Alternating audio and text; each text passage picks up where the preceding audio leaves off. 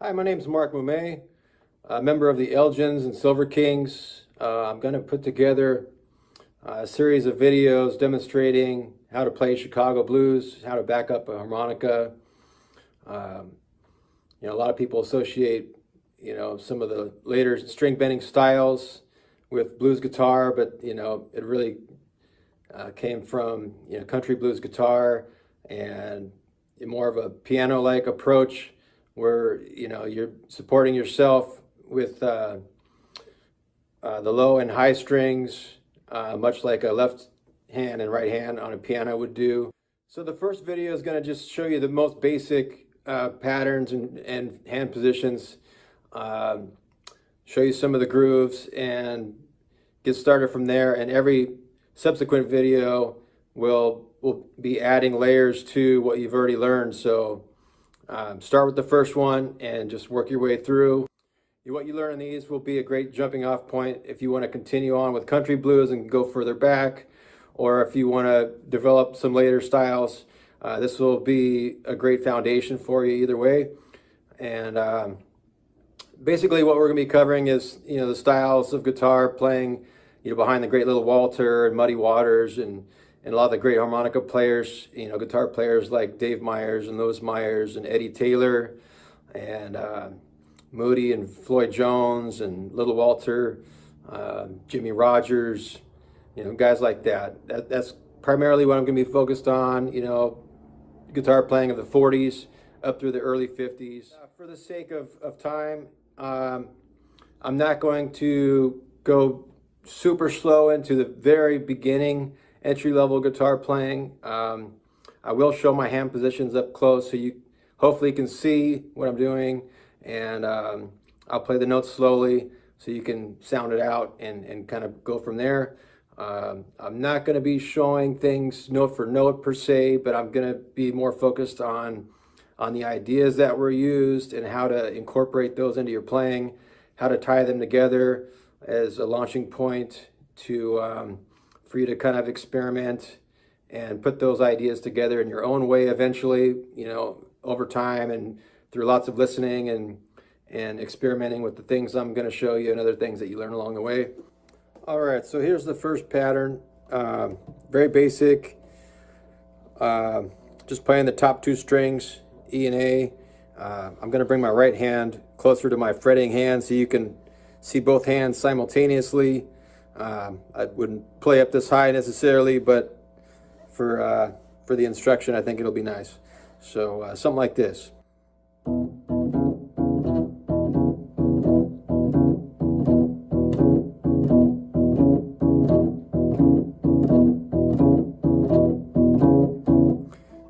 And then for the 4, you're going to do the same thing, but you're going to be playing on the 5th and 4th strings.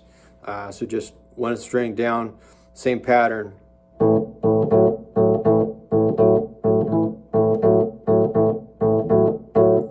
And then back to the 1.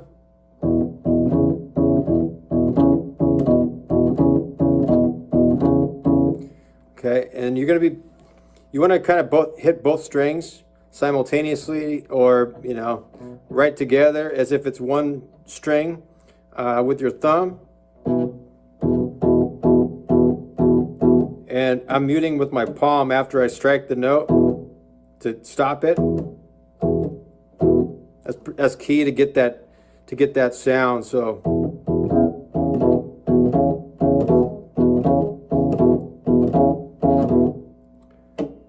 you just kind of clamp down with your palm to stop the note, to stop the sound.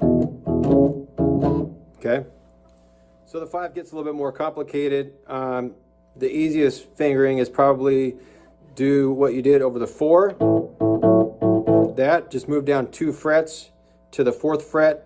You can still play that open A. It's a little funky, but it gets the job done and keeps the groove going nice and strong. So you can do a kind of a boogie pattern, which I'll elaborate on later, but you're just going to do that on the 5th string on top of that pattern I showed you over the 4. So it's going to go like this.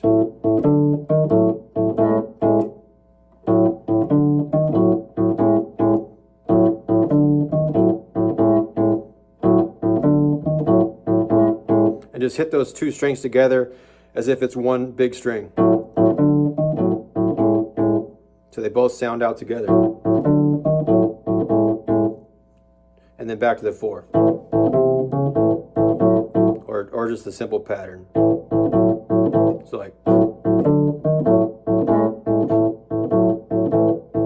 And then back to the 1.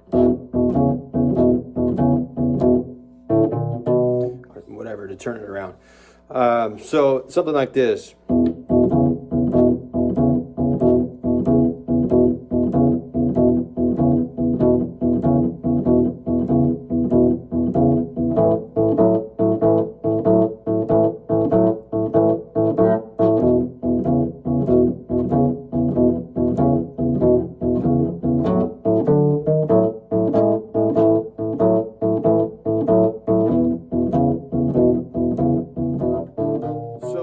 Pattern is just going to be a slight add-on from the first pattern, just adding with our 2nd and 3rd fingers a little boogie pattern to give it a little bit more movement, but everything else stays the same.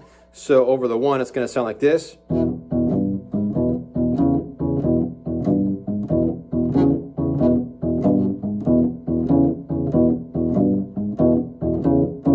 over the 4, it's going to sound like this.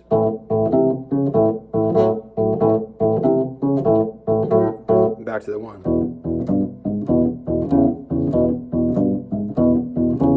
And over the 5.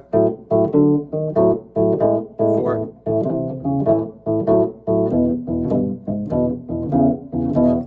So it'll sound like this.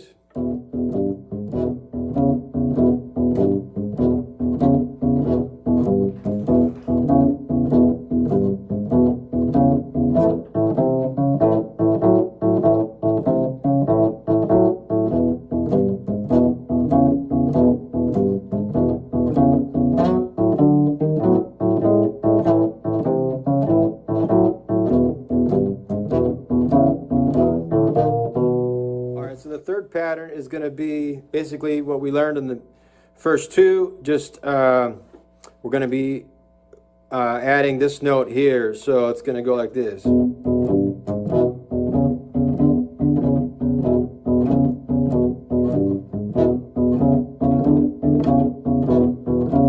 Okay, so slow it down.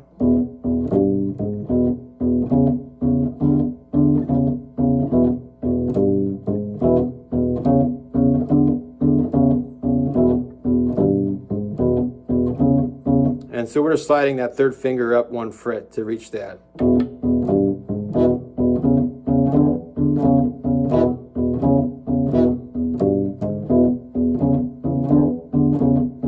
4.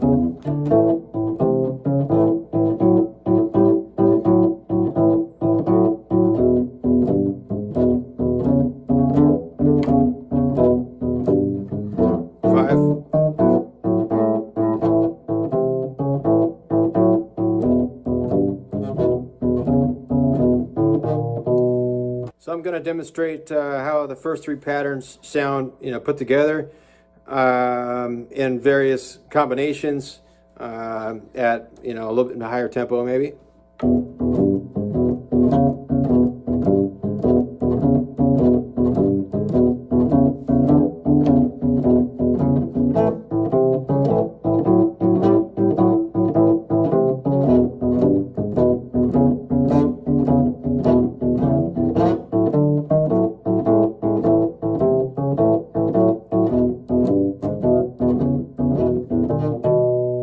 Something like that. So the fourth pattern is something you might hear in some of the Detroit stuff from the late 40s and early 50s. Something to experiment around with. It's kind of similar to that third pattern, just sliding up like that, but they kind of did it in reverse. So it sounds something like...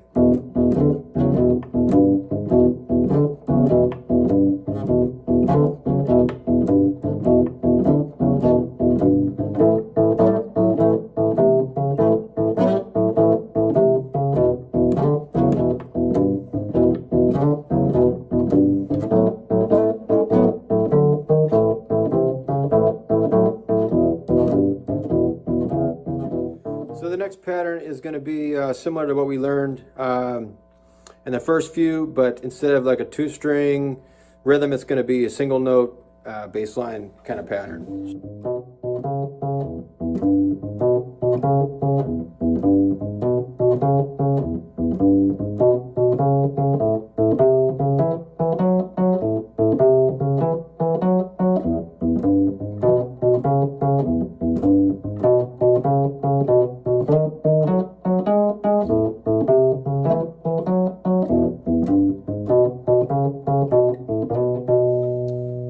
Okay, and adding on to the bass line pattern, similar to what we did on the boogie pattern with the two-string rhythm, you can also do with the one-string pattern. So it goes something like this.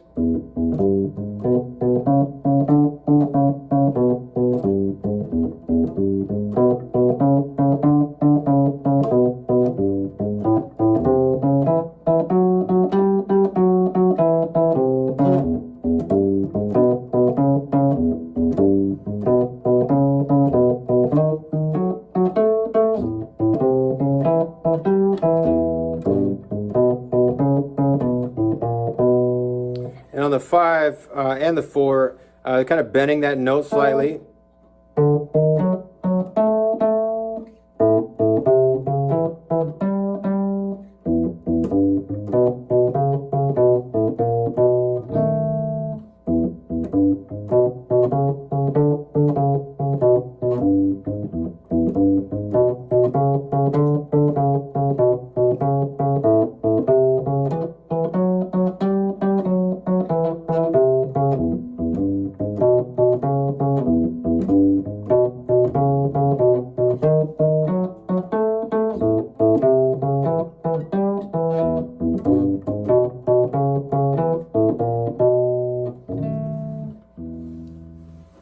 So here's a cool pattern, something like you'd hear on some slower little Walter tunes like Blue Midnight and Sad Hours and that kind of thing.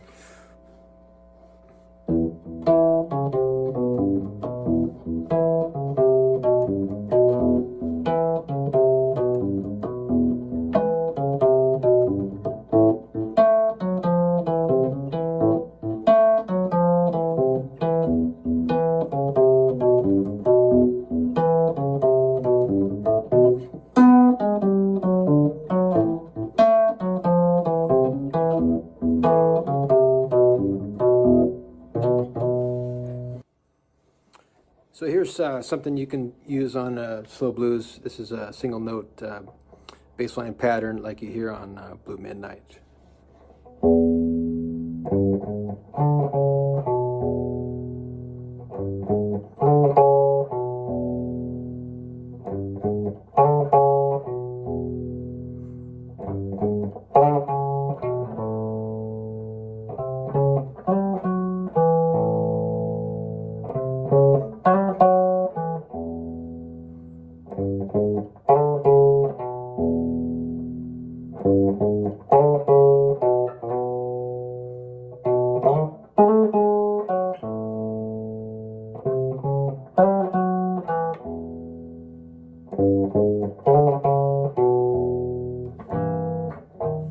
Here's a pretty cool bass line run that Joe Willie Wilkins did behind Crudup on a session, Make a Little Love, during the harp solo. It goes something like this.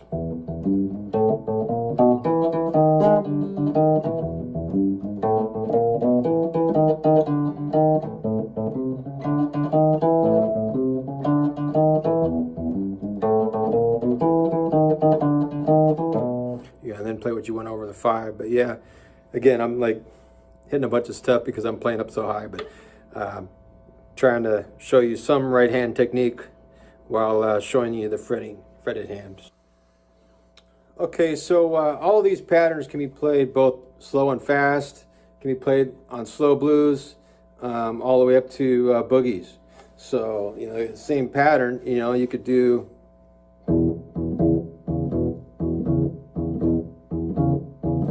something slow all the way to, you know, one of the faster boogies, you know, that Walter did and stuff, Off the Wall and all that kind of stuff. So.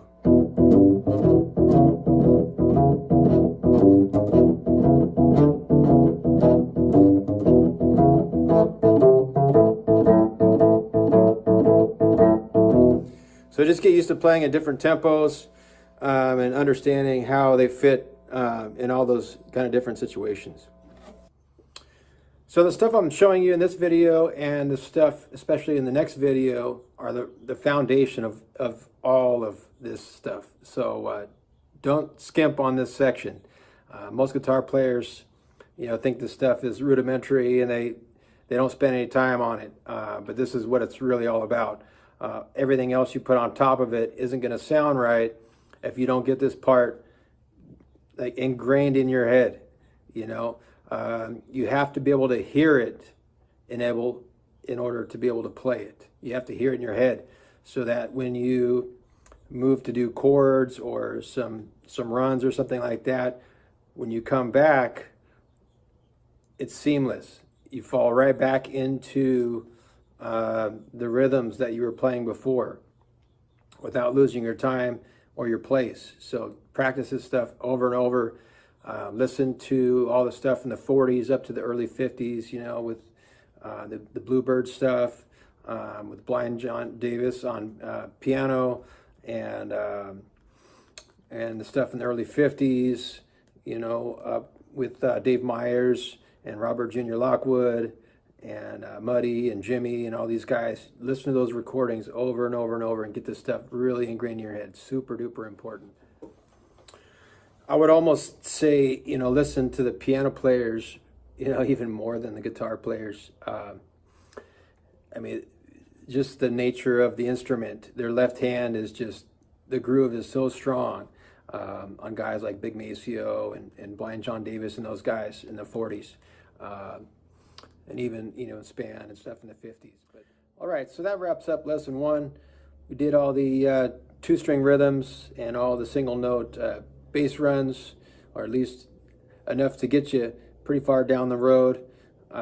Lesson 2, we're going to start adding some top end to the bottom parts and finding out how to get the thumb and fingers to work together, hopefully, and we'll keep building from there with chords and double stops and single note runs and all kinds of fun stuff. So just get this stuff down and we'll keep adding.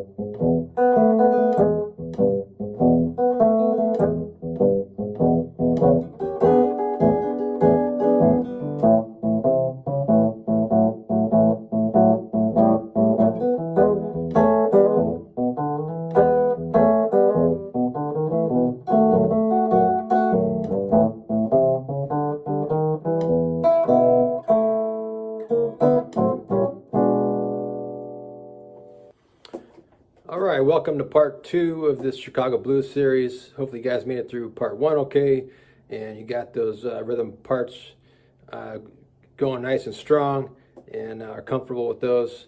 We're going to start adding some top end to those parts that we established in part 1. So at this point we're going to just try to add some things that sound good, that are relatively easy to play. So bang for the buck kind of stuff. Start with the easiest stuff, and we're just going to keep adding layer by layer. The top end stuff that we add here, we're going to try to stay down close to the nut so that our hand positions are right there to maintain the rhythm. We can bounce back and forth and do both at the same time, but we want to get the thumb and the fingers on the right hand working together nicely. All right, so to start with, we're just going to add the open high E string to the existing patterns that we established in part 1. So it's going to sound something like this over the 1.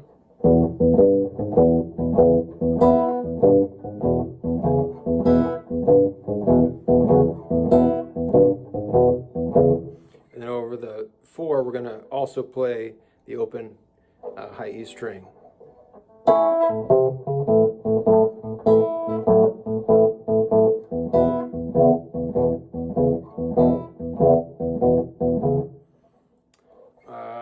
I play the E chord when I hit it for reasons I'll explain coming up, and then I also do it over the A.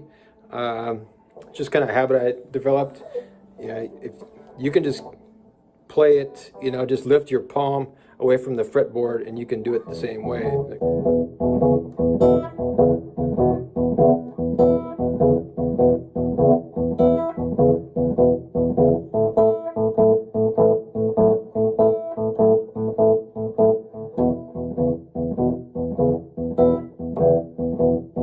Like that. All right, so the next thing, we're just going to add this hammered third G string to the pattern. So it's going to sound like this. 4.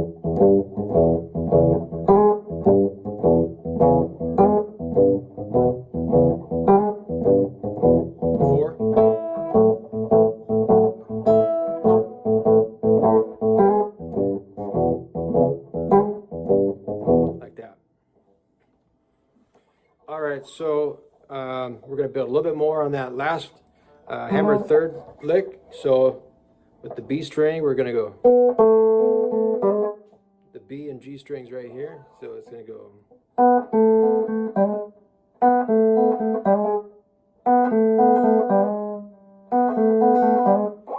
Okay, so it's going to sound like this over the pattern.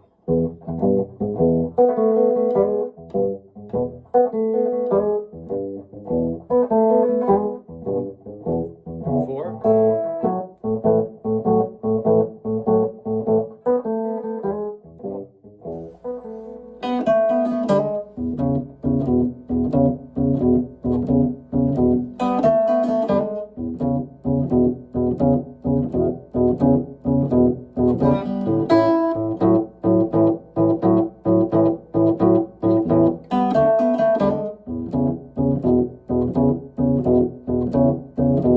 Something like that.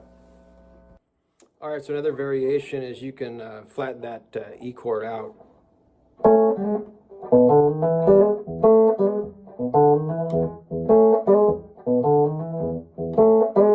Something like that.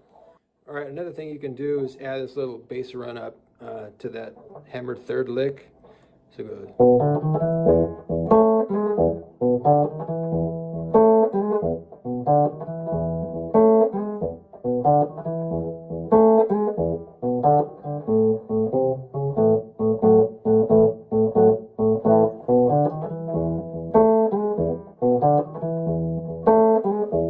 All right, so another thing you can do is just flatten out that E chord, so it goes something like this.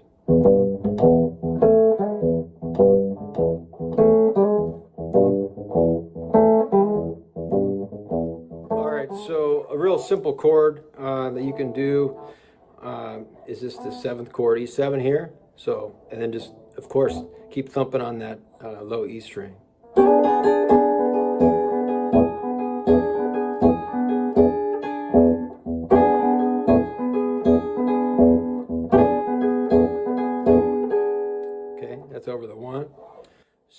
this 7th chord, you can also move that down 1 fret and play it over the 4, but still stay on the 1 on the low E string. So something like this.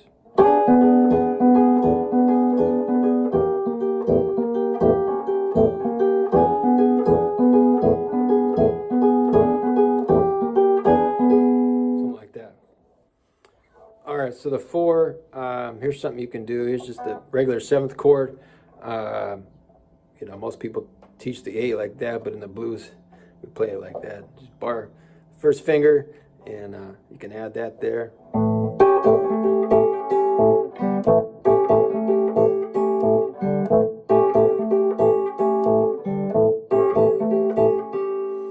Okay, so over the 4, I'll show you this lick on the B and E strings, and then we're going to thump on the low string here, the A. So we're going to walk it up on the B string. It's going to sound like this.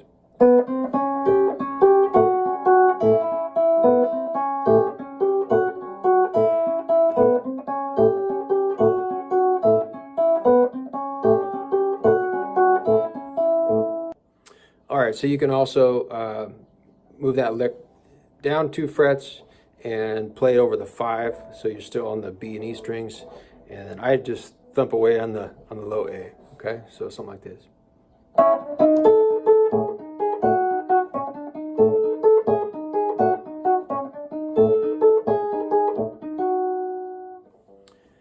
All right, so another thing you can do, similar to that lick we learned over the 4, is you can just use your, I use my 2nd finger on the B string here, and then the open high E string together over the 4.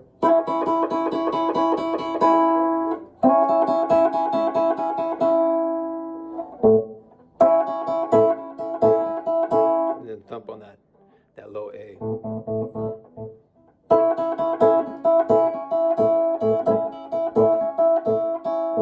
And then you can move that down 2 frets and play that over the 5. And again, I still stay on that low A.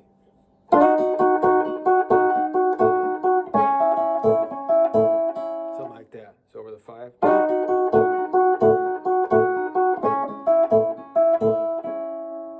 Like that.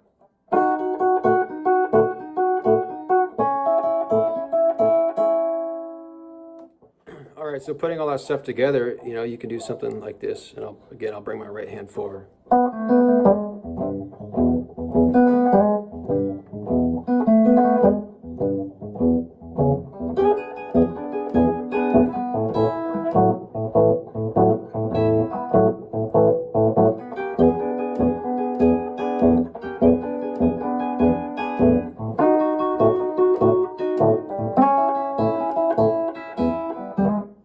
Something like that. All right, so in the first video, I showed you some easy ways to handle the 5 with the boogie patterns and stuff and the 2-string rhythms. It's probably not theoretically correct, but it works well enough, and I think it sounds good. Some guys don't like it, but it's there if you want it. And I'll show you another option here. This is probably what I use most of the time. This is the B7 here, and I usually use my 2nd finger up here on the low E string.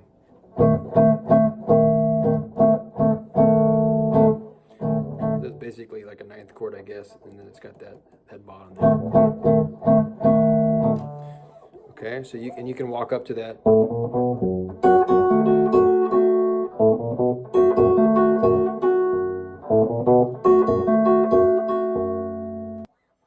Yeah, so here's A7. You can slide that up 2 frets, and you have the B7.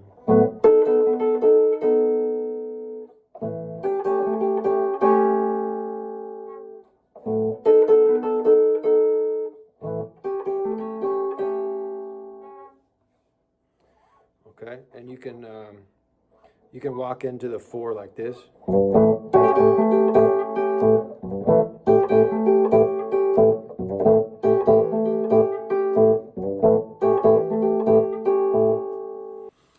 All right, so like if you wanted to walk up to the 5,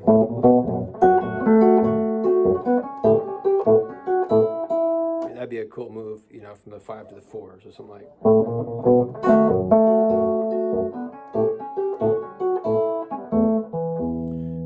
I'll show you a couple of pretty easy turnarounds to do, so you can tie this together.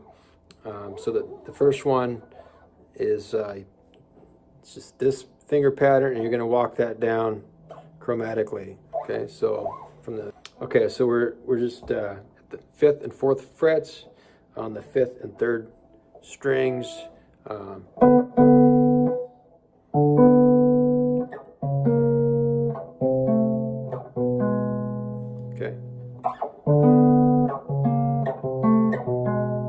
So that's how it sounds. So you can go, and then I kind of rake it down, and I hit the open high E string on the top there. So.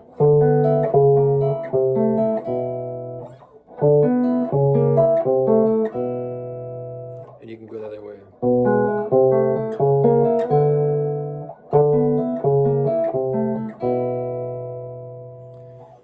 So here's a common Robert Jr. thing I use all the time walking up to the turnaround. So just on the 5th and 4th strings, same fingering as some of those rhythms we did in the first video. It's going to sound like this. Okay. Open D, open E.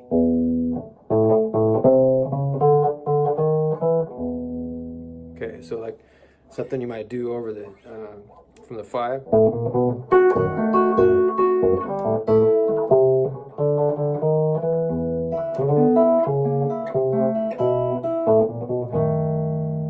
Okay.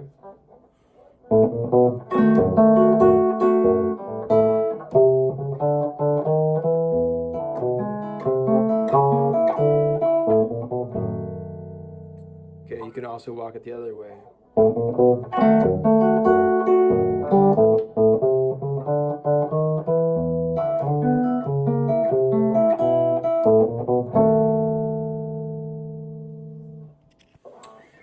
Another variation of that turnaround, you can end with that that B7 here that I showed you earlier. So you can go something like this.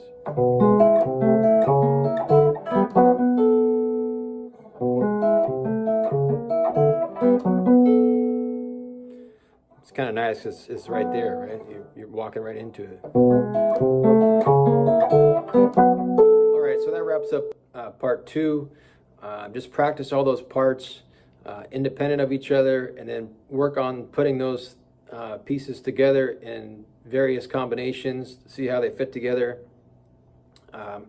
In the intro, I tried to incorporate some of the things that I showed today, so you can kind of follow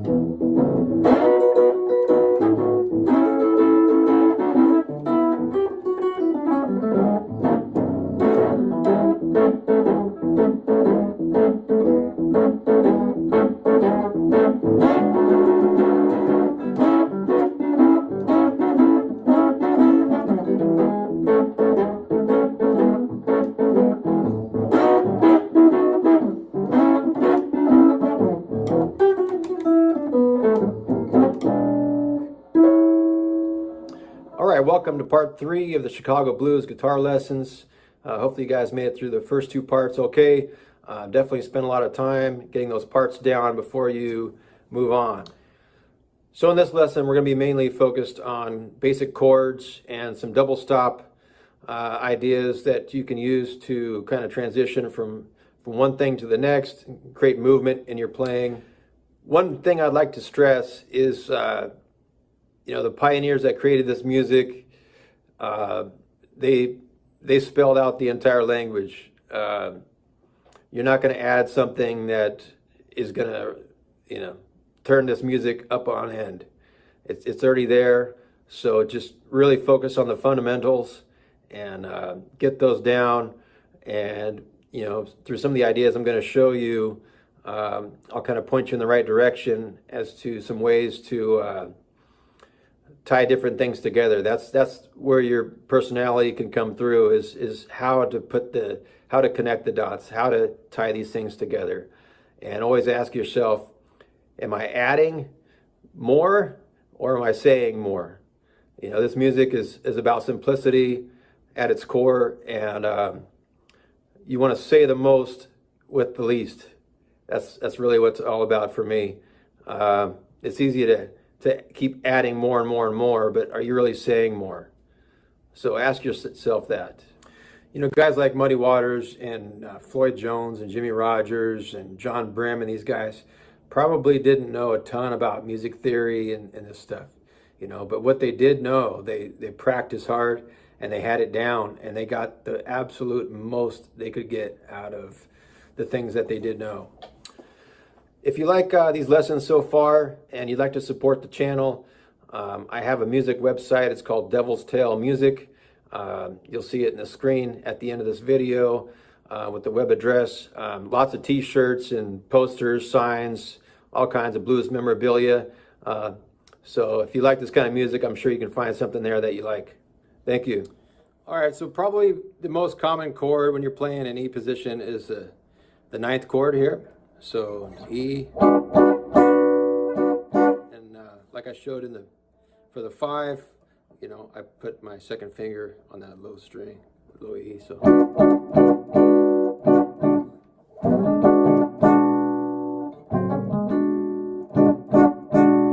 and move that up 2 frets, and you can play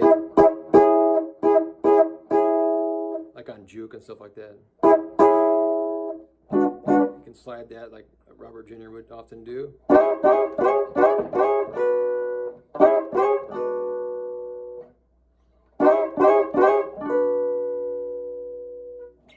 And then taking that same shape, you can move that up to the 12th fret, and that's your 4, the A.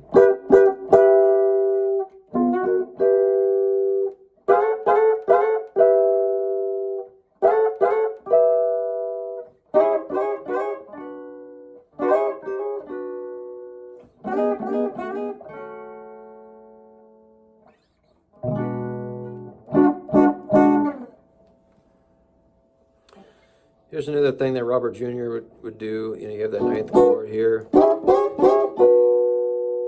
You can also do this and hit the 12th fret up here.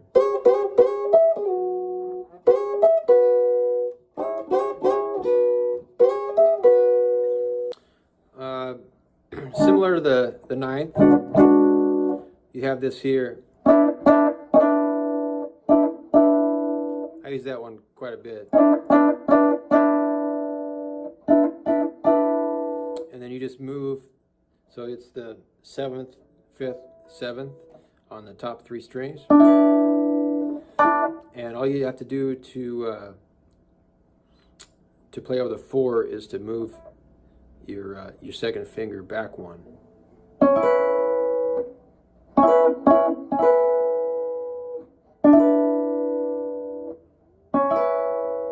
And then you can move that whole shape up 2 for the 5.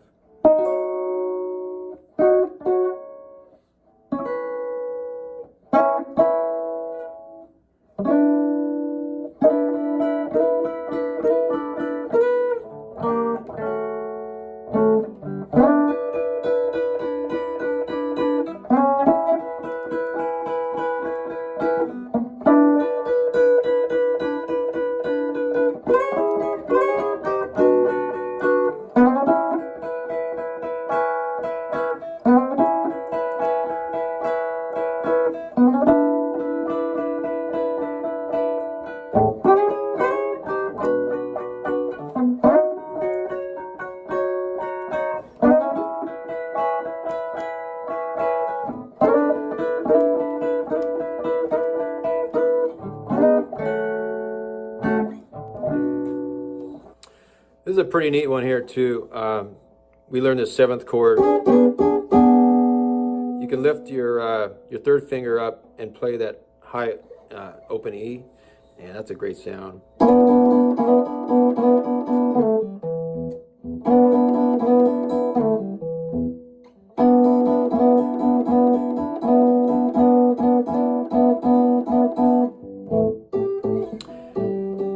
And then from that 7th here,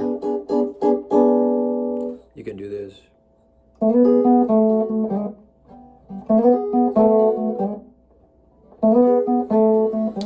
Another chord you can use is this one here. I think it was used in Hideaway. Robert Jr. also used it in Had My Fun. Top 4 strings. 12, 11, 9, 12.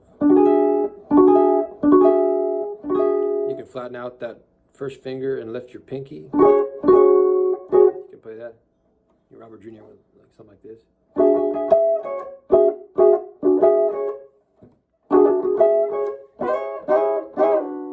know, whatever.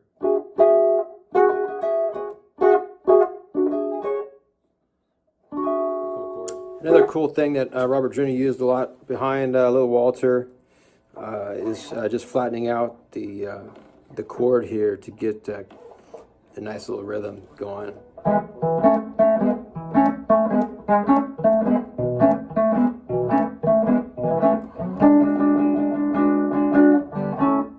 Over the 4, you just go up here to the 5th fret. Back to the 1. 5.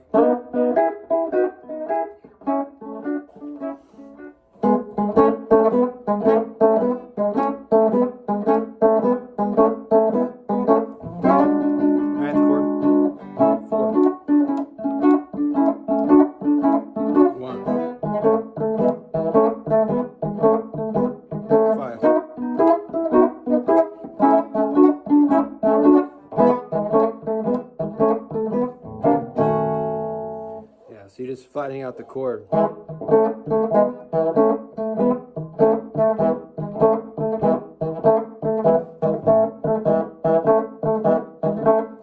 then up here to the 5th fret for the 4.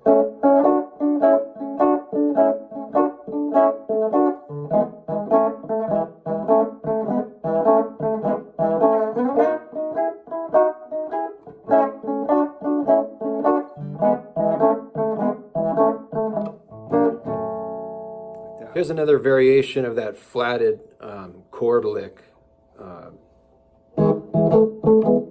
That one. So you can go like this.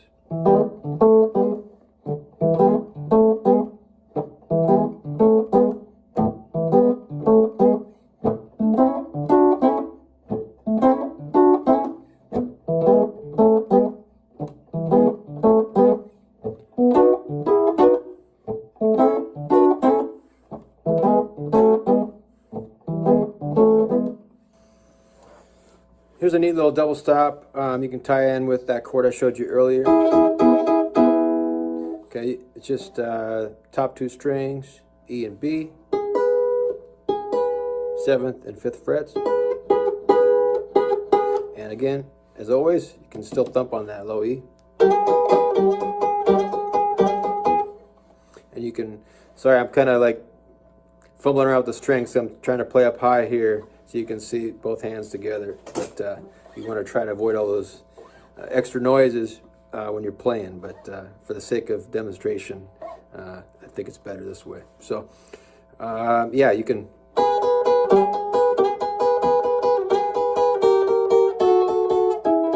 You can walk that up or down.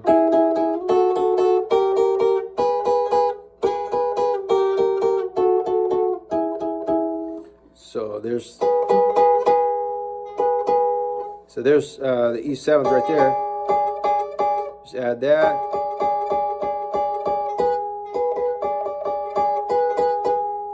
And from there you just walk it down chromatically.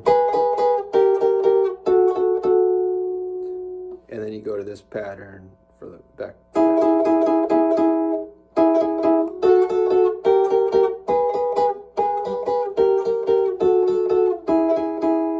then you can even continue that further, like I showed you earlier. You can.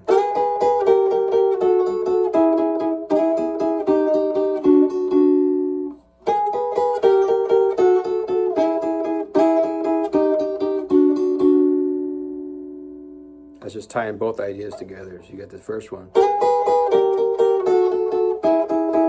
and then the one I showed earlier.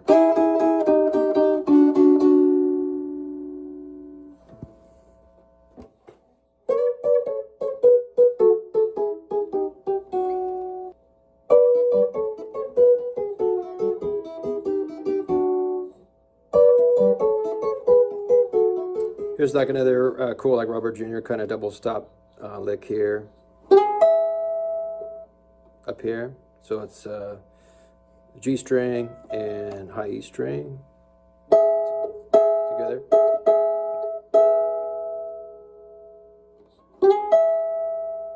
And you can slide that up 2 frets. And this.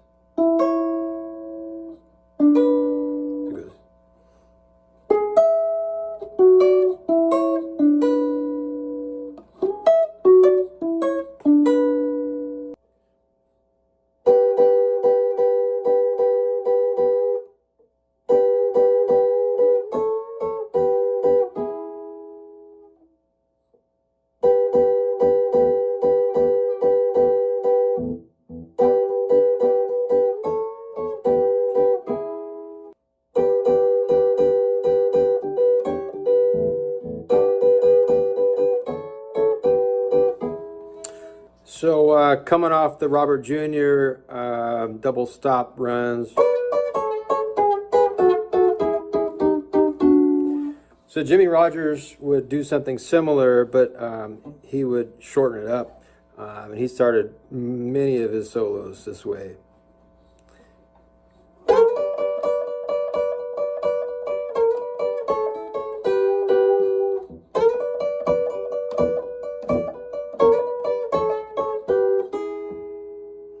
That's all those double stops I showed you earlier, just pieced a little bit differently.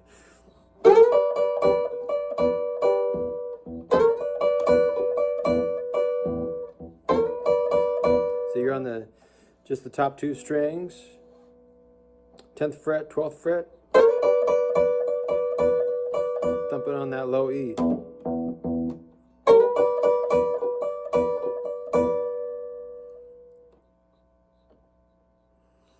And then those same 2 double stops I showed you a second ago.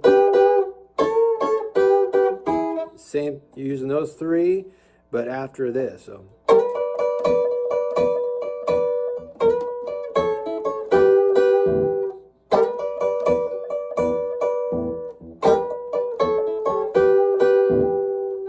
That kind of thing. You hear that a lot in Jimmy and Muddy.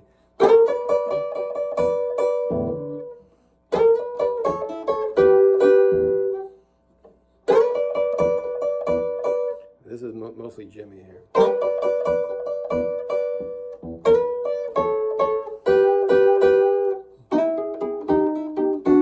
And you can lift that first finger off the high E string and let that ring out, like I showed you earlier with that Robert Jr. lick.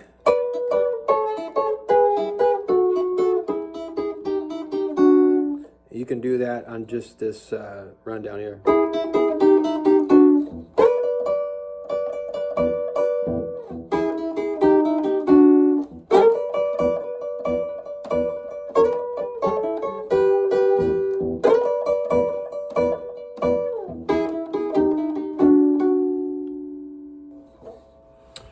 So an easy way that I've found to kind of divide up the fretboard is this chord here, 7th fret, 5th fret, 7th fret on the top 3 strings, over the 1, playing an E. It's right in the middle of the workable fretboard, essentially, so you have, 6 notes going that way, 6 going this way up to the tonic here on the 12th. So moving towards the nut, we have this.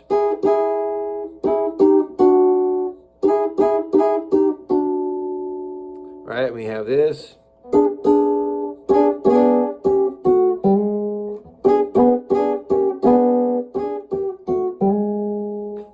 And then moving further up the neck, we have this series.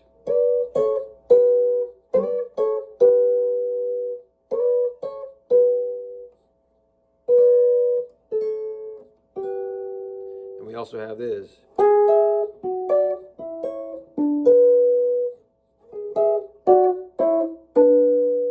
And we also have this.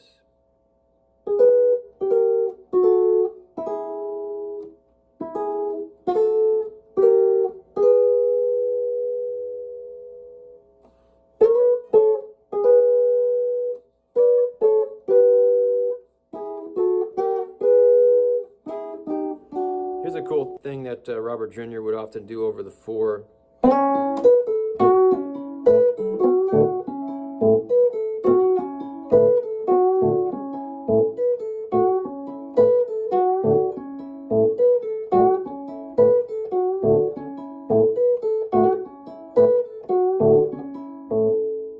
You can also do it over the 5, and I'll just keep thumping on the low A.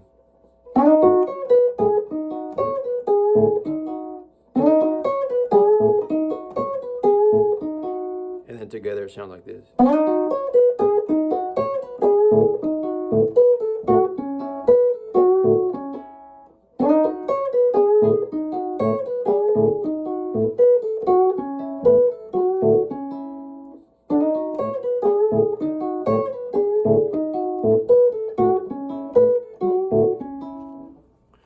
Here's a cool double stop run that Robert Jr. would often use. And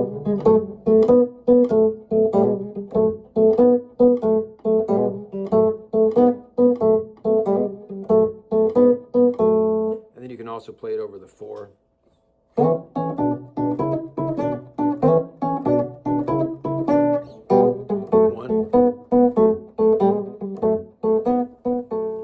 You can combine that into something like this.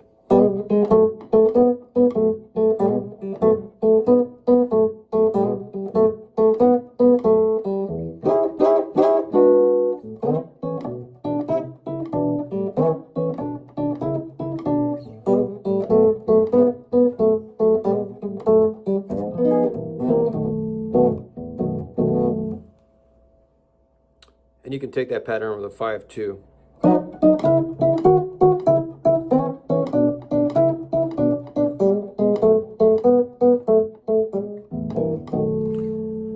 So the whole thing put together sounds like this.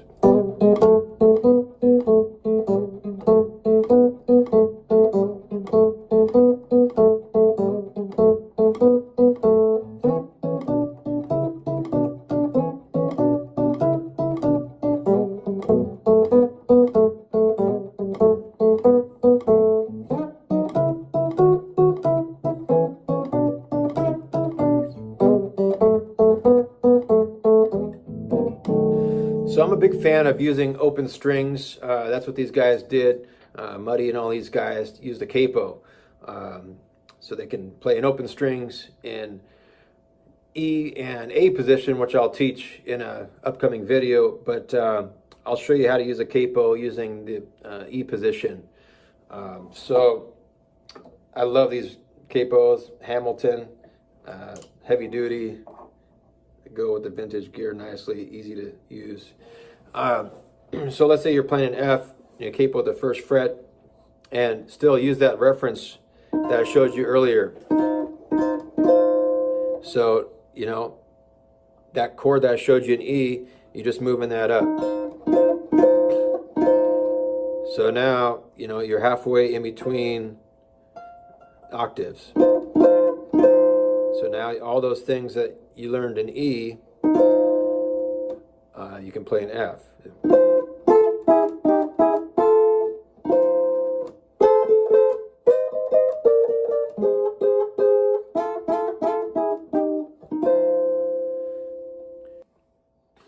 And you can move it to the 3rd fret to play in G.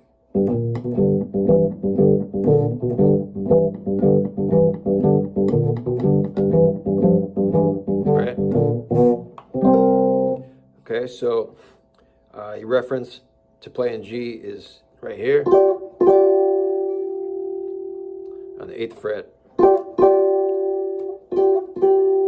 So now your G's there.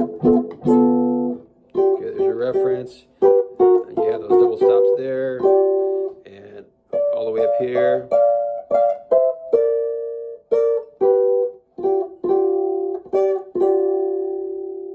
And that's pretty much all I use the capo for is F and G and E position. I'll teach you A position coming up, and then I'll show you how to use a capo in A position to hit some other keys. All right, so I'm going to show you an example of how you can tie some of these ideas together, all the things I've shown you thus far.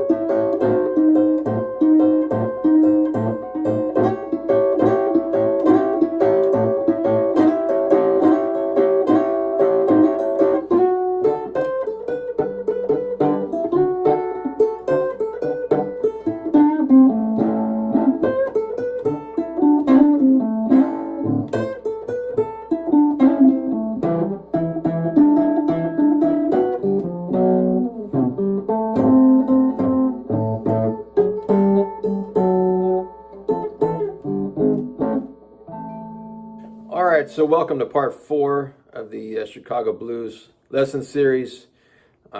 This time we're going to be discussing how to play in A position. Thus far we've been just talking about E position, and I'm going to show you how to play some of those E position licks in A position, and just give you an overview of how A position works and some different things you can do with it. The E position and A positions are probably the most common positions in playing Chicago blues, and especially if you're backing yourself or backing a harp player in a duo situation or a trio. And it's really nice to have those open strings available to hold down the rhythm, and also have the freedom to play some chords and some single note runs and things like that while still holding the bottom end together. All right, so you know, typically you're going to see a lot of guys play A, you know, with the bar kind of situation like this.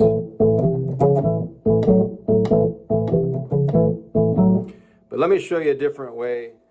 You know, the disadvantage of doing it that way is, I mean, it's a real workout, a real stretch, and you're pretty much locked into that. If you play it up here, you have the open strings, and it's way easier to finger, which frees you up to do a ton of other things on top of it. So you know, the basic rhythms that I showed you in E, all that kind of stuff, all you have to do is drop that pattern down one string. So now, playing in the key of A, it's going to sound like this.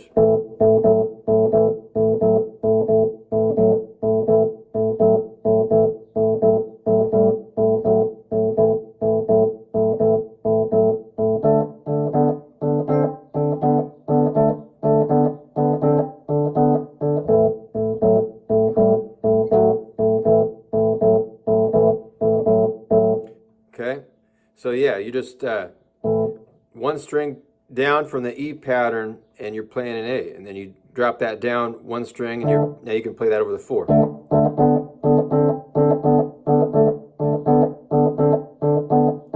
And then you can come back up here like as if you're playing an E. You can play that for the 5.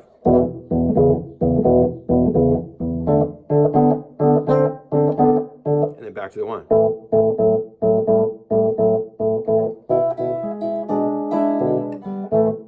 Like that.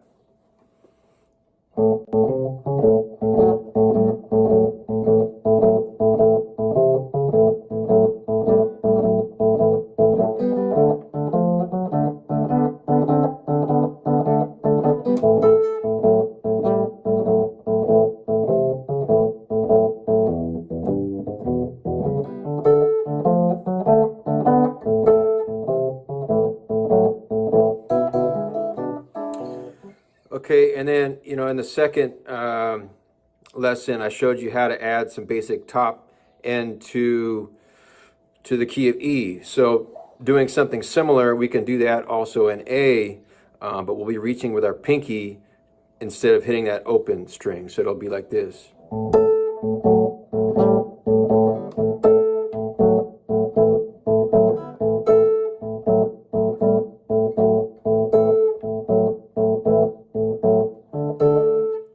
Also hit the same fretted note there, the fretted A on the 5th fret over the 4.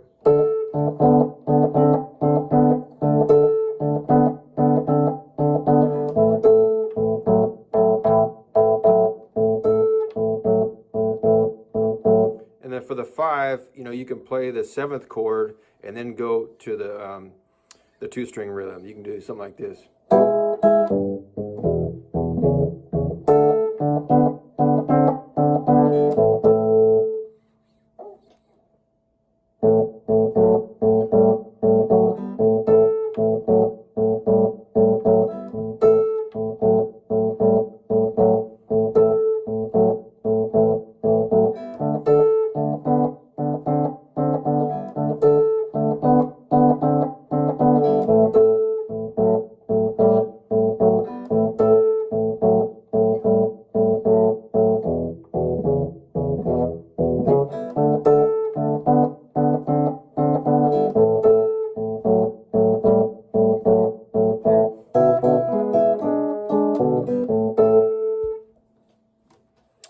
that chord I showed you in E,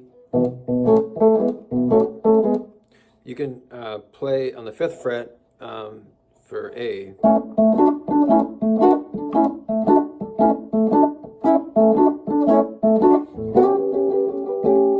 And then over the 4 here on the 10th fret. Back to the 1. Then all the way up here to the 12th fret for 5. Back to the 10th fret.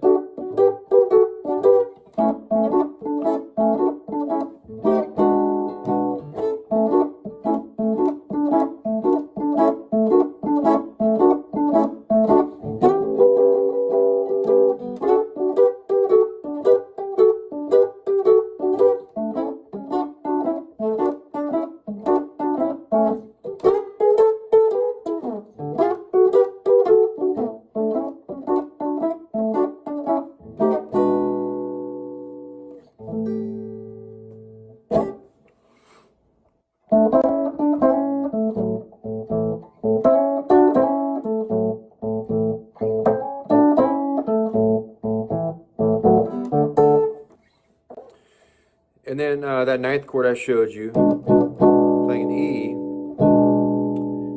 you can play that over the 4, the D here, right? So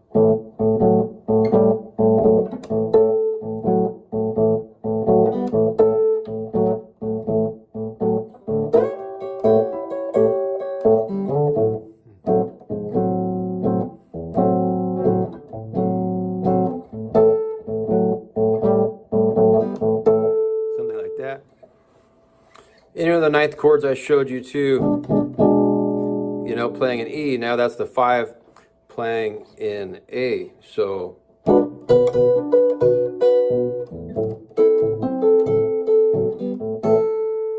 know, you can use those.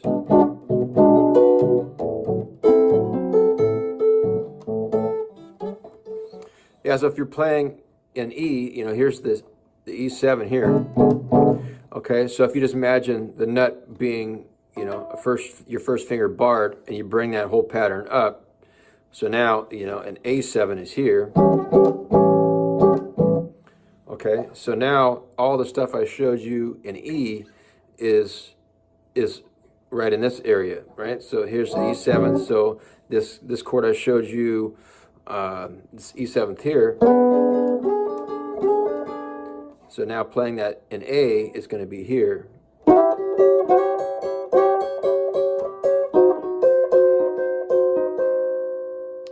Okay, but now you can thump on the low A and play it like this.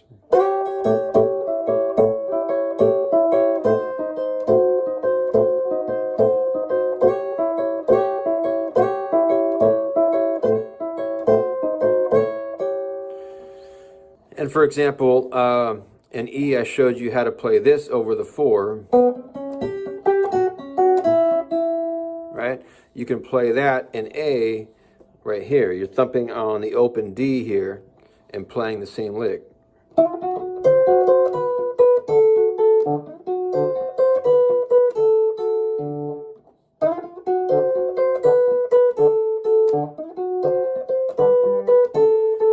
So it's something like this.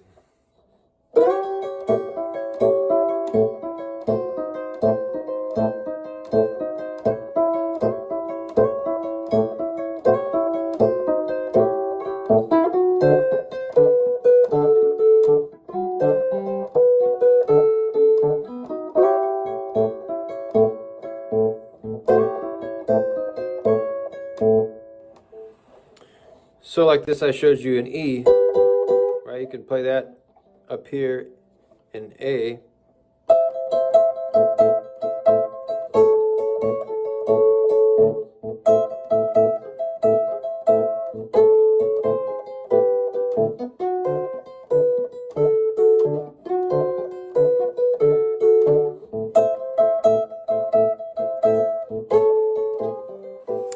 Here's a pretty cool little run that you can do in A. So if here's your long A here,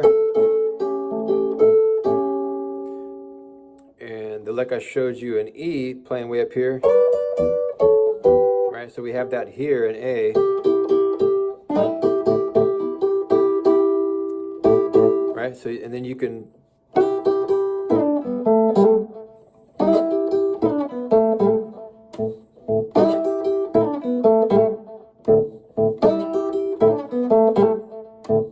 do.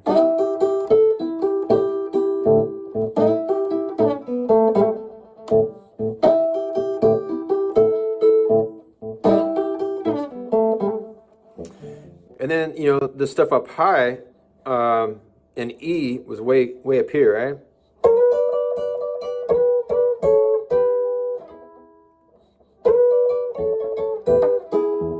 Right, you can still do that in A, but now you're going to be playing it here. So there's the seventh, the A7.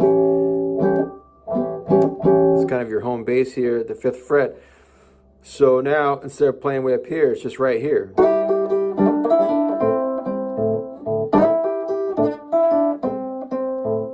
And you can bend this B string a little bit.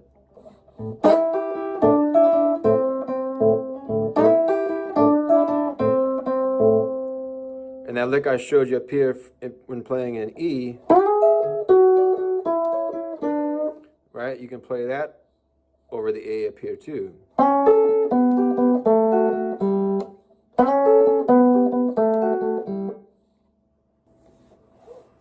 And that lick I showed you over the playing in E, right? That's now here. So here's the 7th. So now you can go, and then instead of playing the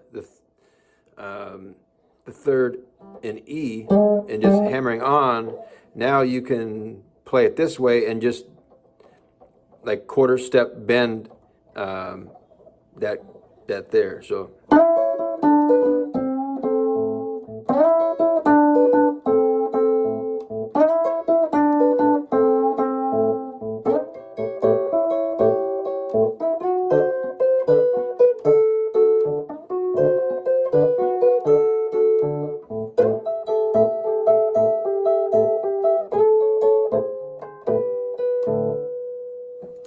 this is really cool to play over the 4. It's this one here. And then use your thumb to 2nd fret, low E string, right? And then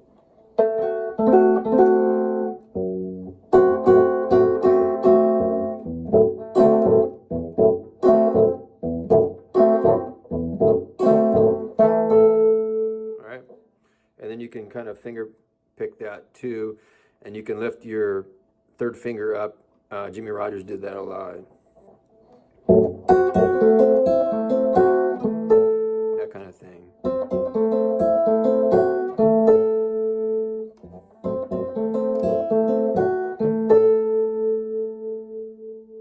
And you can walk that down.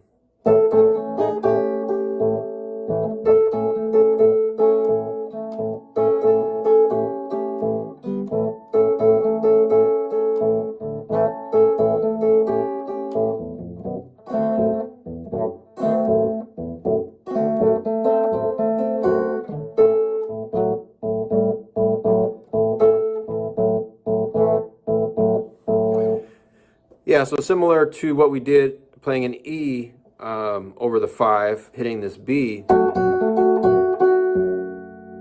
we can do hit the E7 over the 5 when playing an A.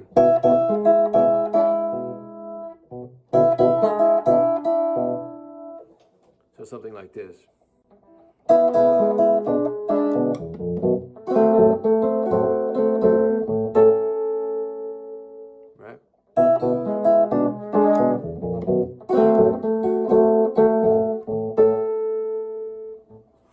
And that chord that I showed you, that was kind of the home base when playing in E position.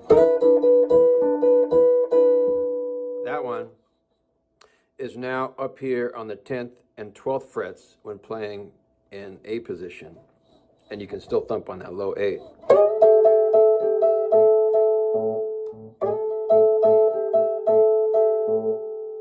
And all the stuff I've showed you in E is now all centered around that chord.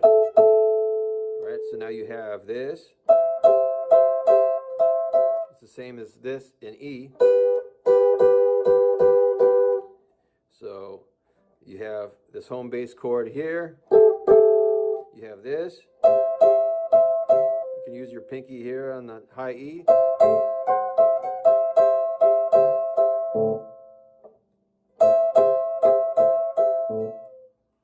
Right, and then now you have this here. Right, the stuff I showed you in E.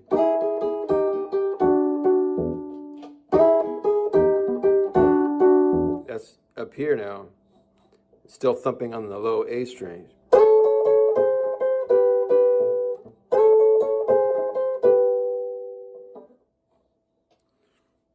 And here's the A that you were playing over the 4 in key of E is now the 1.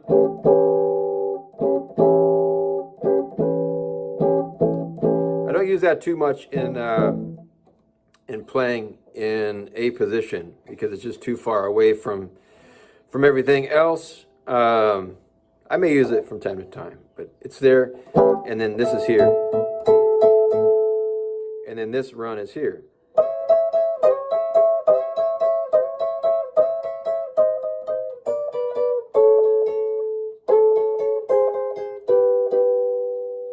All the stuff I showed you in E, it's all right there. So here's the chord, the home bass chord. There's your 9th, and here's this run here.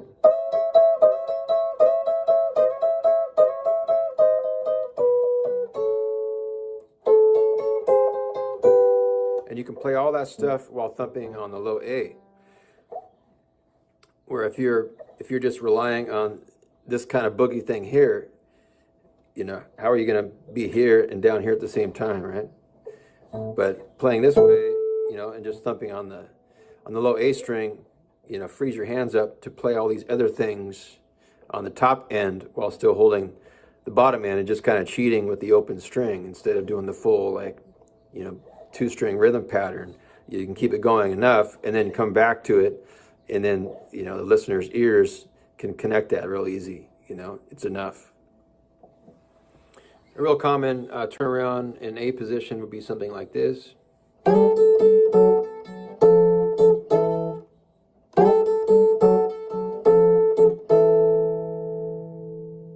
Just playing on the D string and the high E string.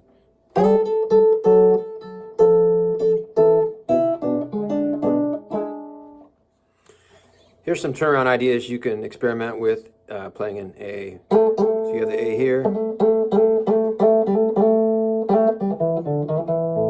and you have the open A here.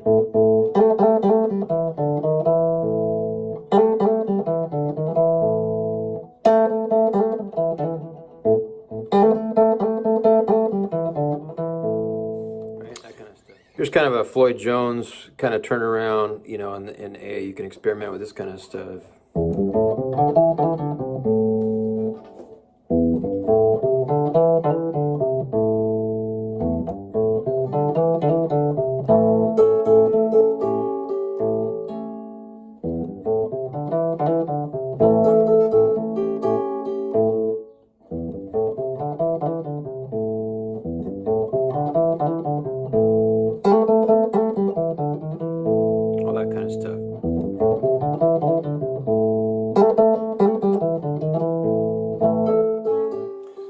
Here's a good way to end songs in the key of A, you know, if you're doing your classic turnaround.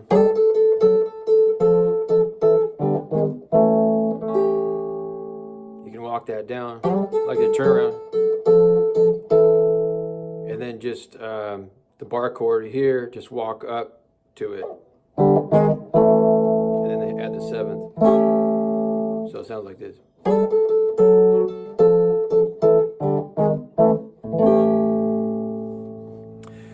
So I'll show you in an upcoming lesson how to play like in what I call like a barred position, where you're not playing with the open strings like you do playing in E and A. But another beautiful thing about playing A this way is in addition to having, you know, the low strings to thump on, you can play some of those stock licks that you play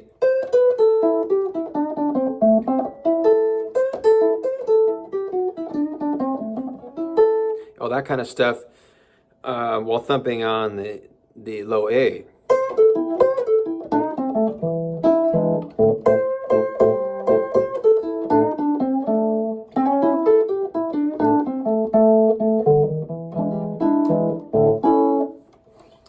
Yeah, so similar to what I showed you in E position using the capo, we could do that also in A position. So putting the capo or clamp is Moody's generation, you called it, on the 2nd fret, you can now play in B. So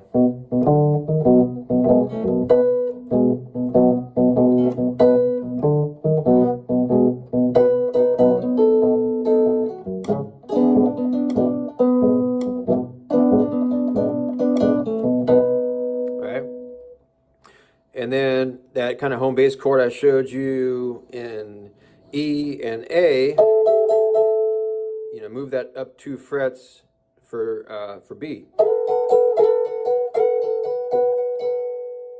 right, and you can move that capo up to the 3rd fret and play in C in A position.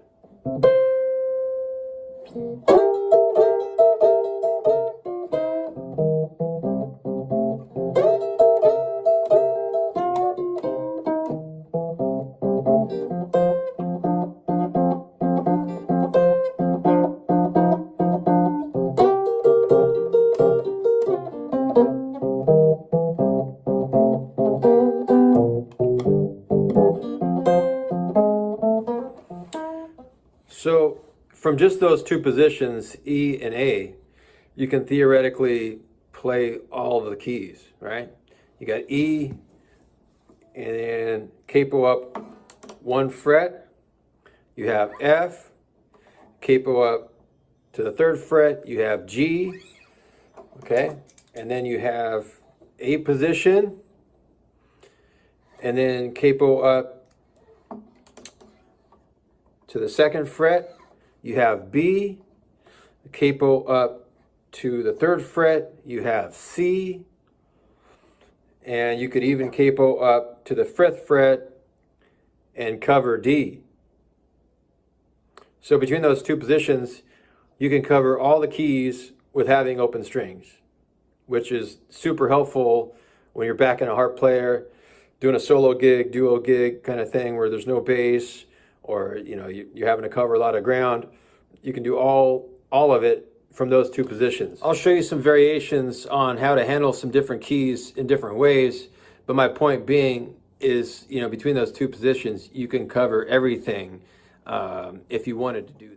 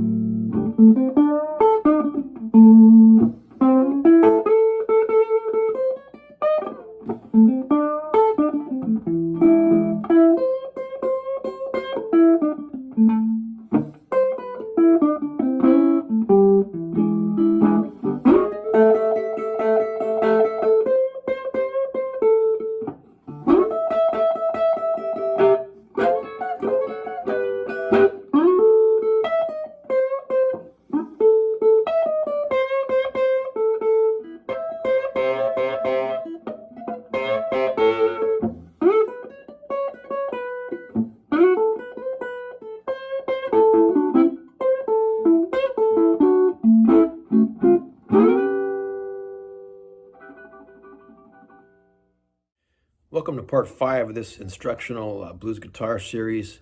The first 4, I'd highly recommend going back and checking those out. They basically cover the low end of things, the chords, you know, bass line patterns and things like that. This lesson I'm going to cover mostly lead lines and soloing and tying all those ideas together. Instead of the typical pentatonic scale, top to bottom, box pattern instructional approach. The blues is very much a feel type of music. That's the way I learned it, by a ton of listening and practicing over and over and trying to emulate the guys that I heard. And that's the way I'll teach it. I'll do my best to go step by step, from all the way from beginner to doing some advanced type single note style playing.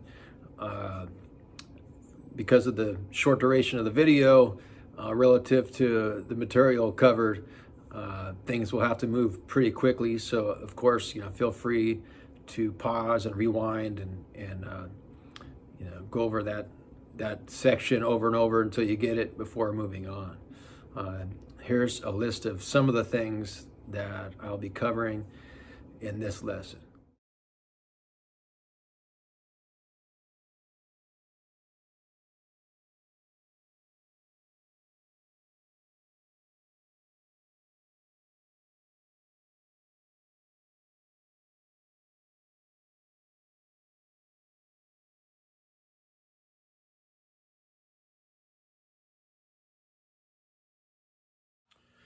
I'm going to jump right into this. I'm going to show you the home position. We're going to be starting in the key of A.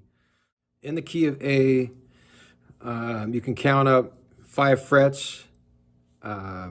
This is going to be your home position, and this is how you find the root note of the key you're playing in.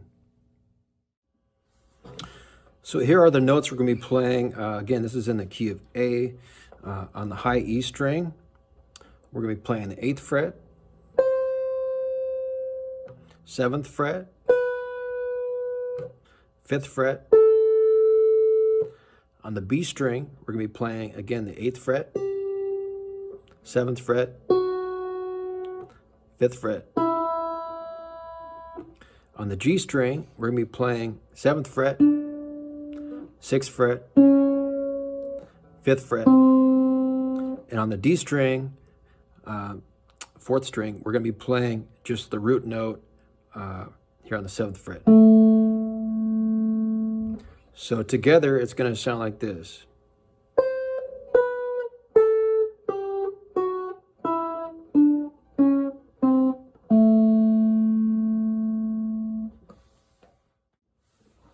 So here's the first passage using the same notes that we just learned. It's going to sound like this, up to speed.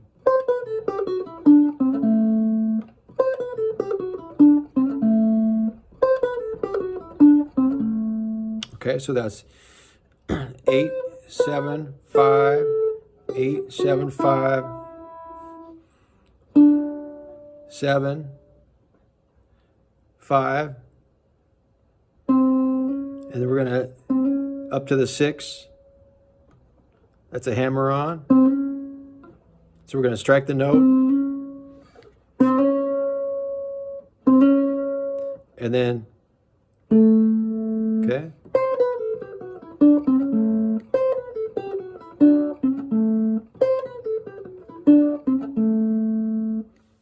So without any string bending or using any fancy techniques, this is just fretting the notes. It's already starting to sound like music. Here's the next passage.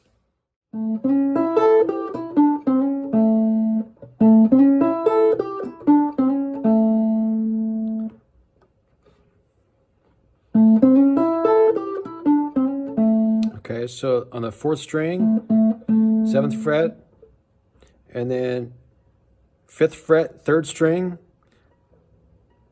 and then you're going to hammer on to the 6th fret. So it's going to go, and then we're going straight down the 5th fret, the B string first, and then the E string. So it's going to go.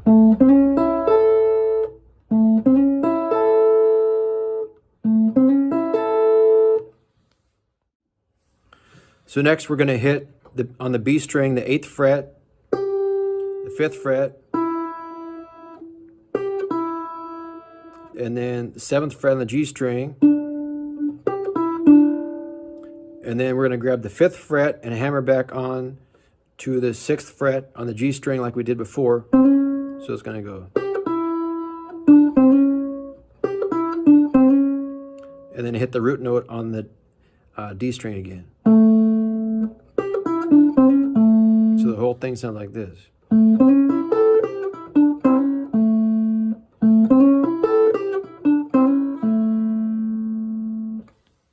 Okay, so the next thing is going to be this.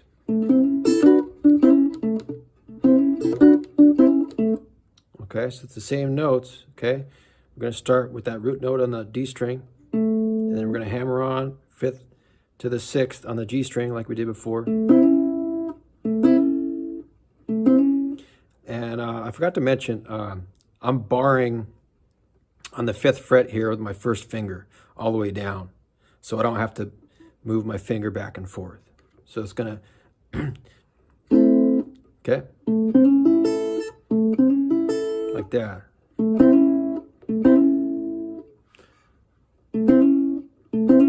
And then I'm kind of sweeping up. And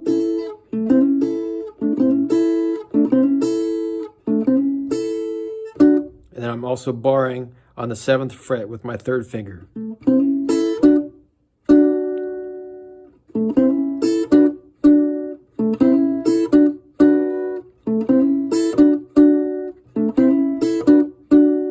And then hammering on again. And then hitting that root note on the the D string again.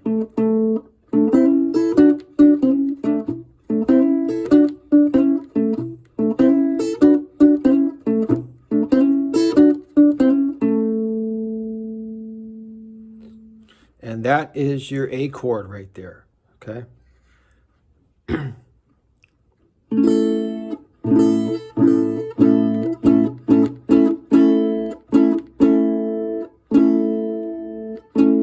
Okay, 7th fret, D, 6th fret, G string, B string, 5th fret,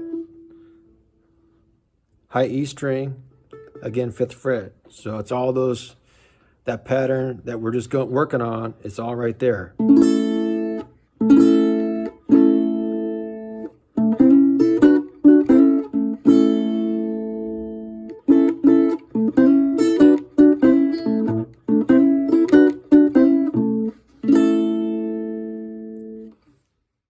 Okay, so the next thing, we're going to go backwards and forwards with those licks, so it sounds something like this. And we're going to end on the chord.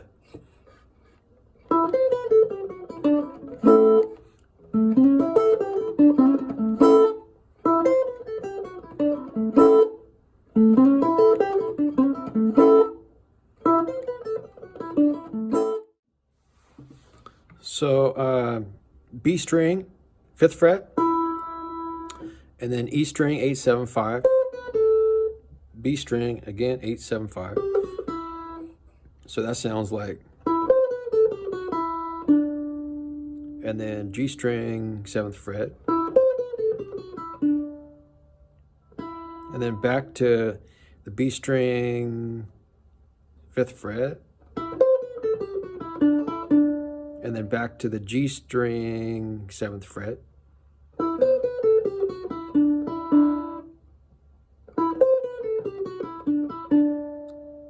And then hammer on the 5th to the 6th, and then the root note on the D string. So.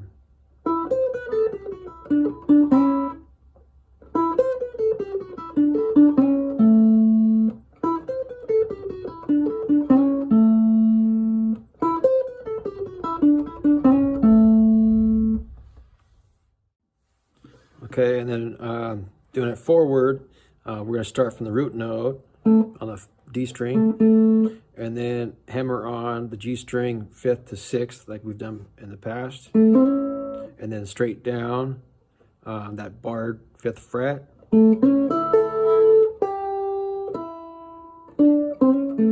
Okay. Okay, and then B string, 8th fret,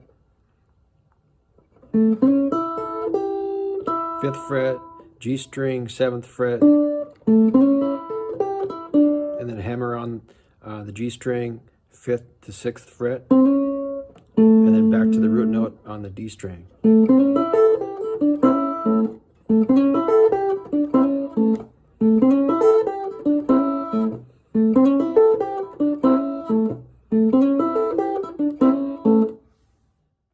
So we've been building layer by layer, and this next lick I'm about to show you is a typical introduction guitar piece that you'd hear in Arkansas and Memphis style guitar playing of the late 40s and early 50s. If you can get this down, this is a solid foundation for lead playing that will carry over to many different things.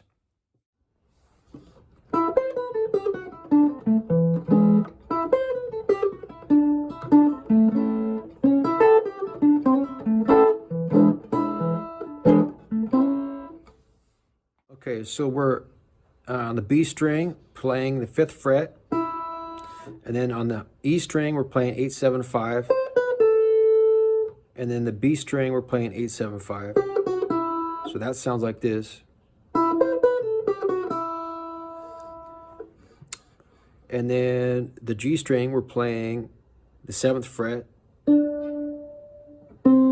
5th fret, D string 7th fret,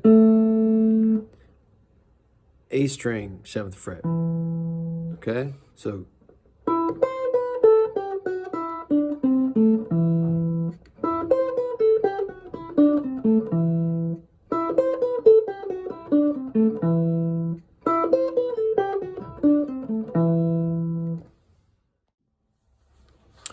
okay, and then we're adding, this is the 5 when playing in the key of A. This is the 5, the E. Okay, so we're going to end that passage on the 5 chord. Okay.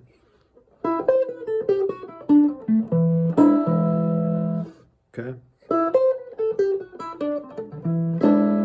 Like that.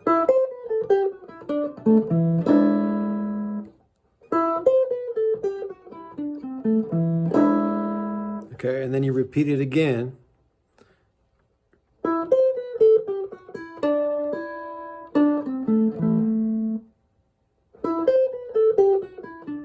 You kind of pause right there.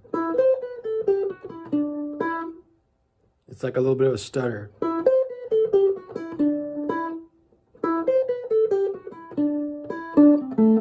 And then you end on the root note on D string.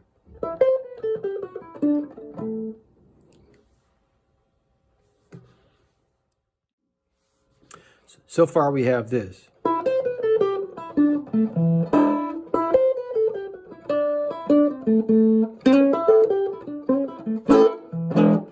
That's the next part. So we have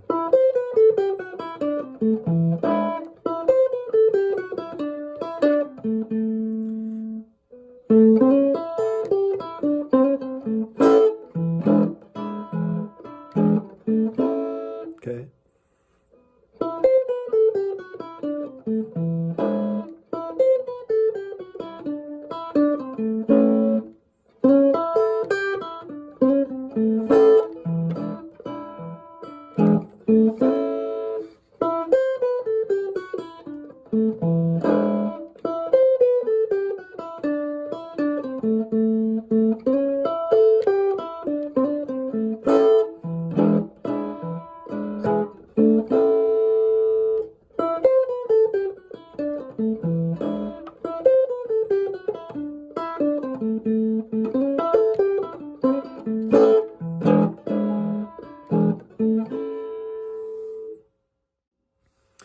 So the last part is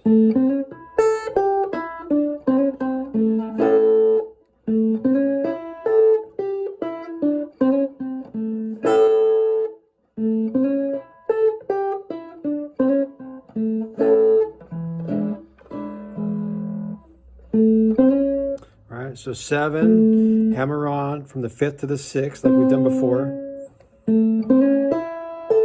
Down, 5th fret, 5th fret.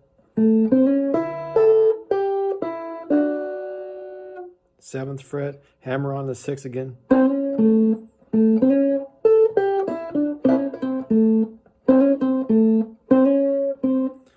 Hammer on the 6, back to the 5, and then to the 7.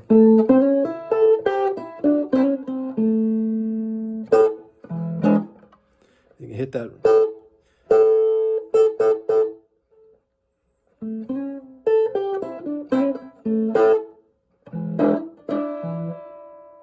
Right, those barred notes on the E and B string, you can kind of hit those together. And then hit that 7th chord again, and then finish it back with the 1 chord. A. Right, so the whole thing goes.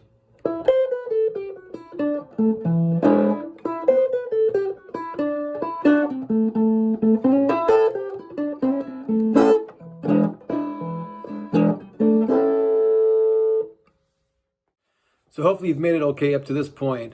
This style is deeply rooted in the Arkansas and Memphis style early electric blues of the late 40s and early 50s. Guys like Joe Willie Wilkins and Calvin Newborn and Little Milton Campbell on albums such as, the Sonny Boy, KFFA. Album is a great one. This has Joe Willie Wilkins all over it. Do it if you want to. Cool blues, Stop Crying, Eyesight to the Blind, all that kind of stuff is just killer Joe Willie Wilkins style guitar on this. Another one is this one here with Willie Love with Little Milton Campbell on guitar. Just absolutely stellar guitar playing.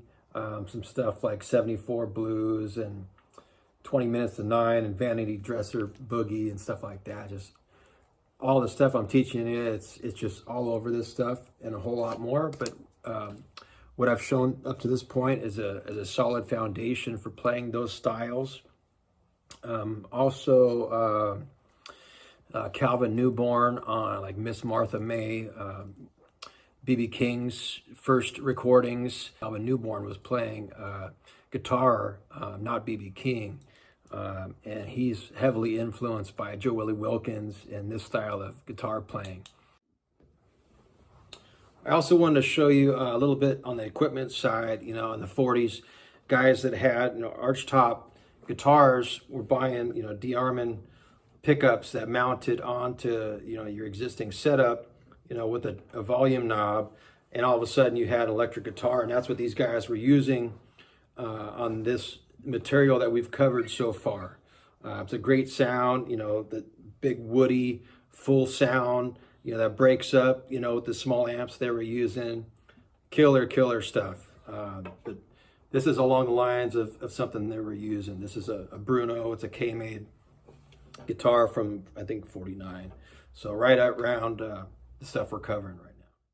I also wanted to touch just for a second on this guitar I'm using for the lesson. It's a Gretsch Ricky. It's a 3/4 scale, like parlor guitar with a pickup. So it captures that, early archtop with the de-arming sound really well. I did a full review on this guitar. If you want to check that out, it's also, look it up on my channel. So once you have a handle on what I've shown up to this point, you can start to mess with some things to make your lines more vocal-like and more expressive. For example, you can slide into the note. You can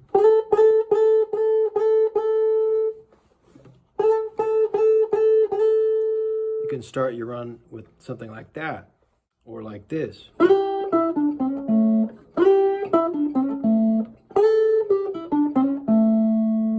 You can do hammer-ons. I showed this one earlier from the 5th to the 6th fret. That's the major third.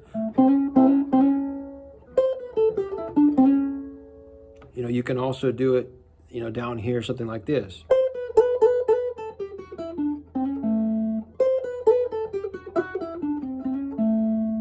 That's a great line to practice right there.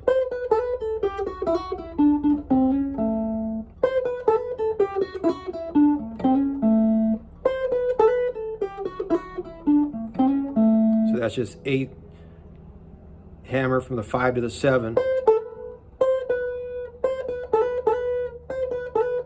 Right? And the same thing on the B string. So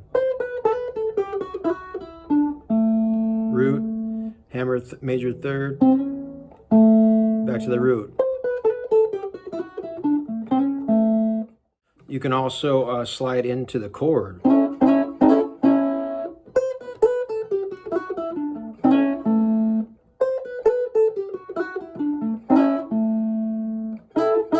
You can just slide into that double stop there.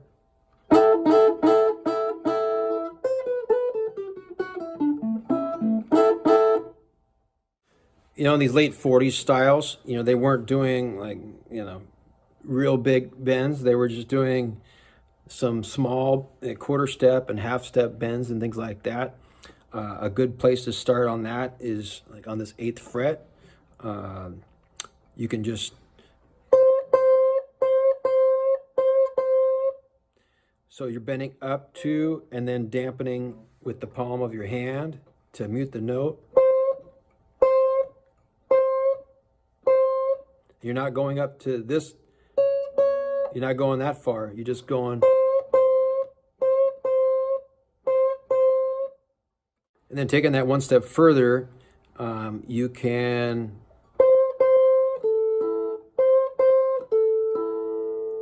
that's the 8th fret bend, and then 5th fret on the E string, 5th fret on the B string, so.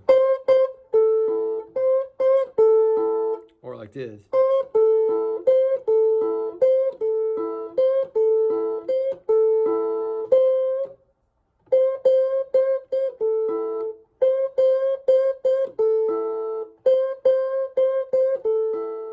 And then tying that concept in with some of the things we did earlier, you know, you could maybe do something like this.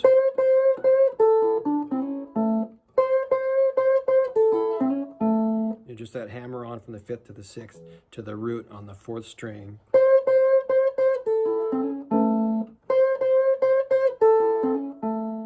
And then, you know, you could bend here on the G string.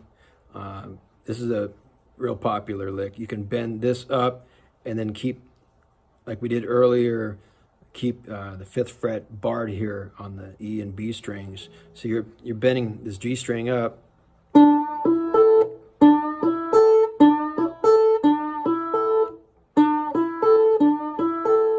And then using some of those ideas on some of the stuff we learned earlier, you could do something like this.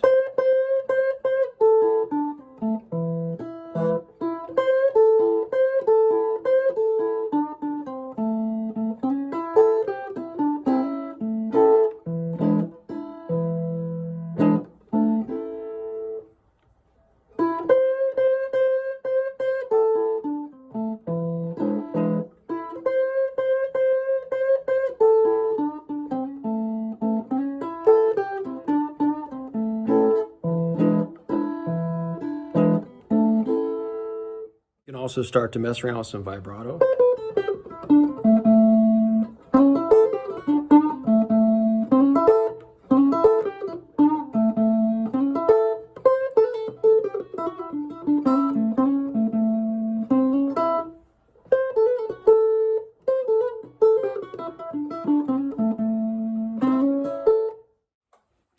Arguably the biggest name of all when it comes to single note, you know, lead guitar lines is B.B. King, who also, you know, out of Memphis, was just revolutionizing lead guitar playing, heavily influenced by T-Bone Walker. You know, the 40s, you know, in the 40s, you know, T-Bone had these big bands backing him up with horns and whatnot, syncopated rhythms and really, you know, slick style of playing. And BB, with his, you know, big voice, you know, was taking some of the ideas that T-Bone implemented and expanding them in a way that mimicked his big voice. And that revolutionized, you know, the single note kind of playing. But BB was still deeply rooted in that Arkansas and Memphis style. Most of the time, if ever, you're not going to have these big horn sections like they had. A lot of times you won't have piano, so those things really filled in the cracks and allowed them the freedom to play with a lot of open space and just play passage and then sing, and then the band was just filling in the cracks, and they could go back and forth very easily and freely. Today, you're not going to have that kind of backing. So, if you play the same kind of lines, that could sound pretty empty. So, I've included, kind of a country blues backing and implemented some of the Chicago blues ideas and meshed them together with some of the Arkansas and Memphis styles to kind of accompany myself, so that I can play, as a solo, a duo, trio, and with a band, in different situations. And it's just super fun to be able to back yourself up when you're playing at home or whatnot, to not have to always be dependent on these big, a big band backing you up. So just to touch on some of the chords that you're going to use in first position, and we already learned the A here, and we learned this over the 5, which is just a 7th chord. Here's a 9th chord. That'll be over the 4. You can also play it over the 5. And here's another 9th chord. This is one popularized by T-Bone.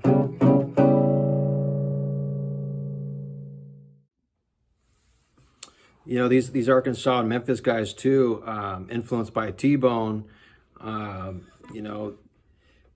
Most of them were up to that point playing 7th chords. It's kind of cool, when you're playing, you can play the 7th over the 5, and then play the jazzy or 9th chord over the 4. So you kind of have the best of both worlds between the country blues kind of feel and city blues. And what was kind of unique about T-Bone too is he would bend into notes, and sometimes instead of playing this note, he would start here on the 7th fret and bend up to it.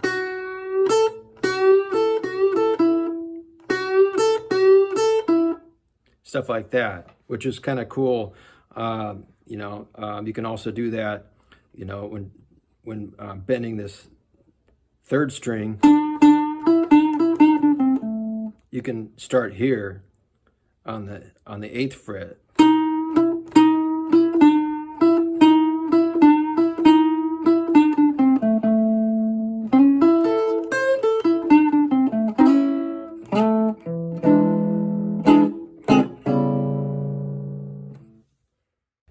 T-Bone would use those 9th chords to walk up and have syncopated things going out the horns and whatnot. He might do something like this.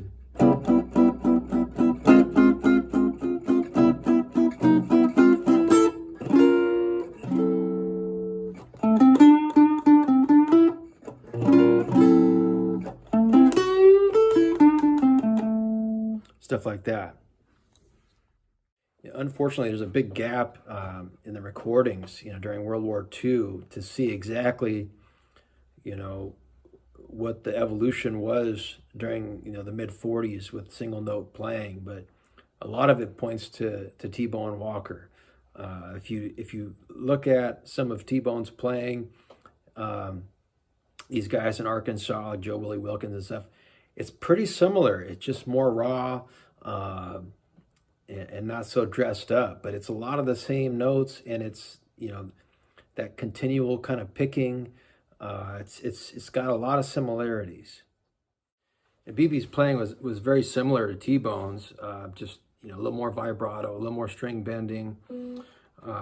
He would branch out to a few more positions, but sticking to the kind of mostly the stuff that we've learned up to this point. You know, I'll play something along the lines that BB might play, you know, in the early 50s.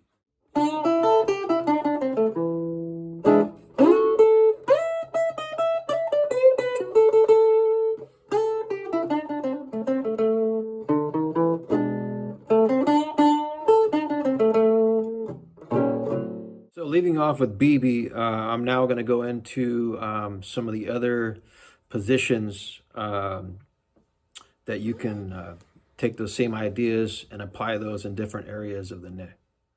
So everything we've learned up to this point, we'll call that first position, you know, counting on the E string up to find the root note. In this case, we're playing an A, and then that chord, everything, all the single notes are based on that chord. Okay, the second position will be just moving up 2 frets, so 5, 8 up to the 10th fret. So it'll go 10, 8, 10, 8, 9. In this position, you know, sounds like this.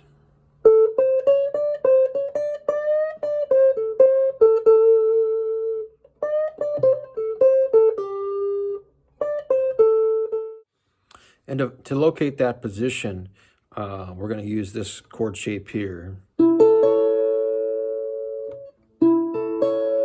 So that's 9th fret on the G string, 10th fret on the B string, 9th fret on the E string. So you can practice those licks and then end on that chord to get familiar with that reference point. You can play just those 2 notes too.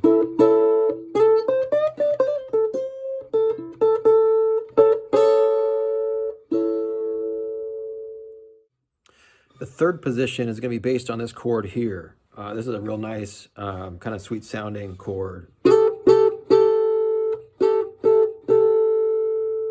That's the 1. You can also play it this way over the 4 and move that up 2 frets to play over the 5. But I don't want to complicate things too much yet, so we're just going to, for the sake of the reference point for this position, we're going to use this chord over the 1. That's 12 on the G, 10 on the B, and 12 on the E. This is one of my favorite positions too. It's really useful. BB would use it this way.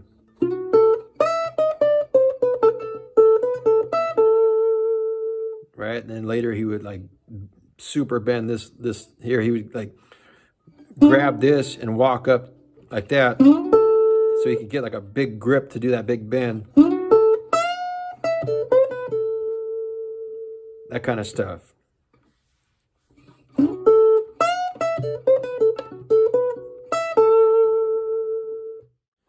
Chicago guys would use this position for things like this.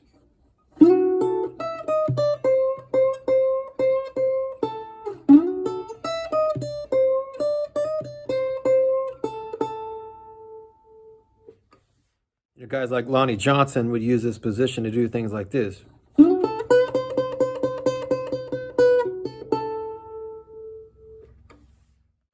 Also, I want to say, you know, for the sake of this lesson and to keep things simple, we're going to be focused on just the top 3 strings, it's G, B, and E, for all of these positions. So far, in first position, just to recap, we have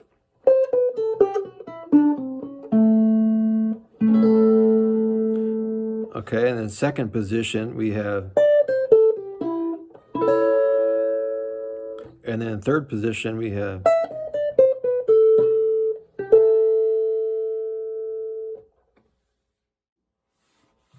okay, the fourth position is going to be based around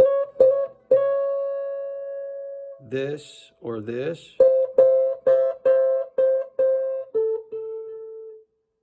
Okay, this is a comment like double stop bend, and then the root is right on top, right there.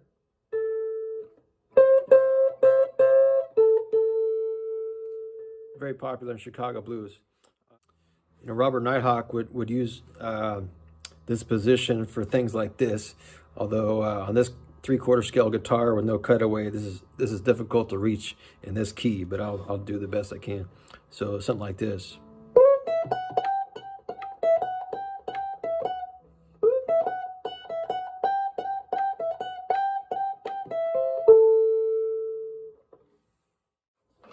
All right, so the fifth and final position I'm going to show, still in A, is based on this long A chord. There's the seventh, there's the long. Okay, and some notes you can mess with around there are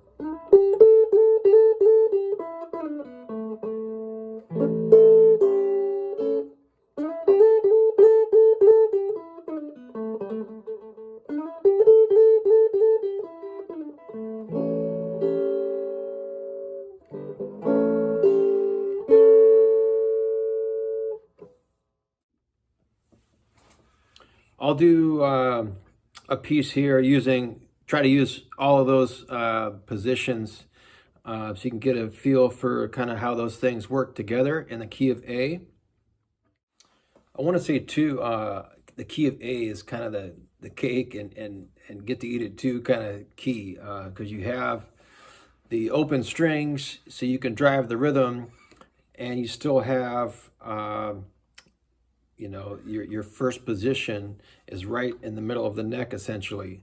So you can go in both directions to do lead lines while still holding down the bottom end. So it's a great key.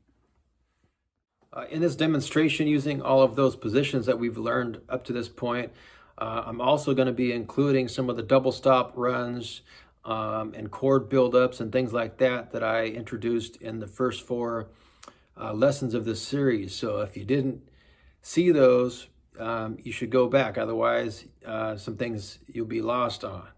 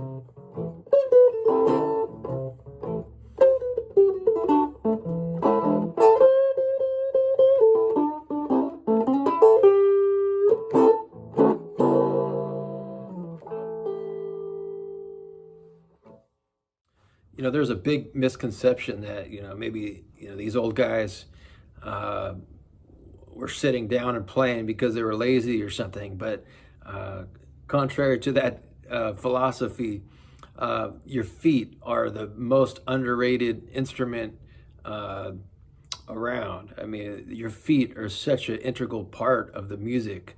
You use one foot or both feet. I use both feet a lot of times.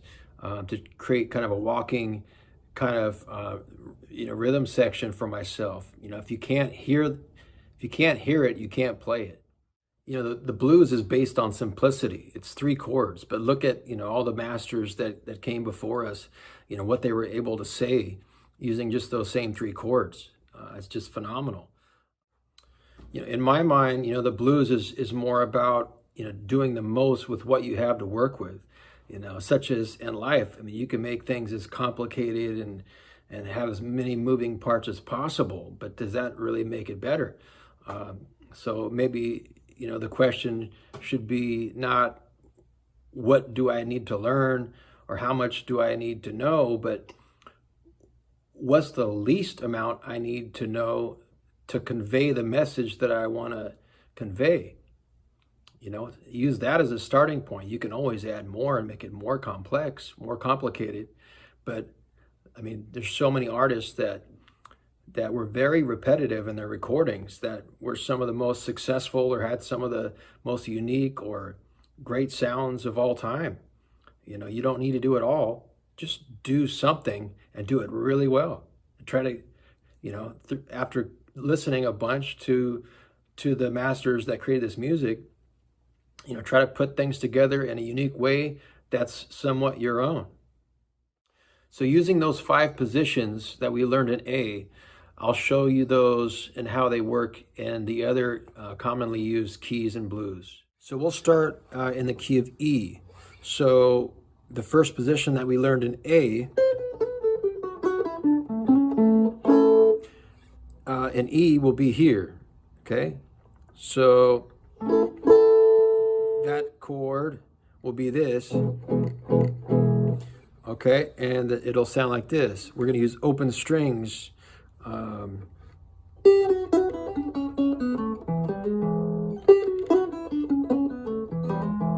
Okay, that's first position. Second position, when we move to here in A, will be here.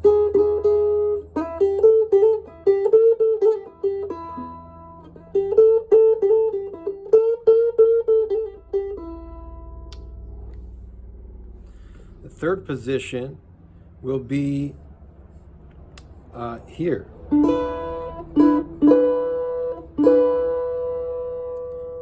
Okay.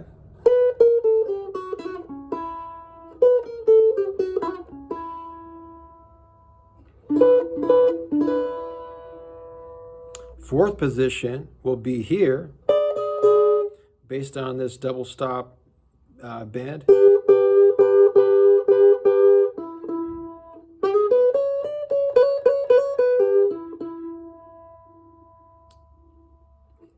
And here is the fifth position.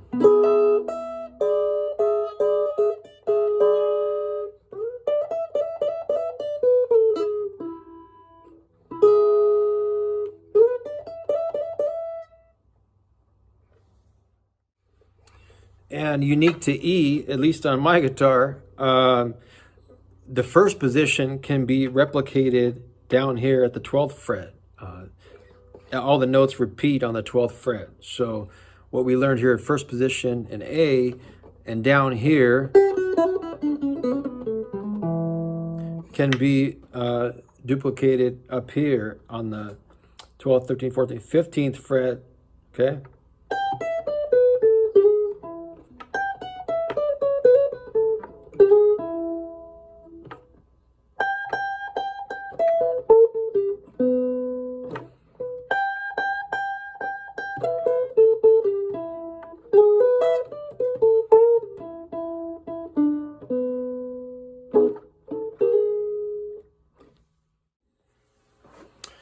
So those 5 positions in F, okay, your root's going to be here on the 1st fret. There's position 1. Position 2.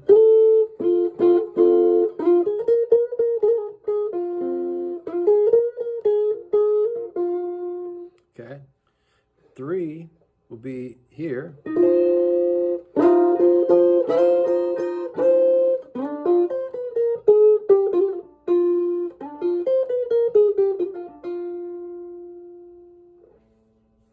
Position 4 will be here.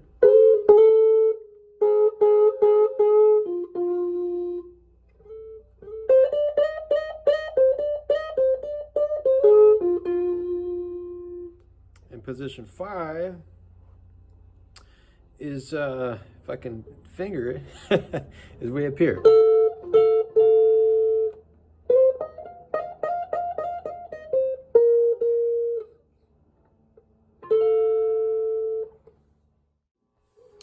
In the key of G, the root note is on the 3rd fret here. So first position,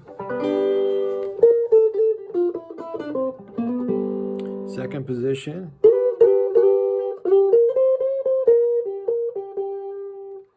third position,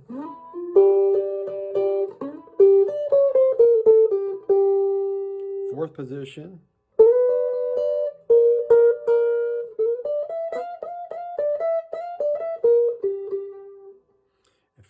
fifth position is going to be down here in front of first position. Be right here.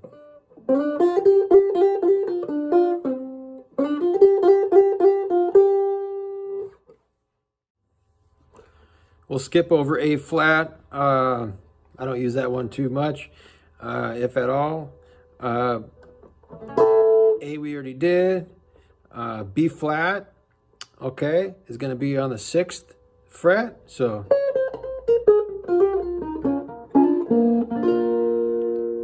okay, second position will be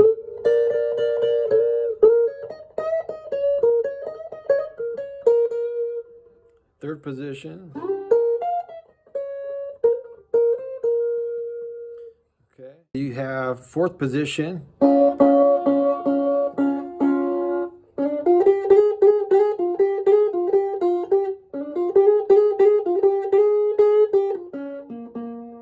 Okay, and fifth position.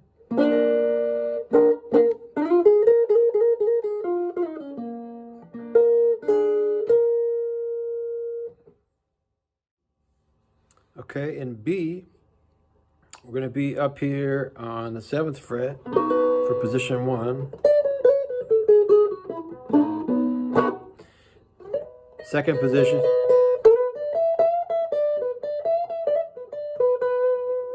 Third position. Okay. Fourth position.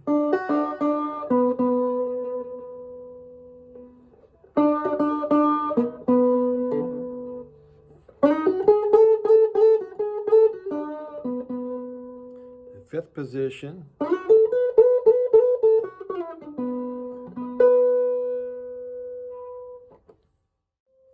Okay, in the key of C, we're going to be on the 8th fret for position 1.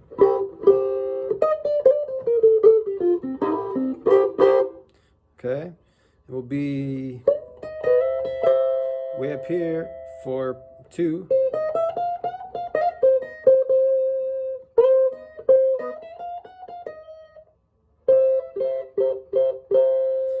And for 3, we're down here.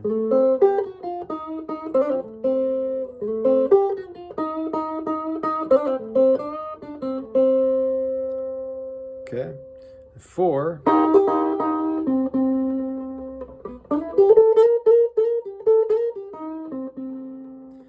Okay, and 5.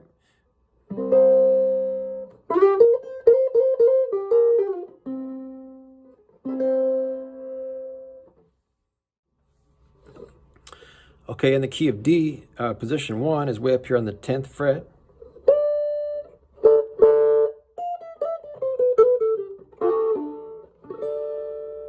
Okay, second position is just a regular D.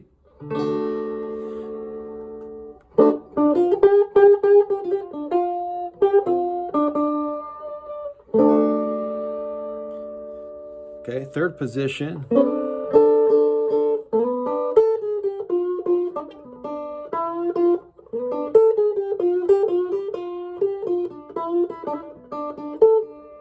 Okay, third position. Fourth position.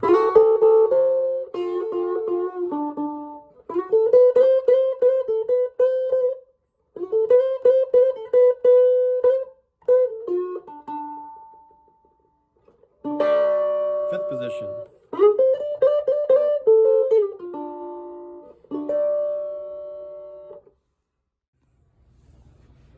I'll touch a little bit on the differences between using your hands, your thumb and your fingers, versus using a pick, some of the advantages and disadvantages of both. So, the pick has increased clarity. It's a lot more precise. It can be kind of harsh at times.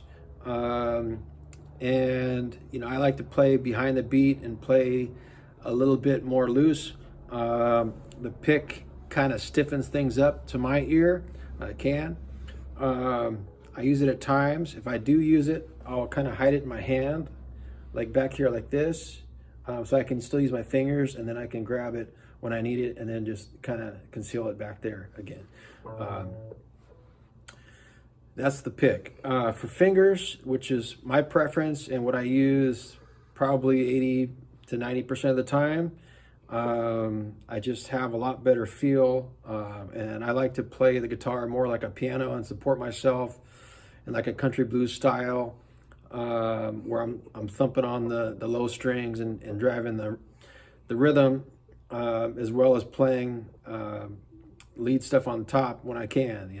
Sometimes it gets a little tricky, but I push myself. I listen to the other Chicago guys, and I try to implement some of those Chicago blues licks in with kind of a country blues feel. So sometimes it's not possible, but I push the limits and figure out what I can do and what I can't do.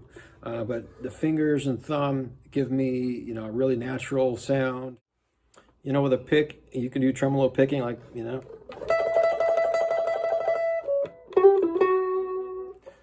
so my fingers, I can do something similar, just brushing them back and forth.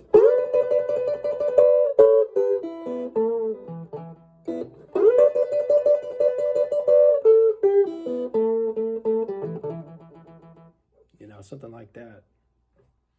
Another technique I didn't really touch on is like a trill. I don't use that too often, but a guy I didn't mention that I really like his playing is Houston Stackhouse. And he'd do some stuff like that. He go,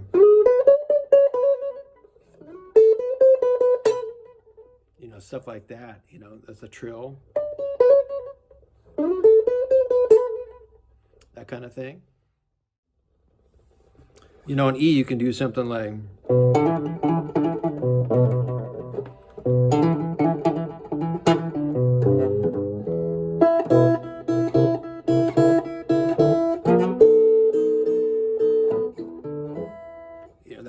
That kind of trill works pretty well.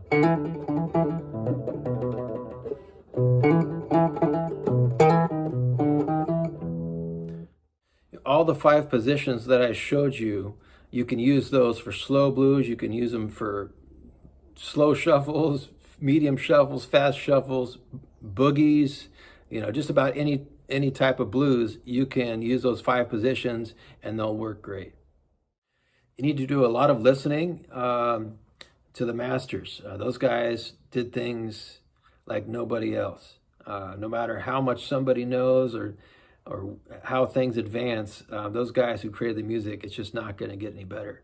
So listen to those guys over and over and over, and try to develop your ear so that you can learn things note for note, but don't always study them note for note. Sometimes just try to capture the feel, the essence of what they're doing, so that you can use that as a tool in your own playing. Whereas if you just learn something note for note, it's just like floating out there in space. You can only quote this phrase. You can't really, like T-Bone Walker and all these different styles. If you get inside them enough, you can start to mess around and explore, and it slowly over time becomes your own language.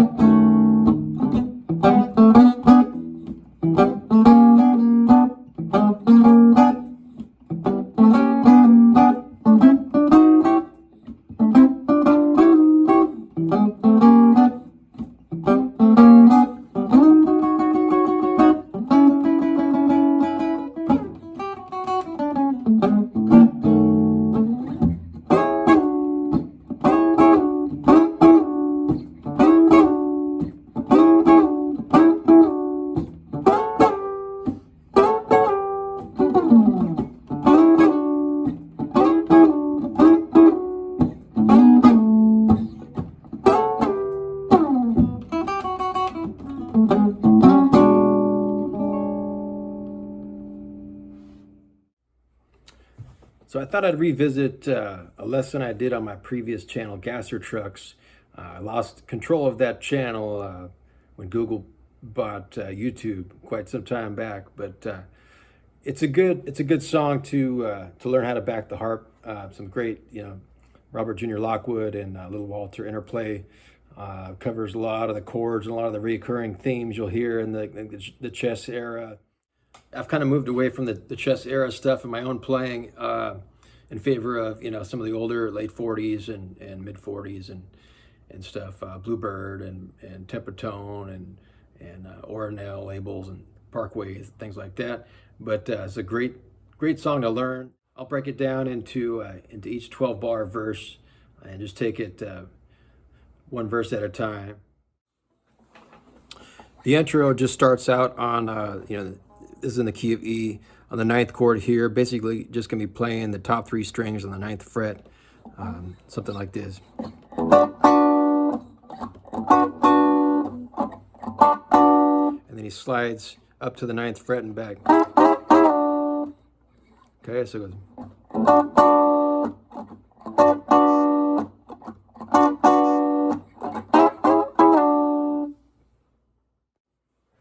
And then over the 4, he's going to be doing pretty much the same thing. Top 3 strings on the 12th fret for the A9, and just be sliding up 2 frets and back. So, and then back to the 1.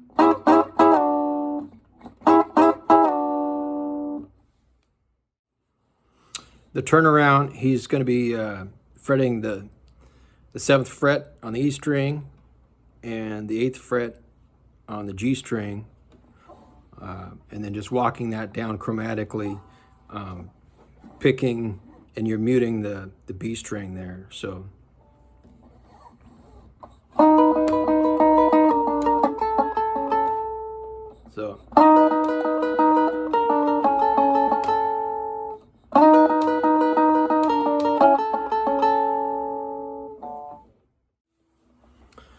So the turnaround is something like this.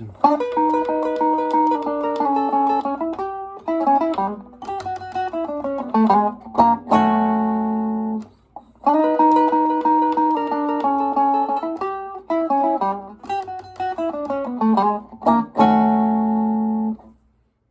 reoccurring turnaround is going to be starting on the high E string, 3rd fret, 2nd fret. He's going to do some hammer-ons here.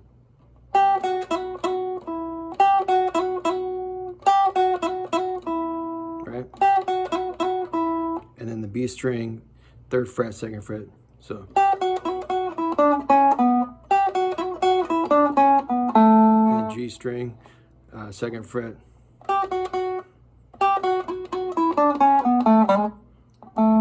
He's going to hammer on that, the 1st fret.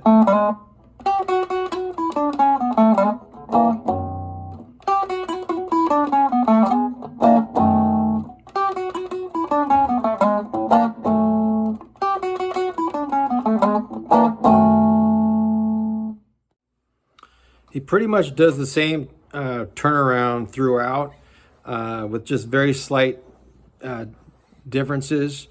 This first one, it sounds like this to me. So the standard, this part. And then here it sounds like.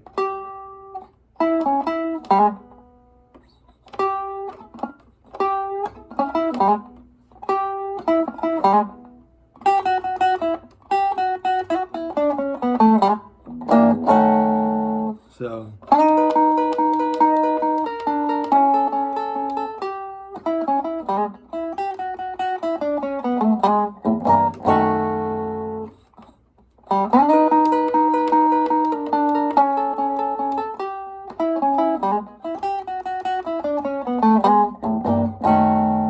Something like that. Another thing I want to mention too, when he's sliding those 9th chords and he lands, he's holding that note a lot longer than most people play it. Most people cut that short, but so here's the first 12 bars, something like this.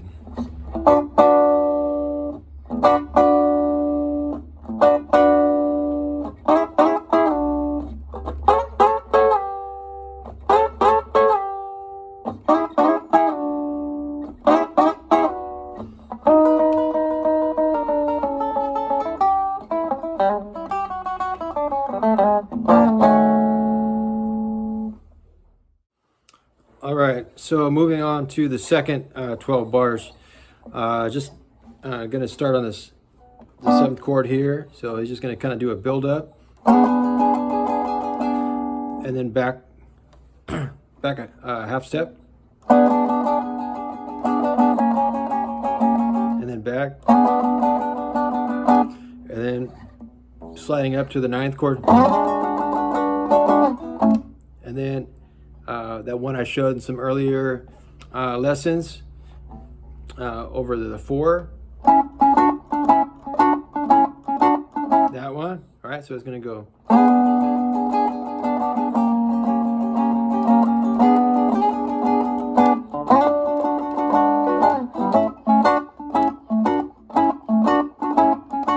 And he's going to slide that 9th chord again. So the turnaround on the second 12 bars sounds to me like he's doing this.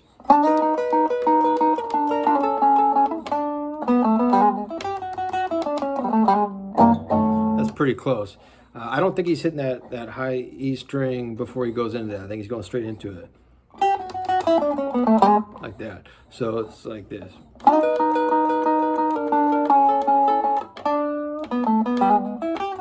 I keep doing that. I keep wanting to hit that.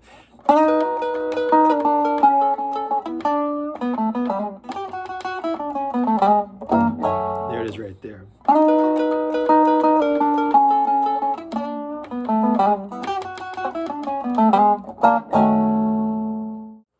So slow down that turnaround to something like this.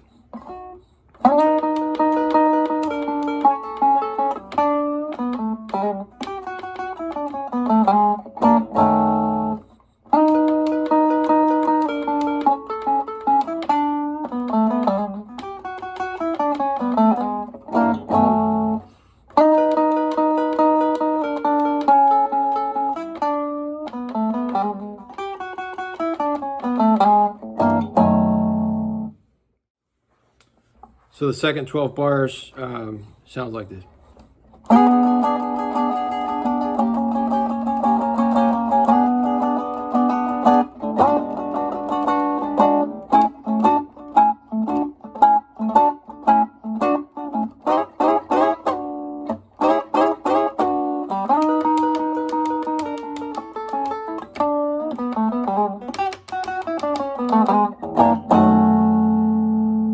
That's pretty close.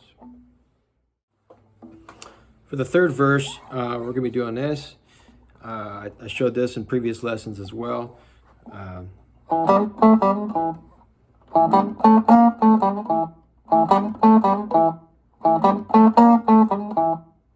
Right, and then over the 4, same pattern. Back to 1. And then back to this turnaround is the same fingering, but he's just gonna, instead of picking that, he's just gonna kind of strum it. He's not gonna walk it down. Yeah, so he's gonna take this pattern right into the turnaround.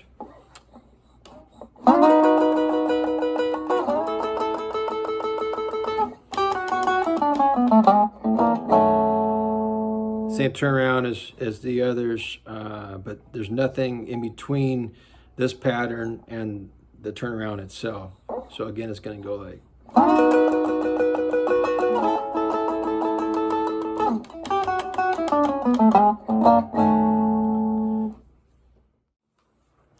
So the third pattern put together sounds like this.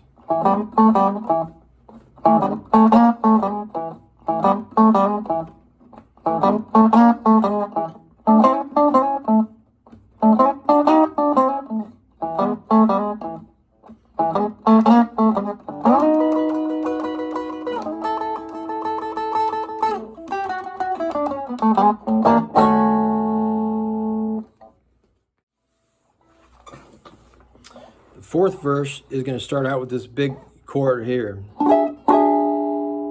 So that's 12th fret, D string, 11th fret, G string, 9th fret, B string, and 12th fret, E string. So, and it's going to go like this. And then he's going to go back to that sliding 9th chord.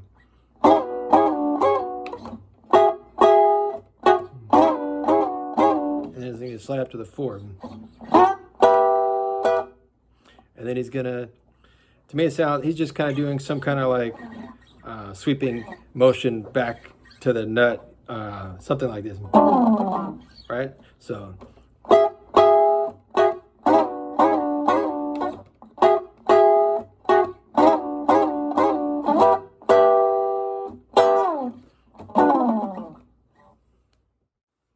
And then he's going to slide into this.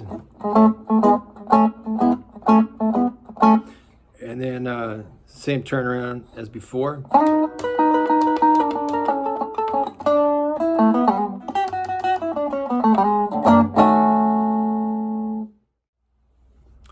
So the fourth verse put together sounds like this.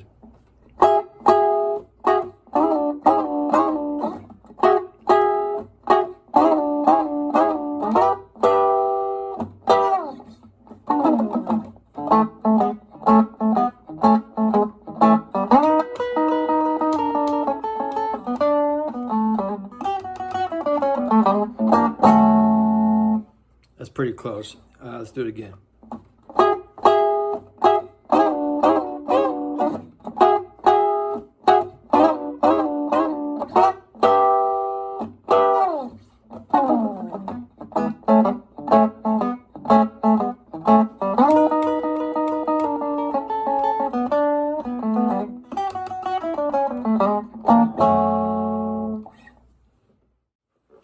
So the fifth verse, pretty simple. He's just kind of vamping on that.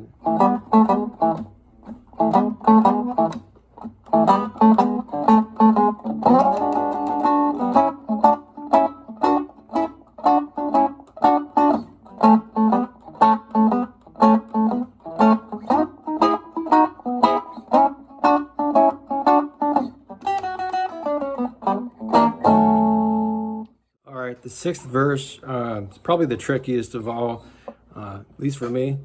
I don't usually play this lick like this, but he's just hitting this seventh chord, and he's just walking up to it chromatically. But he does it this way. So he's hitting the root, and then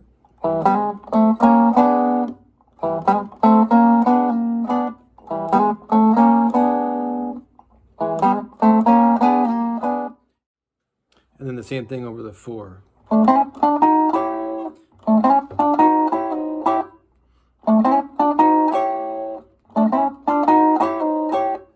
back to 1.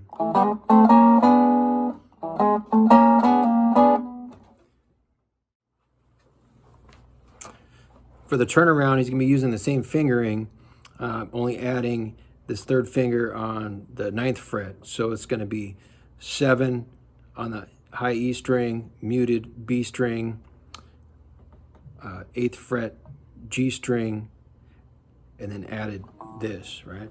So it's going to go.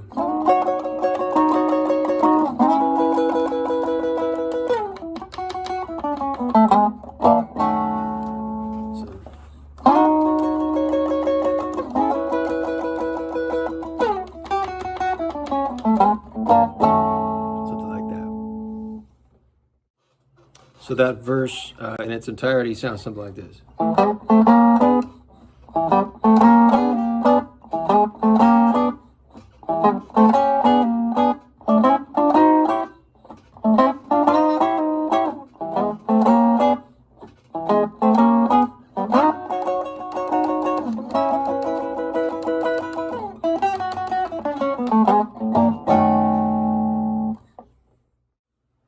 The last verse, he's just going to be sliding these 9th chords. And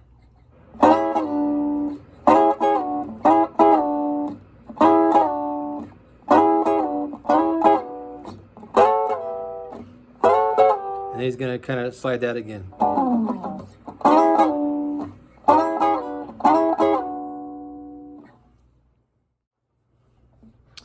And over the 5, he's going to be sliding way up here.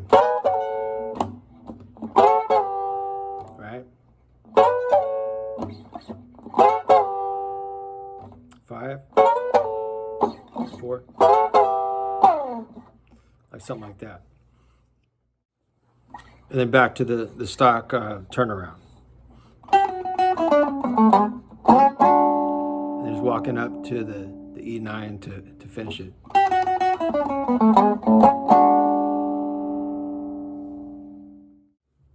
So the last verse, when put together, sounds something like this.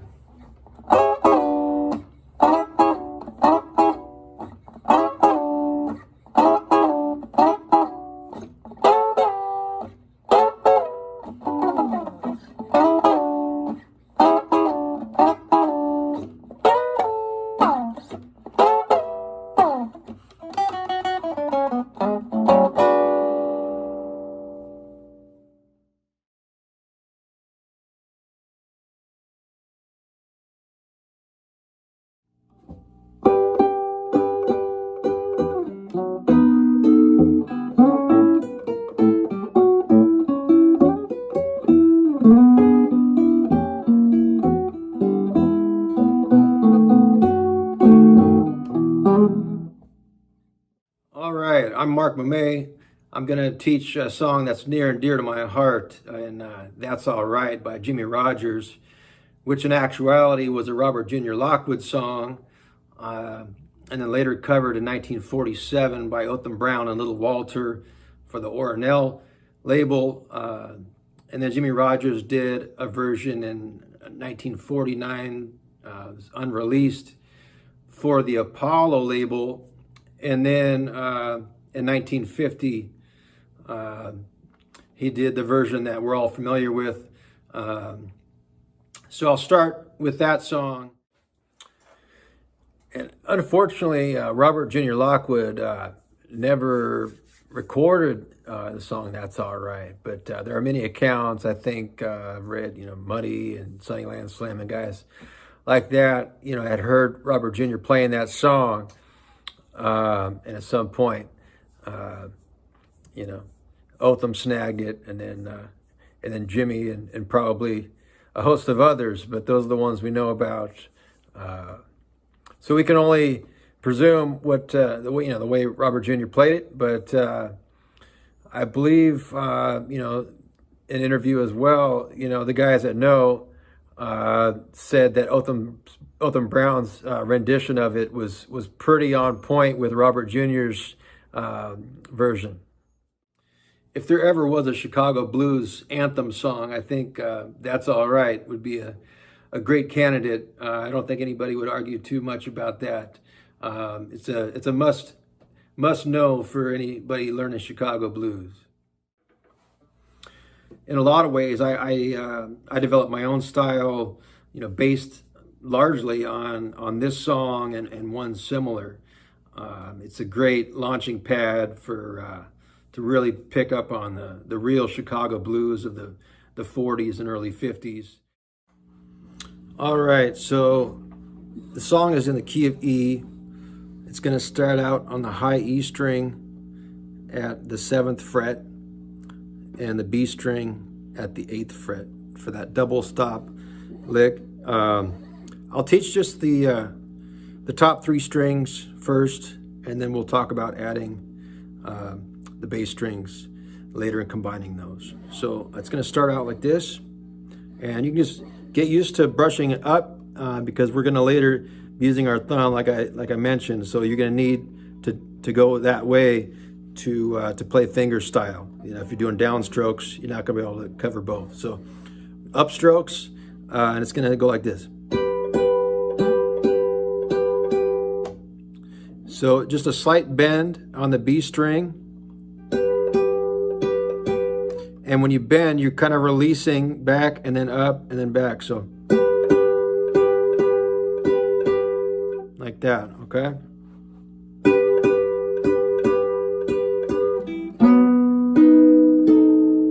Okay, that is, if you know the long A position, right? Just move everything up 2 frets, okay? And that's a B, so you can be playing that over the 5. So you're starting out on the 1, 5,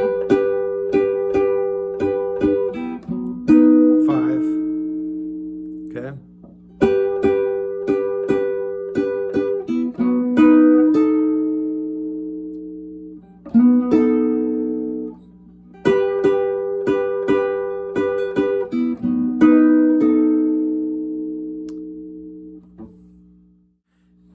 And the next part, you're going to be playing over the 4, okay? And you're going to slide up to, I showed this position in a few of my lessons, okay? Based on this 4 chord here, okay? So he's going to go.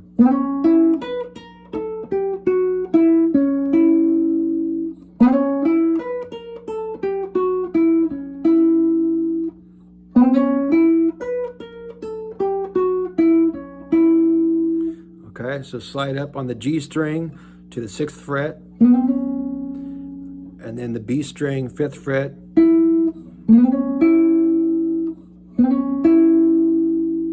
like that. And then on the E string, 7th fret, and he's going to walk that down chromatically to the 5th fret, 7, 6, 5.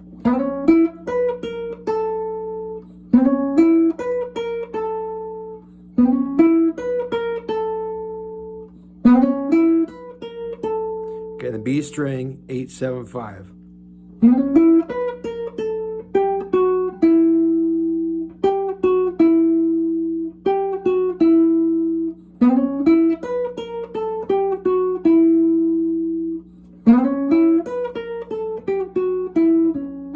Okay, now you're adding the 6th fret on the G string, and then the B string at the 5th fret. So now putting that together is going to go like this.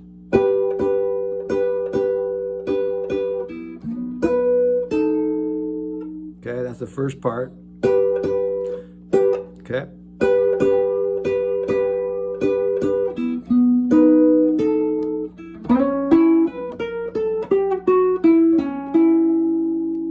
That's where we're at so far. So.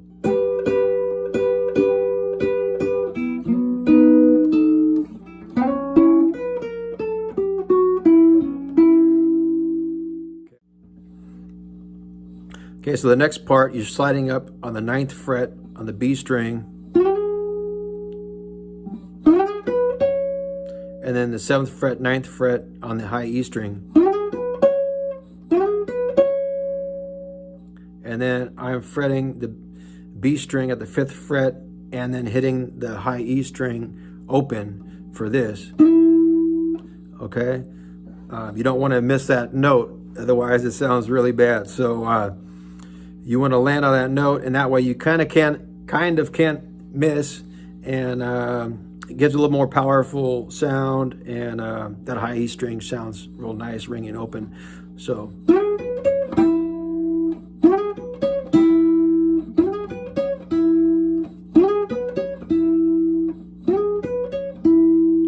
like this.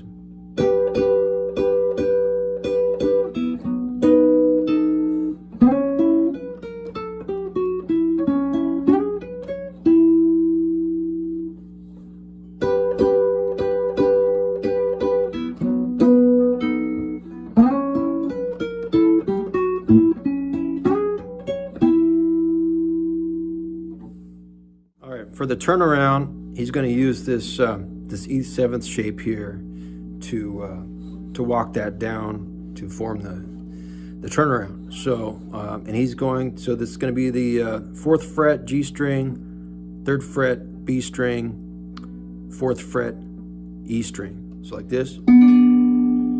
Okay, but Jimmy is going to lift that 3rd finger up and walk it down. So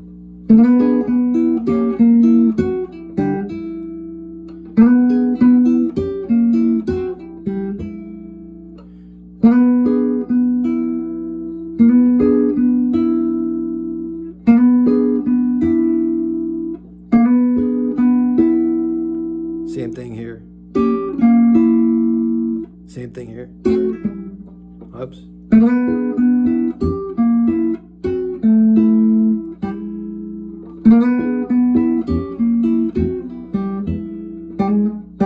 He's going to hammer on in that major 3rd and then hit the high E string open.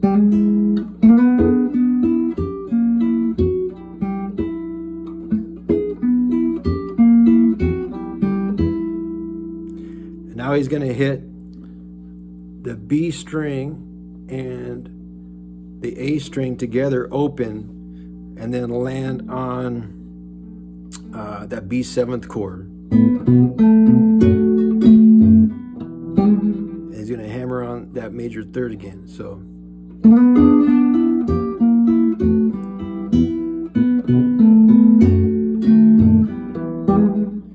okay.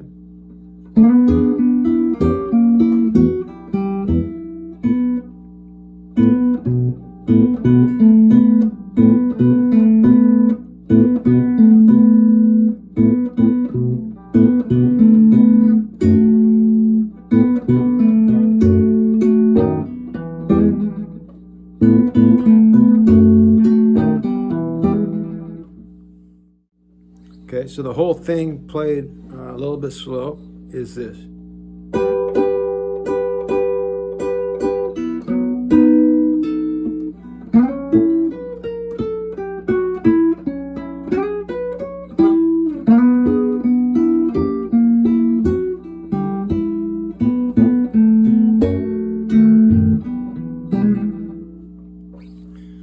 Okay. All right, so to add the low strings to all this, okay? So you can play the low string to start with that opening lick, or you can leave it out and then add it after that. Here it is with it, like that, or you can just do that by itself. I think it has more impact without it initially, and then you can get into it, whatever you prefer. But okay, so let's do it without, and then we'll add it. So now I'm playing it.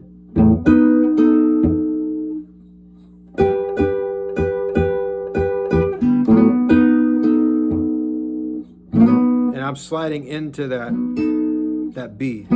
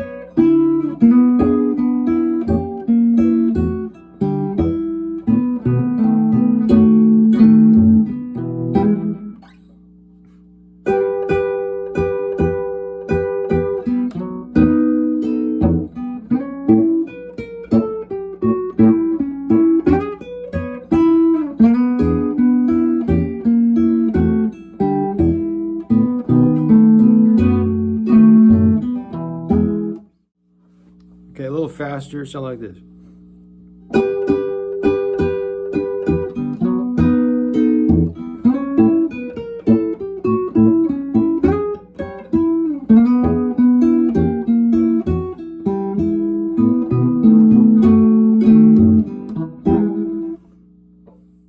Okay, over the verse, he's doing a lot of this kind of stuff. Okay, so that's open B string, and then G string, 2nd fret,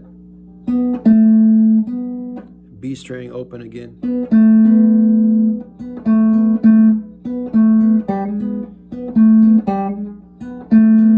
And then hammering on the major 3rd on the G string, and then the high E string, open.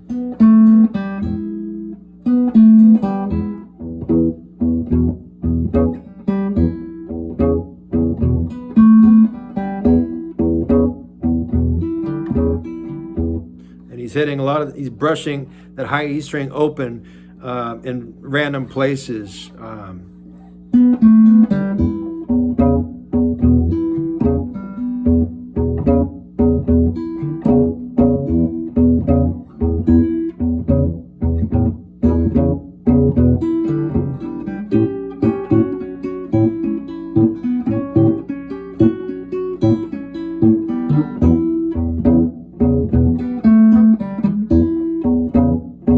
That kind of thing. So over the 4, he's doing this. He's walking up on the B string,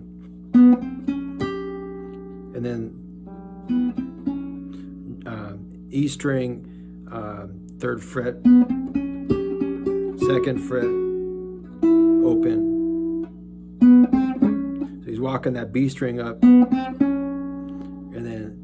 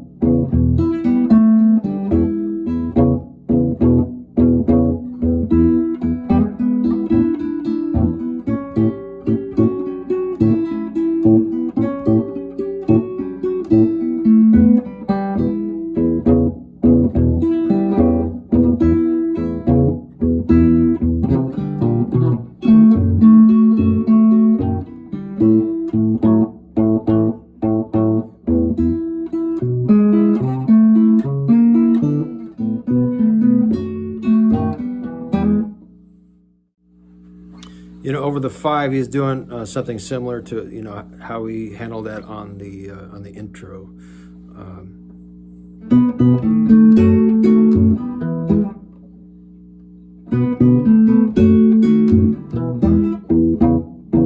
Right?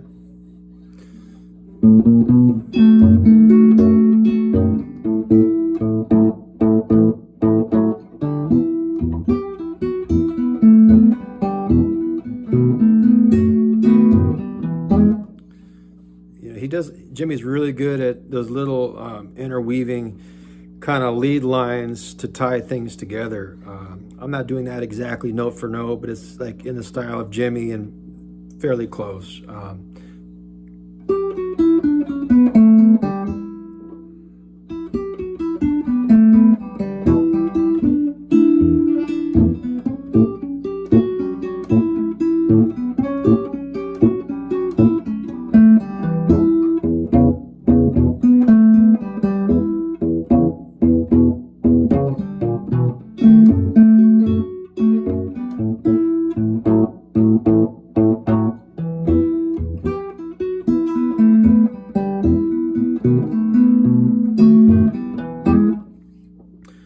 And I usually don't play this far up with my right hand. I'm usually back here. Occasionally I do come up, but just for the sake of demonstration, so you can keep an eye on both hands, I'm playing up here, so I'm kind of fumbling around. I'm hitting some extra stuff, but I think you get the idea. All right, for the solo, he's gonna do like a standard, Jimmy Rogers start to the solo here on the B string on the 12th fret and E string 10th fret. He's gonna build that up a little bit.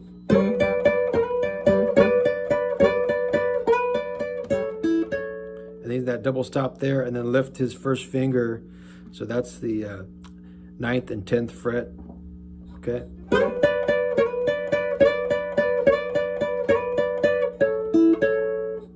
And then that double stop that we used on the intro, 7th fret, 8th fret, and then this chord here. Okay. That's the 4th fret E string, 5th fret B string. You can add the G string at the 4th fret. I'm not really hearing that, but you can. I'm just using the top 2 strings of that.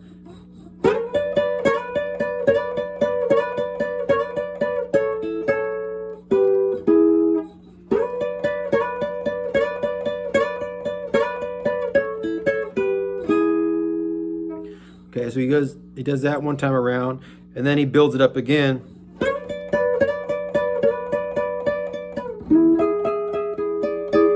Like that.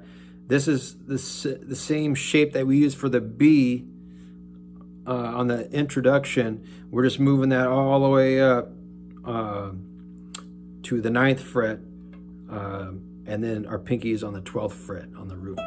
Okay, so.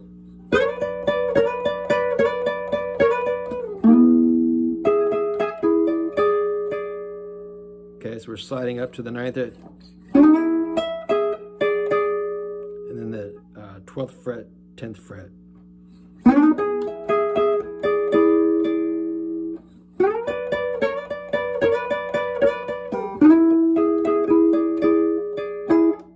Something like that. And then over the 4, so over the 4, he's going to use the same notes we used for the introduction. He's going to slide on the G string up to the 6th fret, and then 5th fret B string. Okay. 7, 6, 5 on the E string.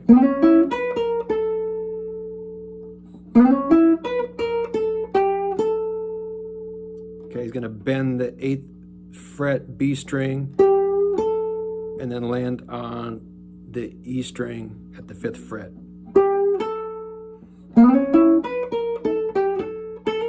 And he's gonna hammer on the 5th fret to the 6th fret.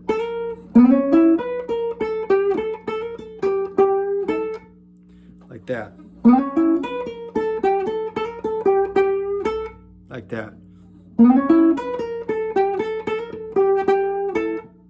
And then the second part is going to be this.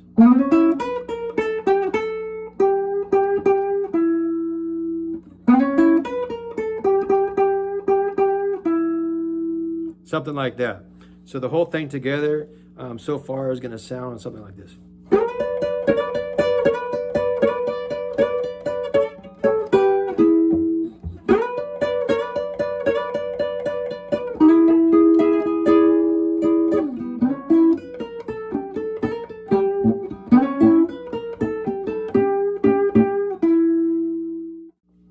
So the all that put together a little slower is going to sound something like this.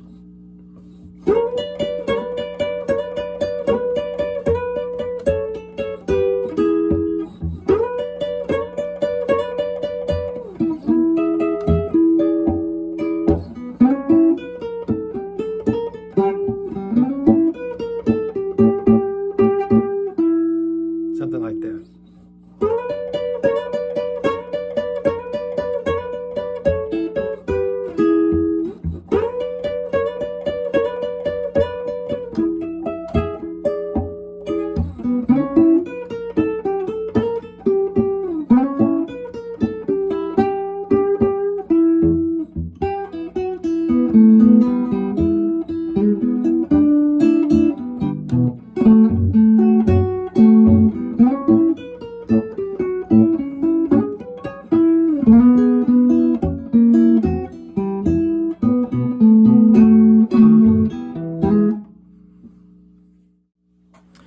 pretty close. That turnaround, like I said, is not note for note, but it'll get you in the ballpark. So the whole thing put together is something like this.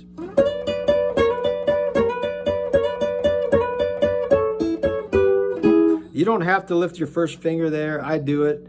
I like it. Robert Jr. did that kind of stuff a lot. This is a Robert Jr. song, so I try to put some of those kind of things in there like I think he might have. I don't know if Jimmy does that, but it works well. You can do it with or without that. And I'm playing it slightly different each time, but it'll give you an idea of how to tackle this solo.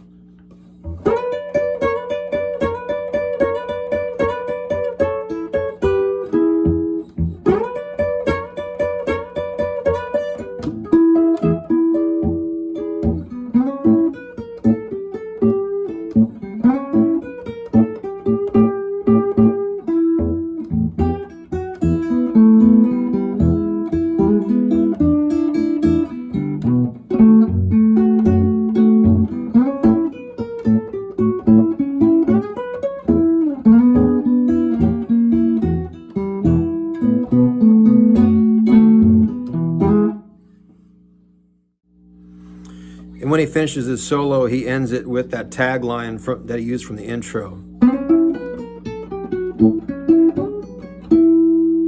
Right?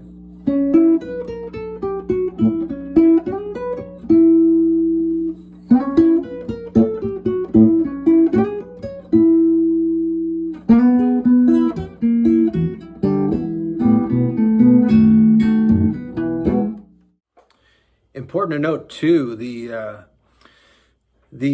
timing of this recording is, the Headhunters had just finished recording for Parkway, with Babyface Leroy, Muddy, Little Walter. Jimmy was supposed to be there, but I guess showed up late.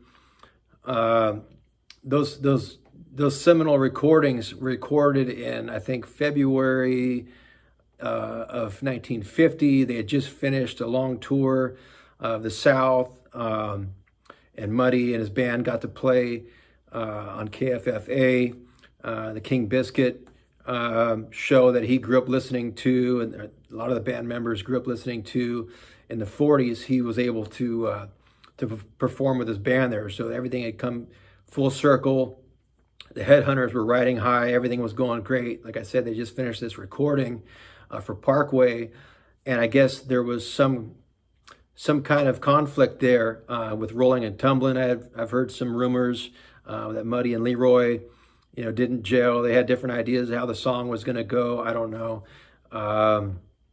But anyway, after that recording session, Muddy, Jimmy, and Little Walter, continued on with Aristocrat and Chess, and Sunnyland Slim, who'd recorded with this bunch many times leading up to this session with Tempotone and things like that. Leroy Foster and Sunnyland went with J.O.B. So they parted ways, and Jimmy, this was his first breakout recording with That's All Right, and that was in 1950, just 8, 9, 10 months after the Parkway sessions. So pretty interesting timing, really tipping point in Chicago blues with that amazing lineup. If you're unfamiliar, if you don't have this album, I strongly urge you to find it, locate it, and get it if you find it. This is Chicago Boogie. This has all of the Ora Nelle sides on it from 1947, all the stuff with Jimmy Rogers and Little Walter, all the few sides with Othum Brown and Little Walter, and all the Johnny Williams stuff and Johnny Young, etc. All that stuff's on here, all the alternate takes. Must have. This really shows off the sound that these guys were going for. That was happening in the late 40s. This is a picture of Maxwell Street, 1953.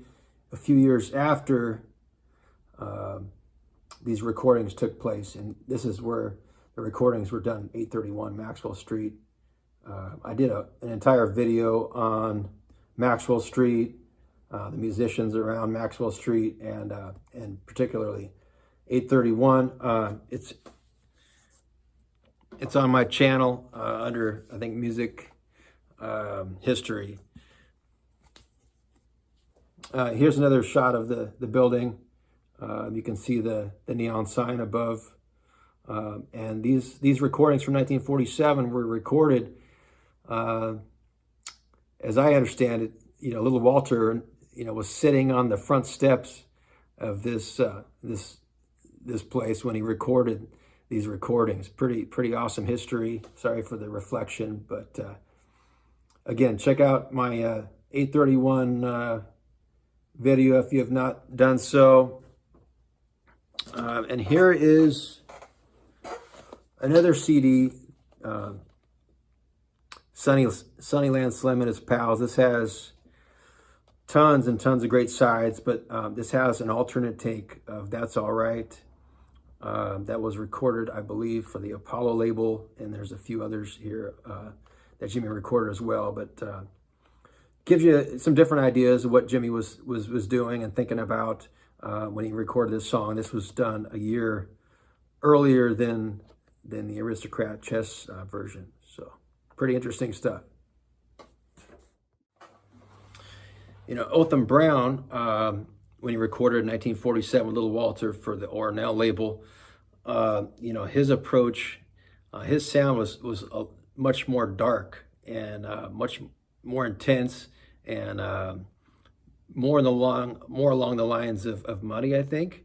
And you can even hear, some of the, delayed time and dragging the beat and things like that. You can hear later in Muddy's band performances sometimes, so yeah, Othum Brown, I love this stuff. This recording, I love Jimmy's recording, but these small labels like 831, the Ora Nelle label, and a Trumpet and Parkway and Tempotone and all these smaller labels, in my opinion, they capture more of what the guys were actually playing at the time, as opposed to Chess, Aristocrat, it had a much more polished sound, much more finished sound. They had, they rehearsed over and over and over and over, and they had, professional engineers and things, tweaking things to get a particular sound and really dialing things in, which is great. Nice finished product.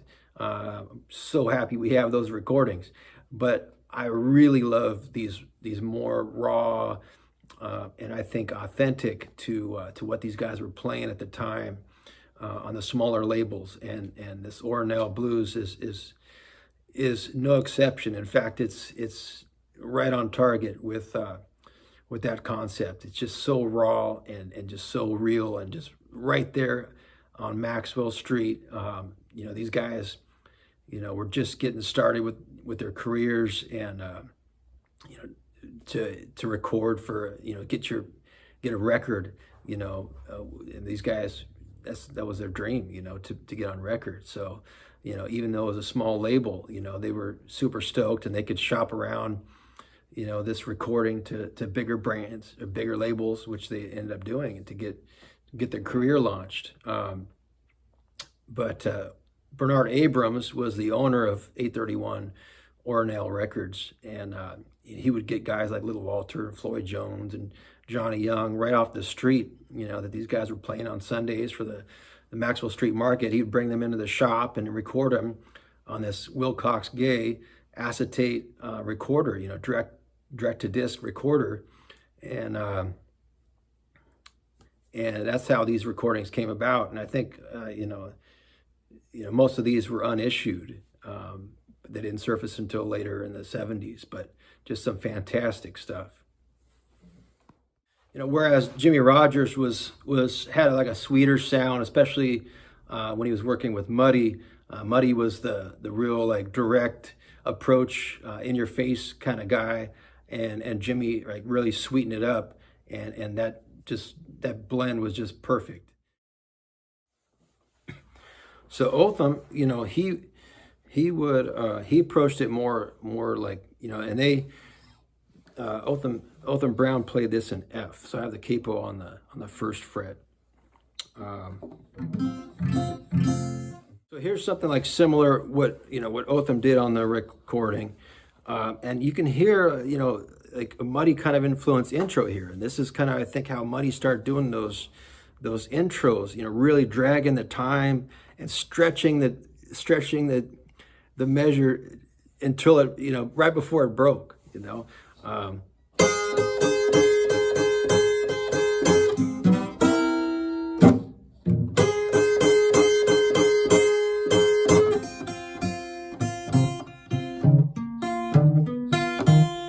That kind of stuff, So he's starting with that same chord that Jimmy started with,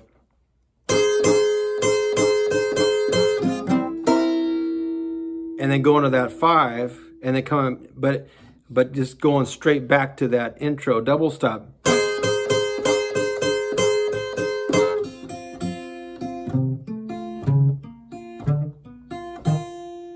And just like really stretching that out. And then doing something similar to what Jimmy did over the 5. And he would let that ring out. Again, this is an F, so.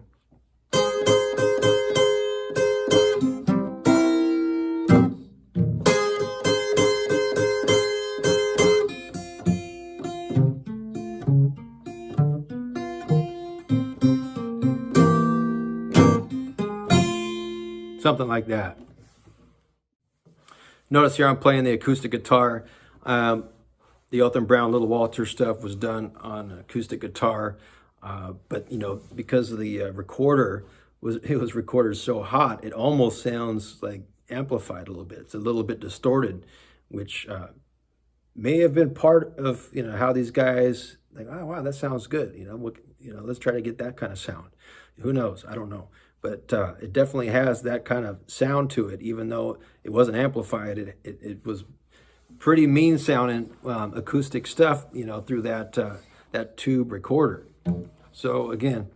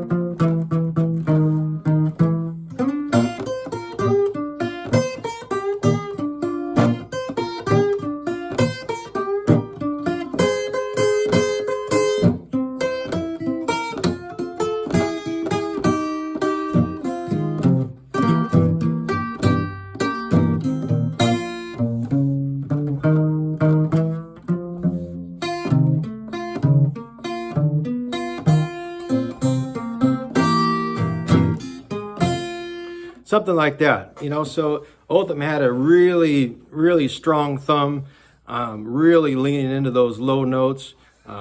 This guitar is like built in like 36. It's fretting out a little bit, especially with the capo, so it doesn't sound quite as big as. I got the capo a little off or something, but you get the idea. I hope.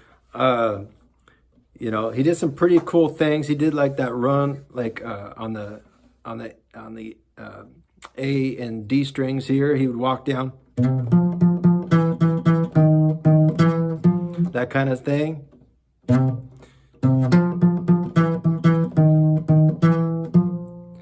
And then he would do this thing over the 4, which is probably the way Robert Jr. played it, because it sounds very, very close to something Robert Jr. would do, if not identical, right? So he would do this.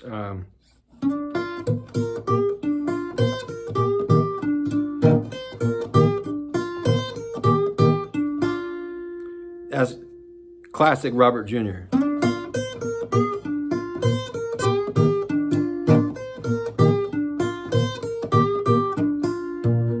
Right, so you're playing that open, this is over the 4, so you're playing the A open the whole time. And it's the same notes that Jimmy uses in his song for the intro and over the 4 in the solo. Again, this is an F instead of E, so we're 1 fret higher, but it's the same riff, same set of notes.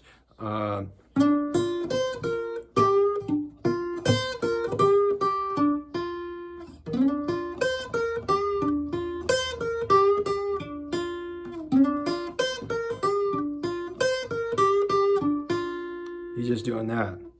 So that's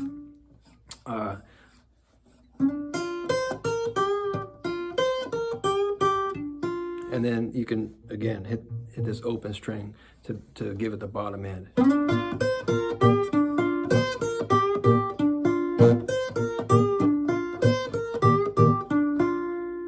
And this is probably one of the coolest Chicago blues licks there is, and this is straight out of Robert Jr. Okay, so he's gonna hit this like the opening lick, the double stop, but then he's gonna go to the 5, which is what Jimmy used as well, right? And then walking that down like Jimmy did for the turnaround. So.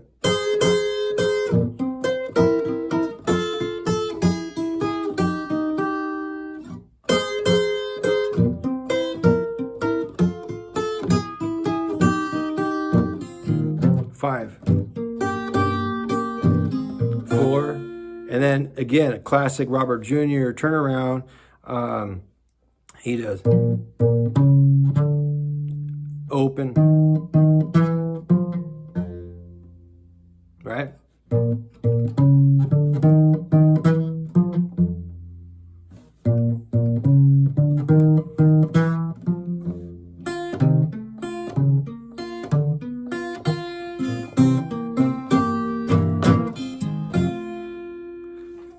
And it sounds like, Othum Brown's not doing that full like Jimmy thing, like he's just hitting a real simple. He's hitting that major third, but and hitting this really late so that note rings out and there's lots of space.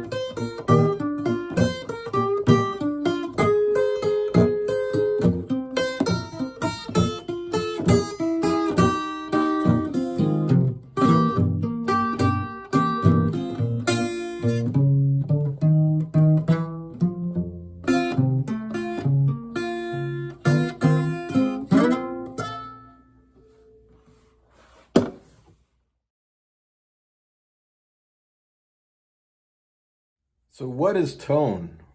In a musical sense, tone is near everything. In a conceptual way, I would say tone is similar to love in that, you know, when things are going well, you're highly motivated to do your best work and things roll along very smoothly, almost effortlessly. When things break down, things are a struggle and you have to work very hard to make things happen at all, or you have to work much harder to get a desired result. Visually speaking, tone is, I guess, similar to the way water comes out of a hose when you put your finger or thumb over the nozzle. How you can direct the flow and you can control the stream in different ways. You can fan it out, or you can get it to spray further, or whatever, something like that. That's probably the closest, you know, thing I can think of that is similar to tone. But yeah, it's a mysterious kind of thing that's hard to describe. But you can definitely hear when somebody has good tone or less desirable tone. Obviously, everybody has their own opinion and position of what is good tone or bad tone, but there's definitely some common area there.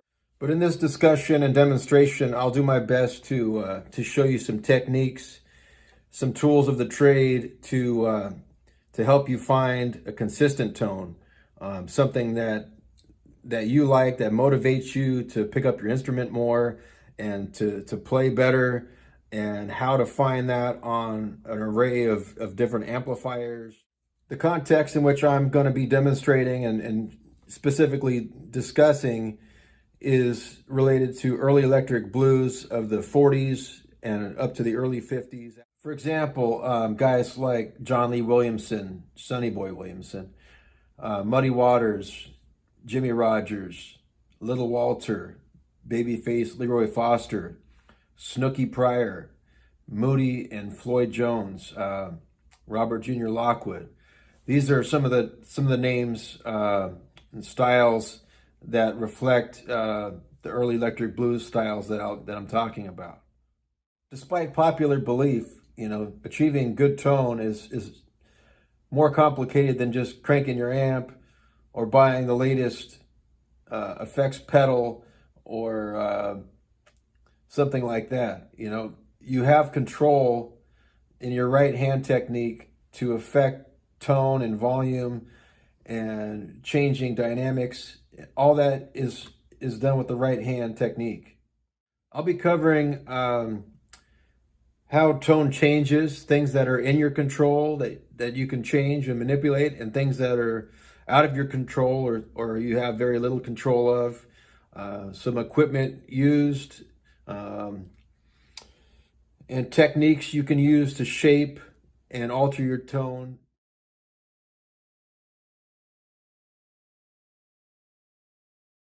So starting on the equipment side of things, with guitars first, most guys were using, you know, arch top, you know, hollow body guitars like this.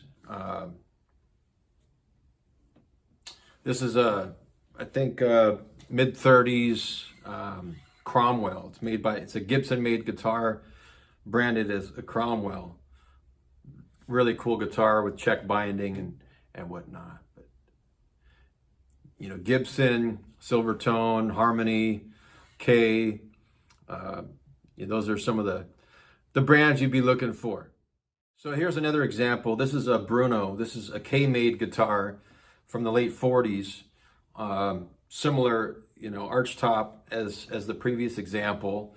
But guys would get, they called them a monkey on a stick, de-arming pickups that they could mount on their existing guitar to make it an electric guitar. They could plug into an amplifier.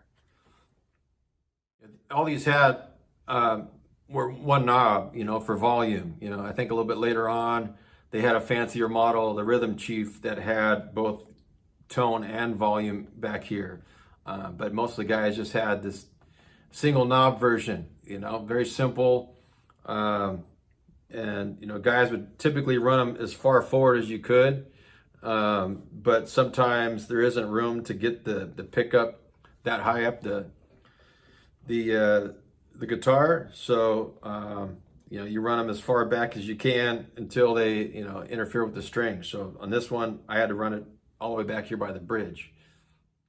And this guitar is quickly becoming my favorite guitar. Despite owning all those cool vintage guitars, this is, I think, a last year's model Gretsch Genricke. It looks vintage. It sounds very close to the Diarman setups on the old archtops to me. It's very lightweight, and I really enjoy the 3/4 scale aspect of it, especially for playing, solo and duo gigs and things like that. Where I do a lot of the, songs in the key of E and A with using a lot of open strings, and not have to cover more real estate than I need to be able to alternate between single strings, chords, double stops, and open notes. I can do that all right there. I don't have to move my hand so much, so I can bounce around pretty effortlessly. It's a great little guitar. I think these go for around $200 to $250. I mean, you just can't beat a guitar that sounds good acoustically and amplified for that kind of money. And it goes along the same lines as what those guys were doing back then with the mail order catalog guitars, silver tones and harmonies and whatnot, Ks. As far as amplifiers, I'll show you a couple examples of things I own. Here's a Gretsch Electromatic. This has a single 10-inch speaker. It's a good volume, a good overall size for solo, duo, trio gigs, possibly with some brushes or a very light drummer you could also get away with. It's probably in the, I don't know, I'm guessing 10 to 12 watt range. Here's another example. This is probably a little quieter. This is a Premier 50 from the late 40s. I think it has a 6 or 8-inch speaker in it. Really great tone. Again, for solo, duo, trio kind of stuff like the early blues guys generally played. Drumless, piano, guitar, harp kind of stuff. Here's an Oahu. Really cool amp. It's got like the mustache handle on it. This is from the 30s, I believe. Very old amp. It's got, looks like maybe an 8-inch Rolla in there. No tone knob, just volume only and a couple of channels. This is probably more on the 5 to 8 watt range. Very cool amp. This is kind of the big brother to the Gretsch Electromatic amp that I showed you earlier.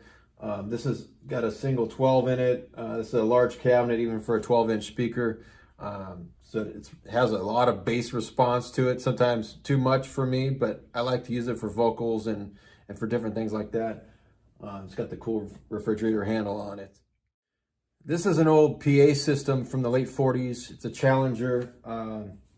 It's an 18 watt amp, but I really like these because you can use different speaker combinations and get different sounds. And if you use a really inefficient speaker, you can get these to break up much earlier than the 18 watts. So pretty cool amp. And usually you can get these, especially a while back, you could get these for very cheap compared to Fender or Gibson, where you're now spending thousands for an amp this old. You can get these for, used to be a couple $100. Now it's probably $500-600, but you might be able to find a deal and get something like this for $300, $400, even still.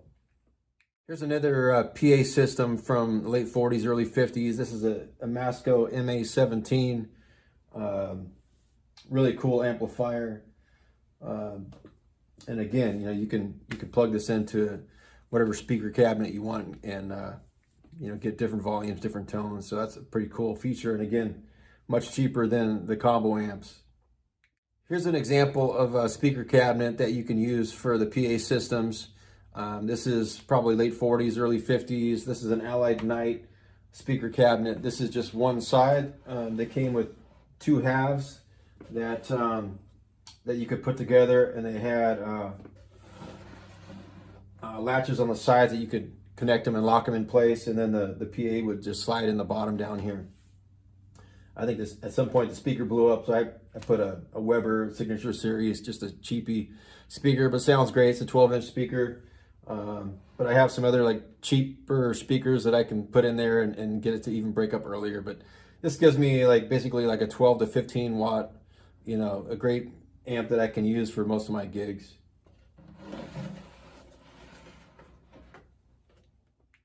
And here's kind of the little brother to that one. This is an Allied Knight with just a single speaker. And then like I explained earlier, this one doesn't have two halves, but just a back that comes off.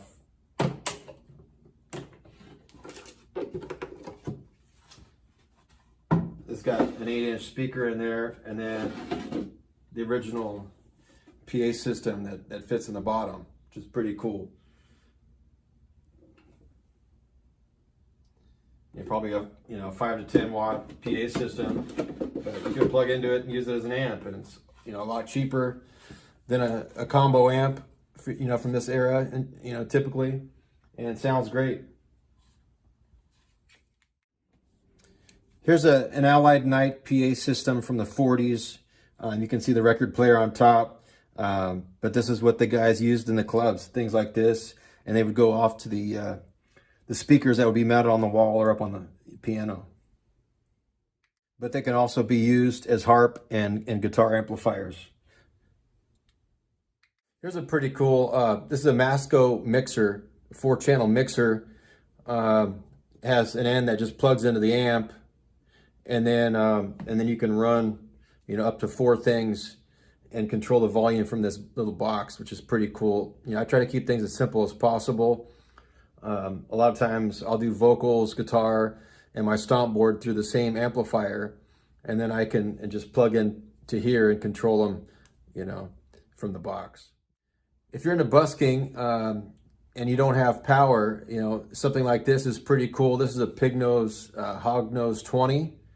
It comes with these large battery packs, and you can plug in to the wall and charge them, and you get, you know, several hours out of this thing on that charge, and you can just keep doing it over and over and over. And you know, I know the vintage guys will kind of frown upon this, but you know, I'm about as vintage as they come, and this thing sounds great to me. I can get really close to my tube sound, and you know, in something this small and convenient, and to be able to take it anywhere, it's a really cool amp. And here's the smaller version of that Pignose. This is just a real tiny, like, little practice amp for around the house. You know, it opens up. You know, you can kind of change the tone a little bit by how much you open this. But you know, just one thing. But I can even use the mixer for this. I can plug this, you know, into the mixer and do, you know, vocals, guitar, and stomp board through this little thing, and it sounds pretty darn cool for low volume, you know, at home stuff, or even recording or whatever. It's for a new, you know, cheap way to go. It's pretty cool little amplifier. Guys in the 40s and early 50s, you know, big amps weren't available, and they weren't playing loud enough to really justify anything larger. You know, a 10 to 12 watt amp, 15 watt max, you know, was all they needed. You know, a lot of times they'd put them on top of the piano, so it could cut through, you know, if they did have a full band with drums and whatnot. Here's a few examples of amps that guys were using back then, you know, up on the piano, Dan Electros and Mascos and things like that.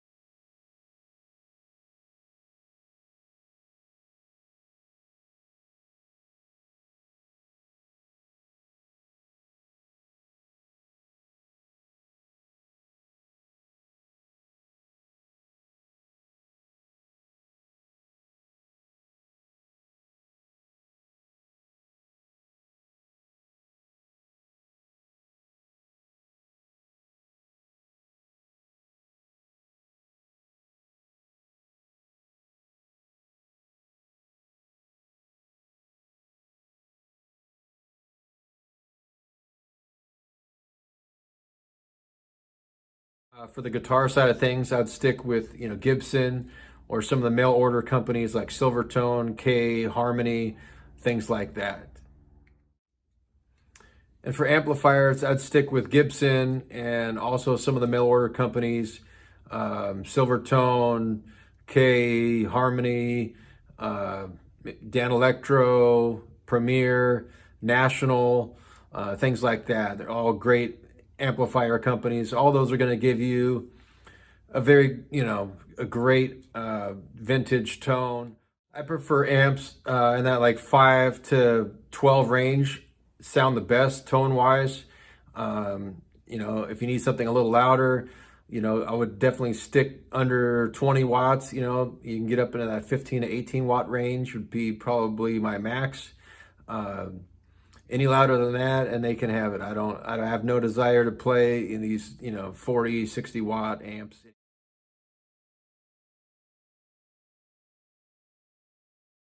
So going back to the example I used earlier with the hose and the water, if you just turn the faucet on and water comes out the end of the hose, that's like sounding a note on the guitar. There's nothing to it. There's nothing interesting about it, right? But to build up the power and energy and have that control and strength, to be able to harness that and to unleash it at will, and to be able to balance that push-pull and use some different techniques to change the tone to fit the mood of the song or the mood of the part of the song that you're trying to play something, is how you build tone, how you use tone in a song, and you can use different techniques to keep it interesting, not only for yourself, but for the listener.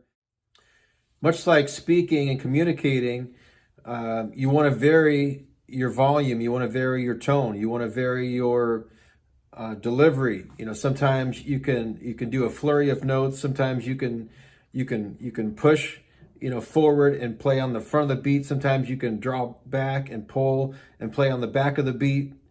Sometimes you can leave a lot of space. Sometimes you can put a lot of notes in there for impact. And there's different techniques you can use to create different sounds and different tones. So some terms that you might hear that are commonly associated with good tone would be like warm, dark, mellow, woody, smooth, raw. Some things that would typically be associated with a less desirable tone would be thin, brittle, bright, shrill or cold, harsh, flat, things like that. And some of those things, even though they're typically not desirable, even those when used in the right scenario can also be effective. And if you had, for example, 100 different guitar players lined up using the same guitar, the same strings, the same amplifier, the same settings, everything the same, they would all sound different. There's so many things that go into building a tone and things that affect tone. And although I do think that you should build your amplified tone parallel to your acoustic tone, because they're kind of two separate things, most of the time I play acoustically. I think developing a great acoustic tone is the foundation for having a great amplified tone. If you look back at Little Walter, he was a great acoustic player long before he ever put a harmonica up to a microphone and played it amplified. And that's what separated him from many of his contemporaries and guys today that go straight to the amplifier instead of building that great acoustic tone first. Amplification is a great tool to be able to go all the way from acoustic and have this whole spectrum of sound and volume all the way up to like a roaring kind of Willie Johnson kind of tone, all the way down to acoustic and everything in between. Another thing you can do when you're exploring these different things is, if you hear a tone that you really like on record, try to emulate that tone. Try to get as close as you can to it, and do that with several different styles, several different guys that you enjoy their playing, and see how close you can get. And just in that process, you'll learn some different things and things that you can kind of combine and kind of start to structure your own sound. As far as I can tell, it sure seems like there's two basic camps and philosophies of how to play this music. On one side, you have the people who really get into the theory and the fretboard knowledge, and they like to play a lot of melody lines, and they like to play a lot of notes. And then you have the other camp, which is where I come from, where you play economically, you play very few notes. It's more about tone and economy and groove and playing simply. And that's what I'm hearing, at least from the guys that I listen to. It's easy to become fascinated with somebody's left hand, the notes that they're fretting. But like I've said several times already, and I'll keep repeating it, it's the right hand where the magic comes from. All the tone, all the touch, all the nuances, all the attack is right here in the right hand. That can control volume, tone, dynamics, everything is right here. Some things that affect your tone that are largely out of your control are things like, is it an indoor gig or an outdoor gig? If it's indoors, what are some of the surfaces? Are they hard surfaces? Are they surfaces that are going to absorb the sound? Are they going to bounce off and reflect? Does it have low ceilings, or does it have vaulted ceilings? The distance from the stage to the audience, the size of the audience, the width of the room, the length of the room. These things all come into play, and it can make finding your tone challenging. I mean, you could practice all afternoon in your living room, and you think you have your sound, completely together, and you're just loving the way things sound. You get to the gig and it sounds completely different, and you're like, what happened? And these are some of the things that can make that change for you.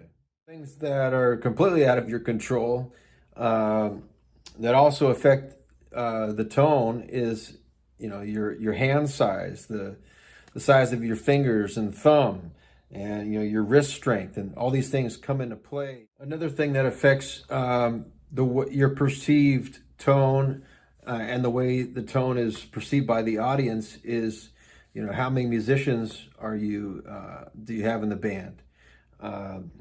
Is it a solo? Is it a duo? Is it a trio?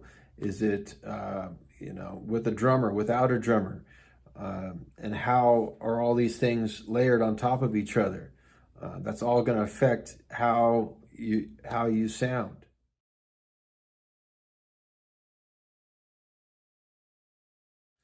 Some things that also affect your tone that you do have control of, that are more on the gear aspect of things, are the size of your speaker and your amplifier, the size of your amplifier and the size of the cabinet.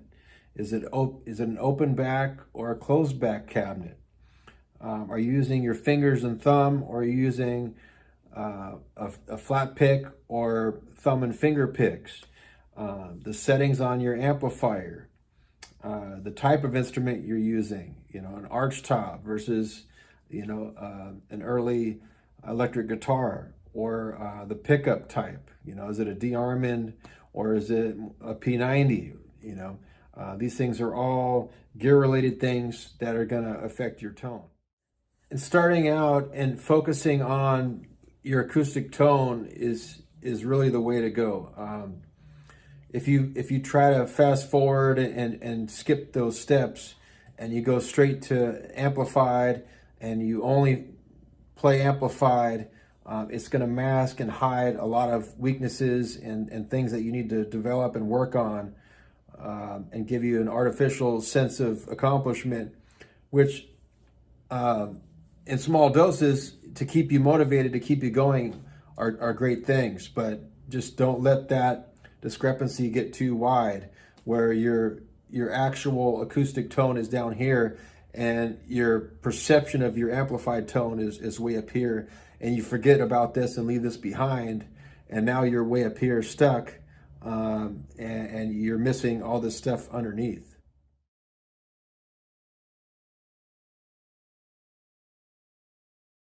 In my mind, most blues bands today are playing, far too loud, using really big amps, hard-hitting drums, and all the nuances that make this music so great just go out the wash.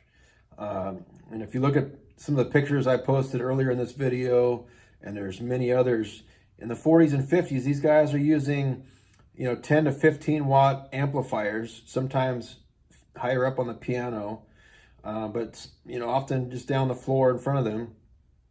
And the PA systems that they were using were like 15 to 25 watts, and those feed back really early when you're singing through them. So the volume was not high. In my opinion, an upright piano should be the bass volume for a band.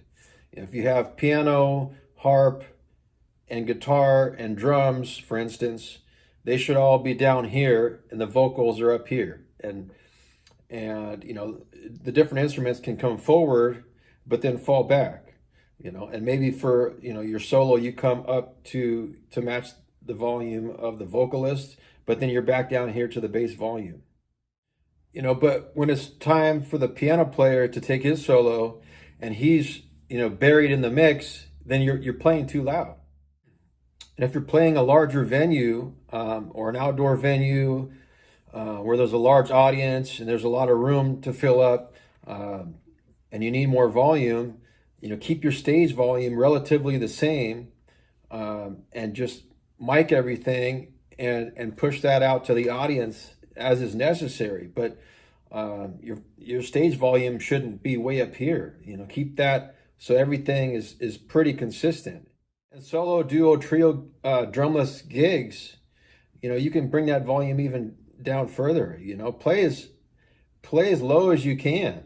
You can always come up, but have your bass volume here, so that you can both go down and up from there.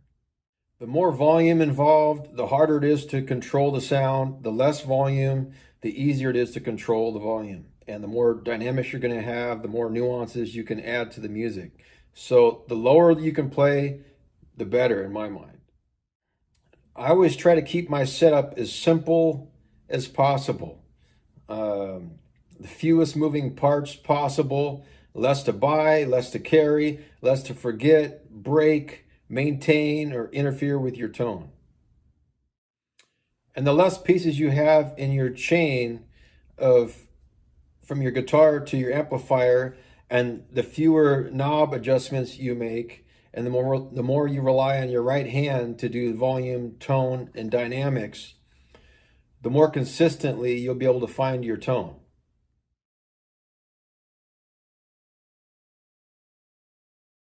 All right, so I'm going to do this demonstration on my Challenger. This is as loud as I'll ever play. This is an 18 watt amp through the cabinet I showed earlier, the Allied Knight with the 12-inch in it.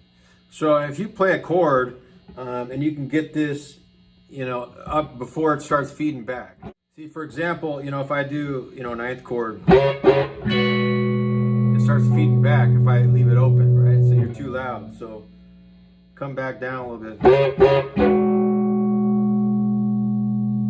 Less, but you're still feeding back some.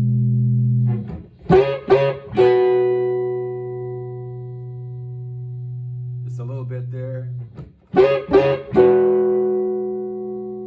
That's pretty good. And this works with a hollow body guitar. If you have a solid body guitar, you're gonna be able to turn up way louder. It's gonna be a different process. You're gonna be way too loud. So by doing that, you've kind of set your ceiling for as loud as you possibly can play. And we're gonna keep adjusting, but now the ceiling is set. So next, I look for a tone that's kind of middle of the road, that I can it's low enough that I can get the frequency under the harp so it doesn't interfere with other instruments, but enough punch and treble that, you know, when I take a solo, if I want to make a point, a strong point, I have enough bite there that I can do so. I'm looking for kind of one tone that I can do everything with as a bass line. In most amplifiers, we'll just have a tone knob, you know, that goes from 0 to 10 or whatever. This particular amp has 4 different distinct settings, going from deep bass, mellow, crisp, and brilliant. Deep bass is probably too low. You know, it'd be fine by itself under the harp and in a supportive role, but you know, for lead stuff, it's a little dark. It'd work in some things, but again, I want to set it to so I have some ceiling there to work with. So I'll go up, you know, I usually go probably on the 3rd setting to crisp, you know.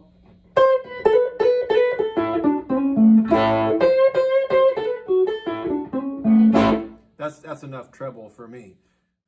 So I want to be able to play lightly and have good tone definition.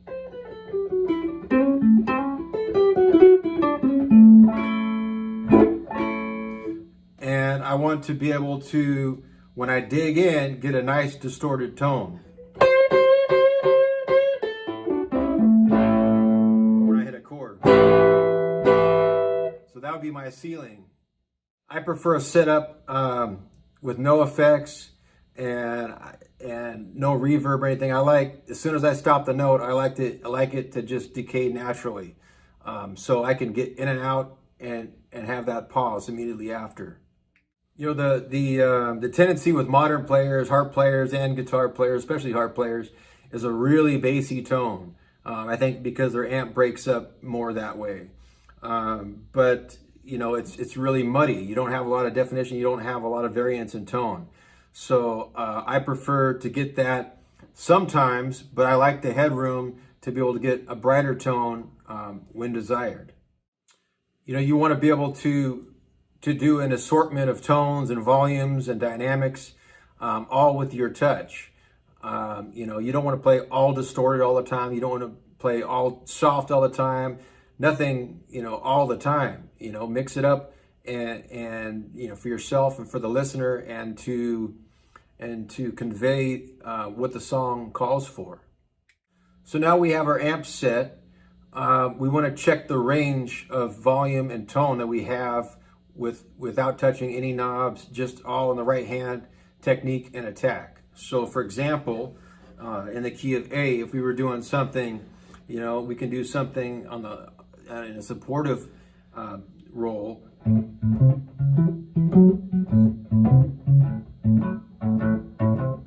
All the way that low up to, you know, on the high side.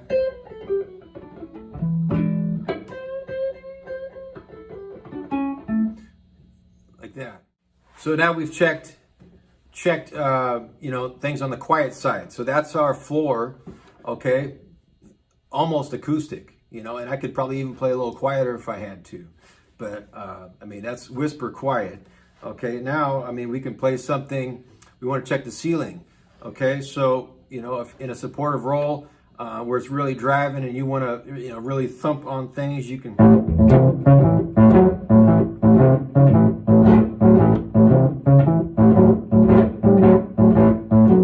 You know, louder and more distorted. And on the high side of things, you know.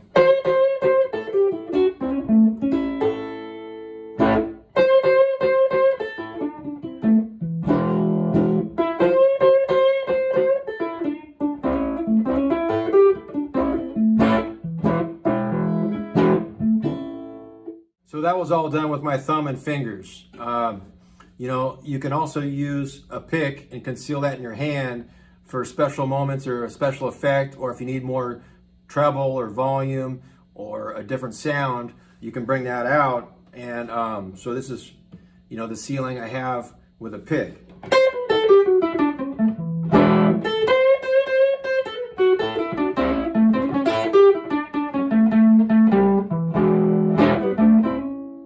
Another thing you can do is once you're set up, you can, if you have a decently long chord, 10 to 20 feet, you can walk out from the stage, 10, 15 feet left to the right and straight back and do a little bit of playing. And how does it sound out there versus, next to your amplifier? A lot of guys these days like a real heavy bass response. I prefer, a really inefficient speaker with an open back cabinet that the bass response just kind of farts out. It's not pushing too much air.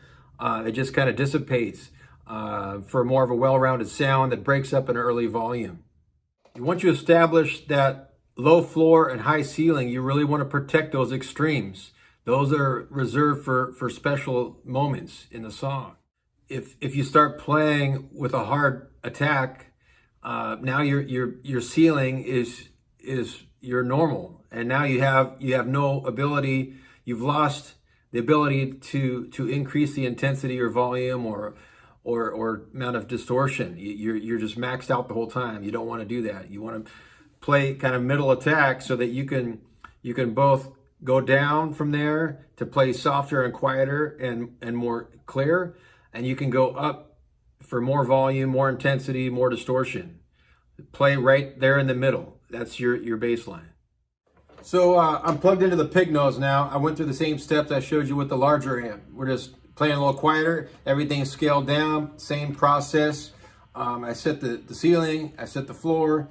I set the lows and highs. So now you can see how that transfers over to a smaller amp. So on the quiet end of things, okay, and on the high, nice and clean and crisp, and whisper quiet, And this thing will go all the way up to really distorted. This is a cheap battery-powered amplifier, solid state, so it gets some funky, distorted tones sometimes. But I mean, for something so portable, you don't even need power. You can busk and stuff. I mean, this gets pretty close to my my louder amp at a much lower volume.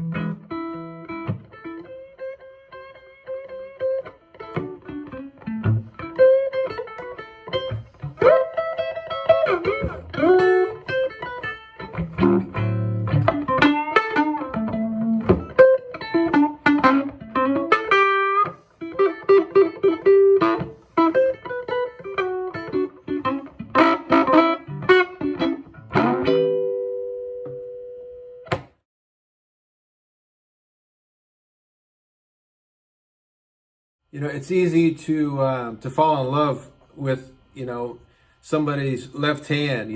That's the one that you see moving up and down the fretboard and making all the chords and making all the melodies. But it's really the right hand that has control of the attack, the touch, the volume, and the tone. Everything is really right here in the right hand. If you think about the ways that you can change the sound with your left hand, other than, changing the note. But, if you're doing, there's not really much you can do as far as just playing that one note with your left hand. But your right hand, there's infinite things you can do to change how that note sounds. So inherently, wind instruments are much closer to a vocalist. Using your diaphragm and you're pushing air up the same way. A guitar is a percussion instrument, so it's completely different. So you have to use different techniques if you want to try to get some vocal qualities in your playing. With vocals and with any wind instruments, you can build that pressure and release it and do different things with it to change the tone and the volume and different things. So it's much different on the guitar. And going back to the water and the hose analogy, it's very similar in that you're building pressure, and then you can manipulate that pressure and release it in different ways. I'm not a harmonica player, but you know, I've supported many, and you know, like tongue blocking, how you know you're pushing more energy. There's more energy behind the note that way, similar to vocals or any wind instrument. You know, you're able to generate a lot of strength behind that note and then control what you want to let out. So there's some different techniques you can use on the guitar that aren't going to give you the same result as that, but they can kind of imitate that feel where you're building up pressure and that push-pull balance of building pressure, releasing pressure, building tension, releasing tension. And I find, you know, by using your thumb and fingers versus a flat pick, you have a lot more variety of sound, and you can build a lot more energy into the note in different ways than you can with a flat pick. A flat pick's going to give you more volume, more clarity, more precision, which there's a place for that. But you know, obviously the advantage of 5 versus 1 is obvious, you know. And if you want to play in a way where you're supporting yourself and more like a piano, you know, using your thumb and fingers allows you to do that. Not that you're going to use all 5, but you know, I all the time at least use my thumb and 2 fingers and possibly my 4th finger sometimes, but definitely these 3. So that's a clear advantage, you know, for supporting yourself and being able to do more than with just a flat pick. I started out on a flat pick. I think most players do, because that's what you see most players out there when you go to gigs and shows. That's what most guys are using these days. But at some point, I decided that, hey, I want to get serious about this, and I want to start, you know, using my fingers and thumb. And it was a big step back, but ultimately it propels you very far forward. So it's a little bit of a sacrifice when you've progressed using a pick and you now want to be able to use your thumb and fingers. You know, it's a little bit of a setback, but in the end, you're going to be much better off. Some things that you can do differently to get different sounds right off the bat. Obviously, like I've been discussing, using your fingers and thumb versus a flat pick, and where you pick on the strings. You know, closer to the bridge is going to be brighter, and further up the neck, closer to the nut, is going to give you a darker sound. And that's a great tool. You can change the tone by just where you pick the strings. You know, for example, you know, if I'm playing up here, I'll be in the key of E now.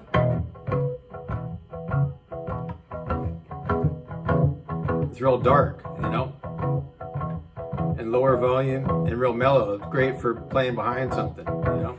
But you can play back here, a little brighter.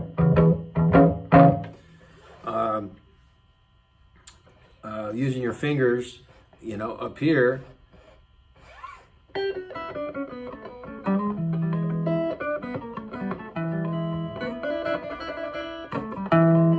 is real mellow, and you can get back here closer to the bridge, and it's going to give you a brighter sound.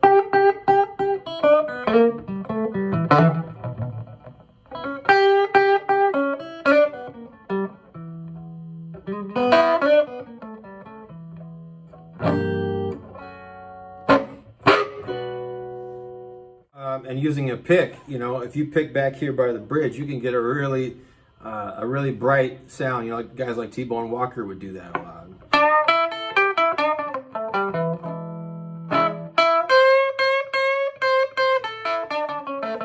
Versus up here.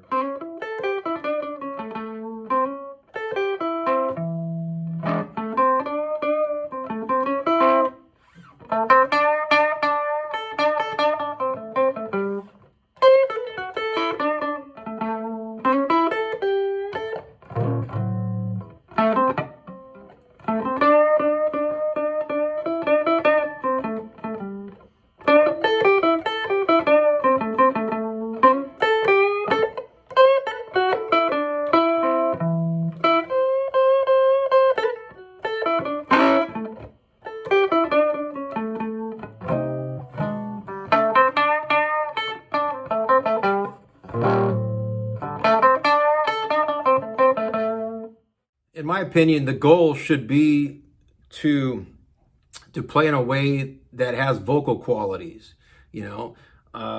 It should sound similar to a voice. And if you're backing somebody singing, the phrasing and the tones should kind of mimic what they're doing. You know, I see a lot of times guys are playing these really intricate melodies and things that are just way different than what the vocalist is doing. I don't get that. That doesn't make sense to me. You know, I'd much rather hear somebody play simple and follow, you know, something that's closer to the vocals. Something you can do as a learning tool is when you find some vocalists that you really like, possibly to model your own vocals after, you can try to play guitar lines behind that vocalist as they're singing, and you'll slowly pick up some vocal qualities to your playing. And if you do end up singing that way yourself, now your guitar lines will be right in line with your singing, and they'll go hand in hand. They'll complement each other. Examples of things that you can do on the guitar that start to emulate, you know, have some vocal qualities to them is, you know, bending notes, right? So if we're back in the key of A, and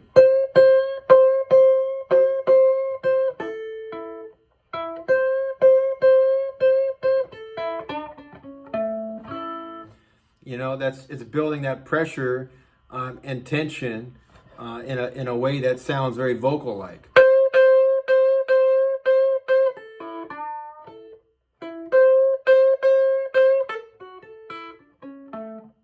Another thing you can do is to slide up to a note to increase that strength and pressure, and then finally release it. You know, you'd hear Robert Nighthawk a lot, you know, sliding up to notes like that. You know?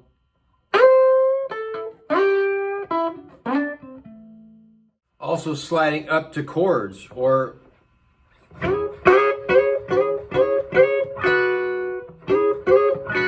creating movement and that building that pressure and tension.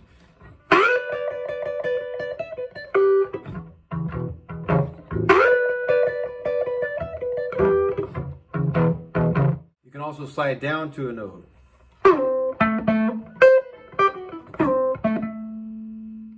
Another thing you can do is to mute the strings. You can do that with the palm of your hand. So you're just hitting the note and then dampening it with the palm.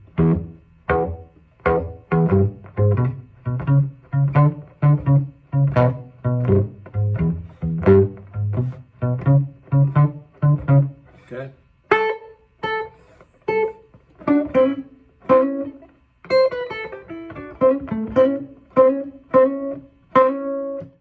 Another muting technique you can use is to lift your fretted, the fretted note. You can just lift your finger up.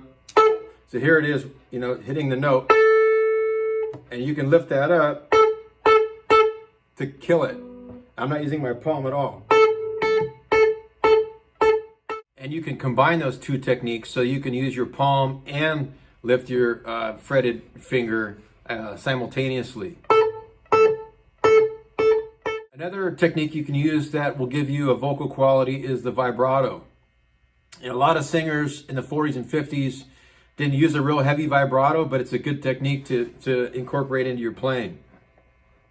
You can, you know, use your first finger. You can, you know, use your third finger. And you can do a fast vibrato, or you can do a slow vibrato.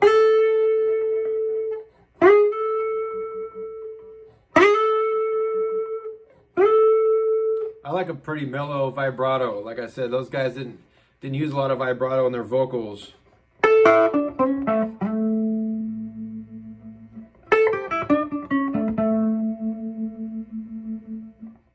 So those are some of the things you can do using your left hand to change the tone and capture some vocal qualities to your playing.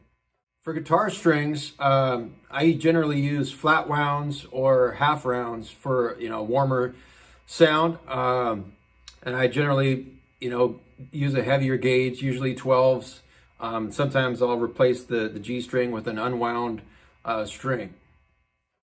And I typically like a higher action than I think most players like to use. I don't like when my strings, start buzzing on the frets, and I like, I use a lot of open strings, so I really like them to ring out, and I think it promotes economy in your playing. It forces you to work a little bit harder, which is gonna, force you to use your notes more selectively and play less, and prevent you from overplaying, overbending, and that kind of thing. I have pretty small hands and wrists. 12s feel really comfortable for me. If you have larger hands and stronger wrists and hands, you could probably go to 13s. If you're a newer player, I'd probably recommend 11s, and as you progress and those feel comfortable, you can try 12s and move up. But I would suggest using the largest gauge string you can.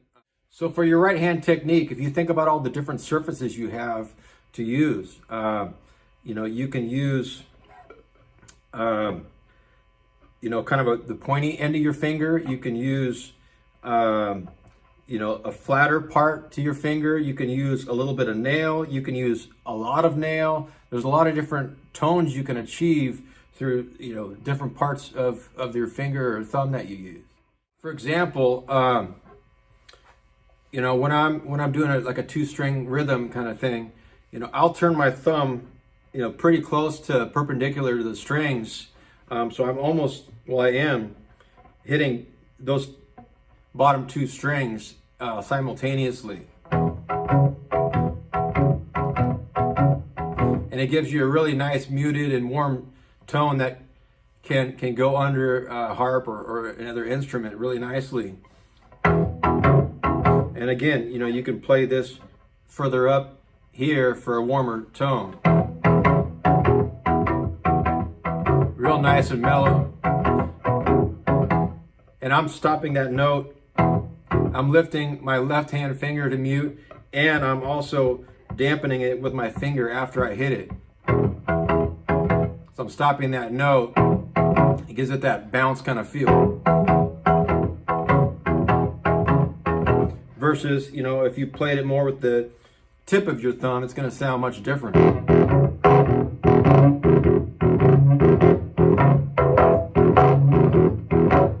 Right? And you can also play that back here.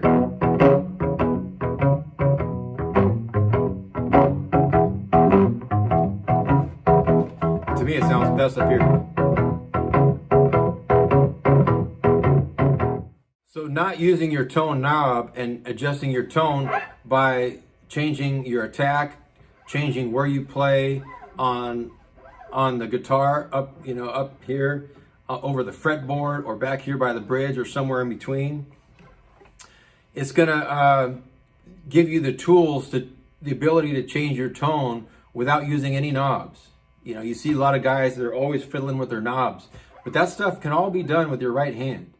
My thumb, I try to get as much flesh and bone behind that string as possible. When you turn your thumb perpendicular to the strings, you can also you're using the side of your fingernail, which gives it, you're not going to tear up your skin as much, and it'll give you a little bit of clarity and durability.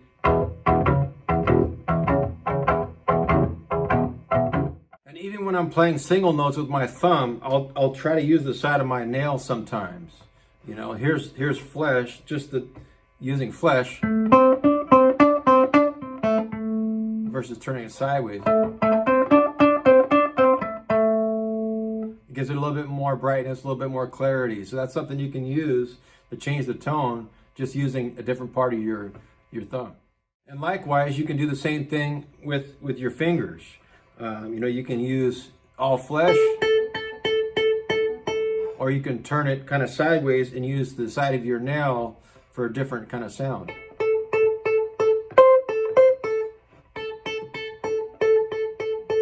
It's subtle, but it's a different tone. You can also use your fingernail to do like a rake, you know, if you're doing a chord or something and you want a brighter sound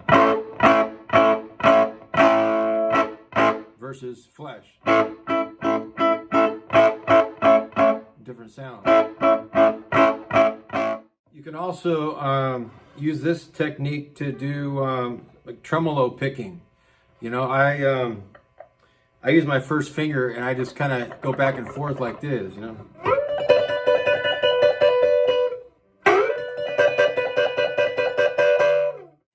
And you can do that also with a flat pick.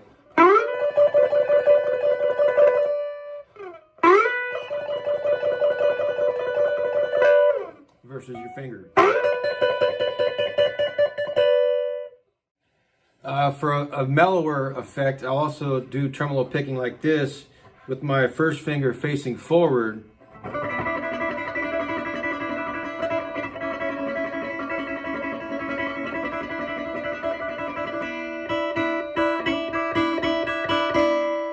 Also experiment with upstrokes versus downstrokes. You know, downstrokes you're going to be using your thumb.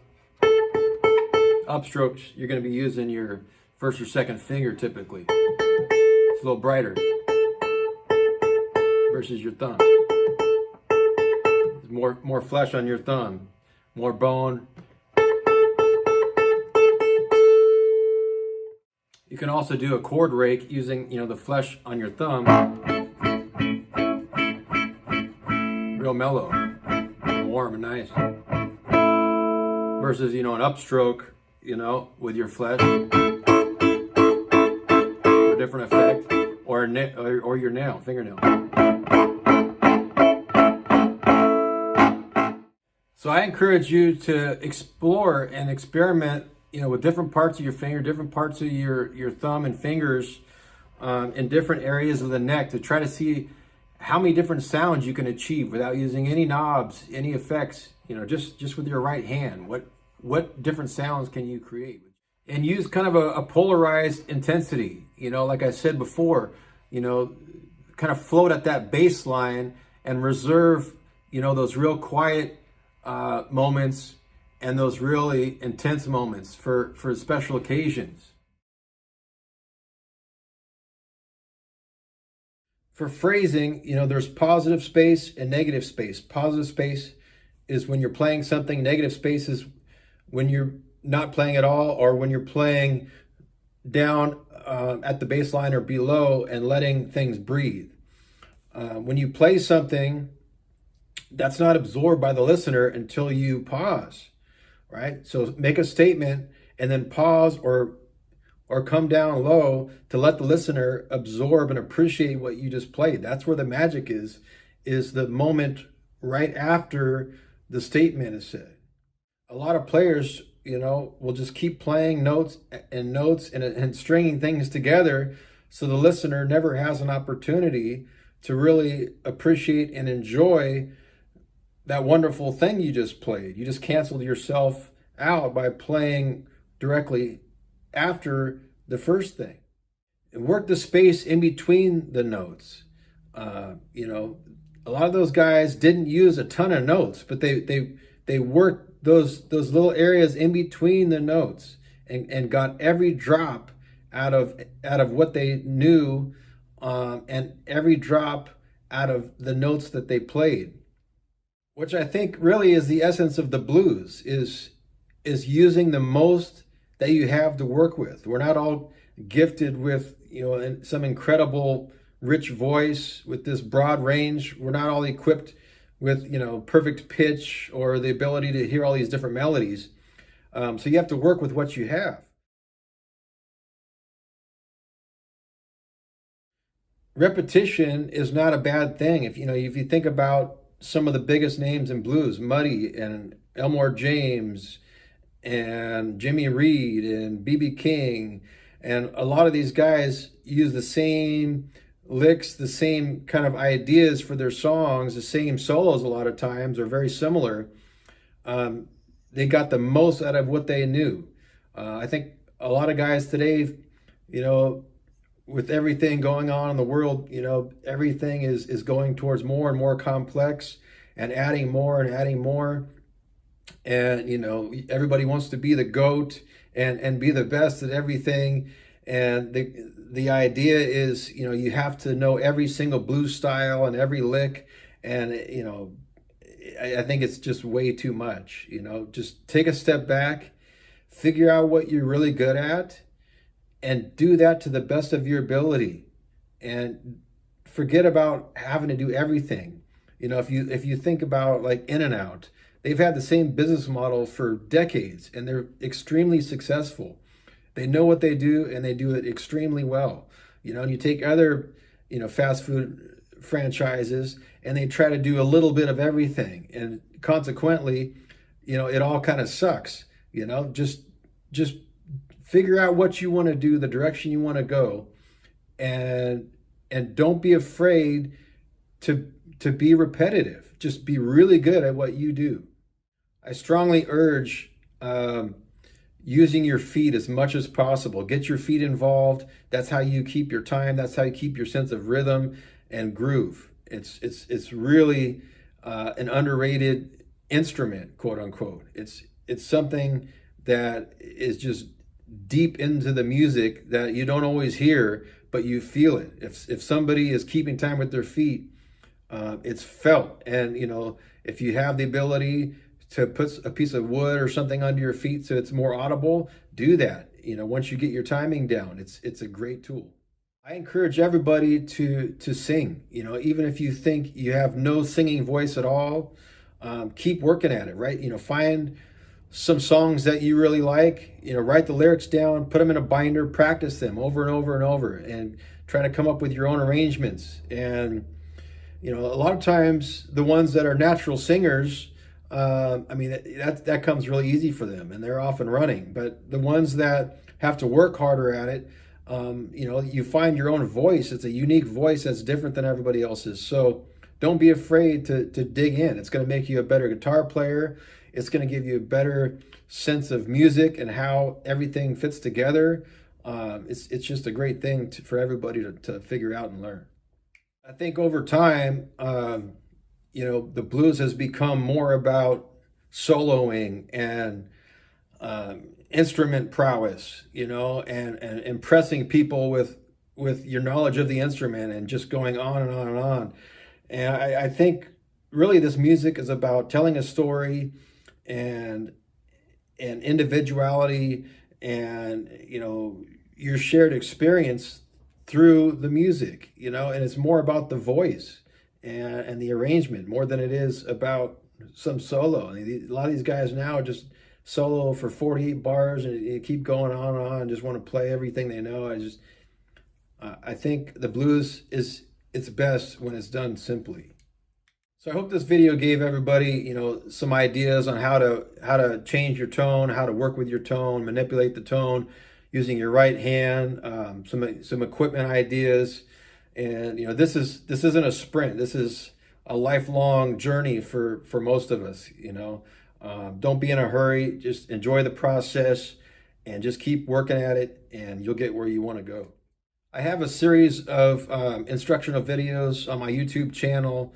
It should be under the lessons, or I think it's Chicago Blues Guitar Lessons tab or song list. There's several in there. They're free. You know, I know this video I jumped around a lot and didn't explain exactly what I was playing. I was just focused on tone and the right hand aspects of things. But if you want to dig deeper into, you know, left hand and different, you know, voicings and different licks and things like that, I encourage you to check out some of those lessons.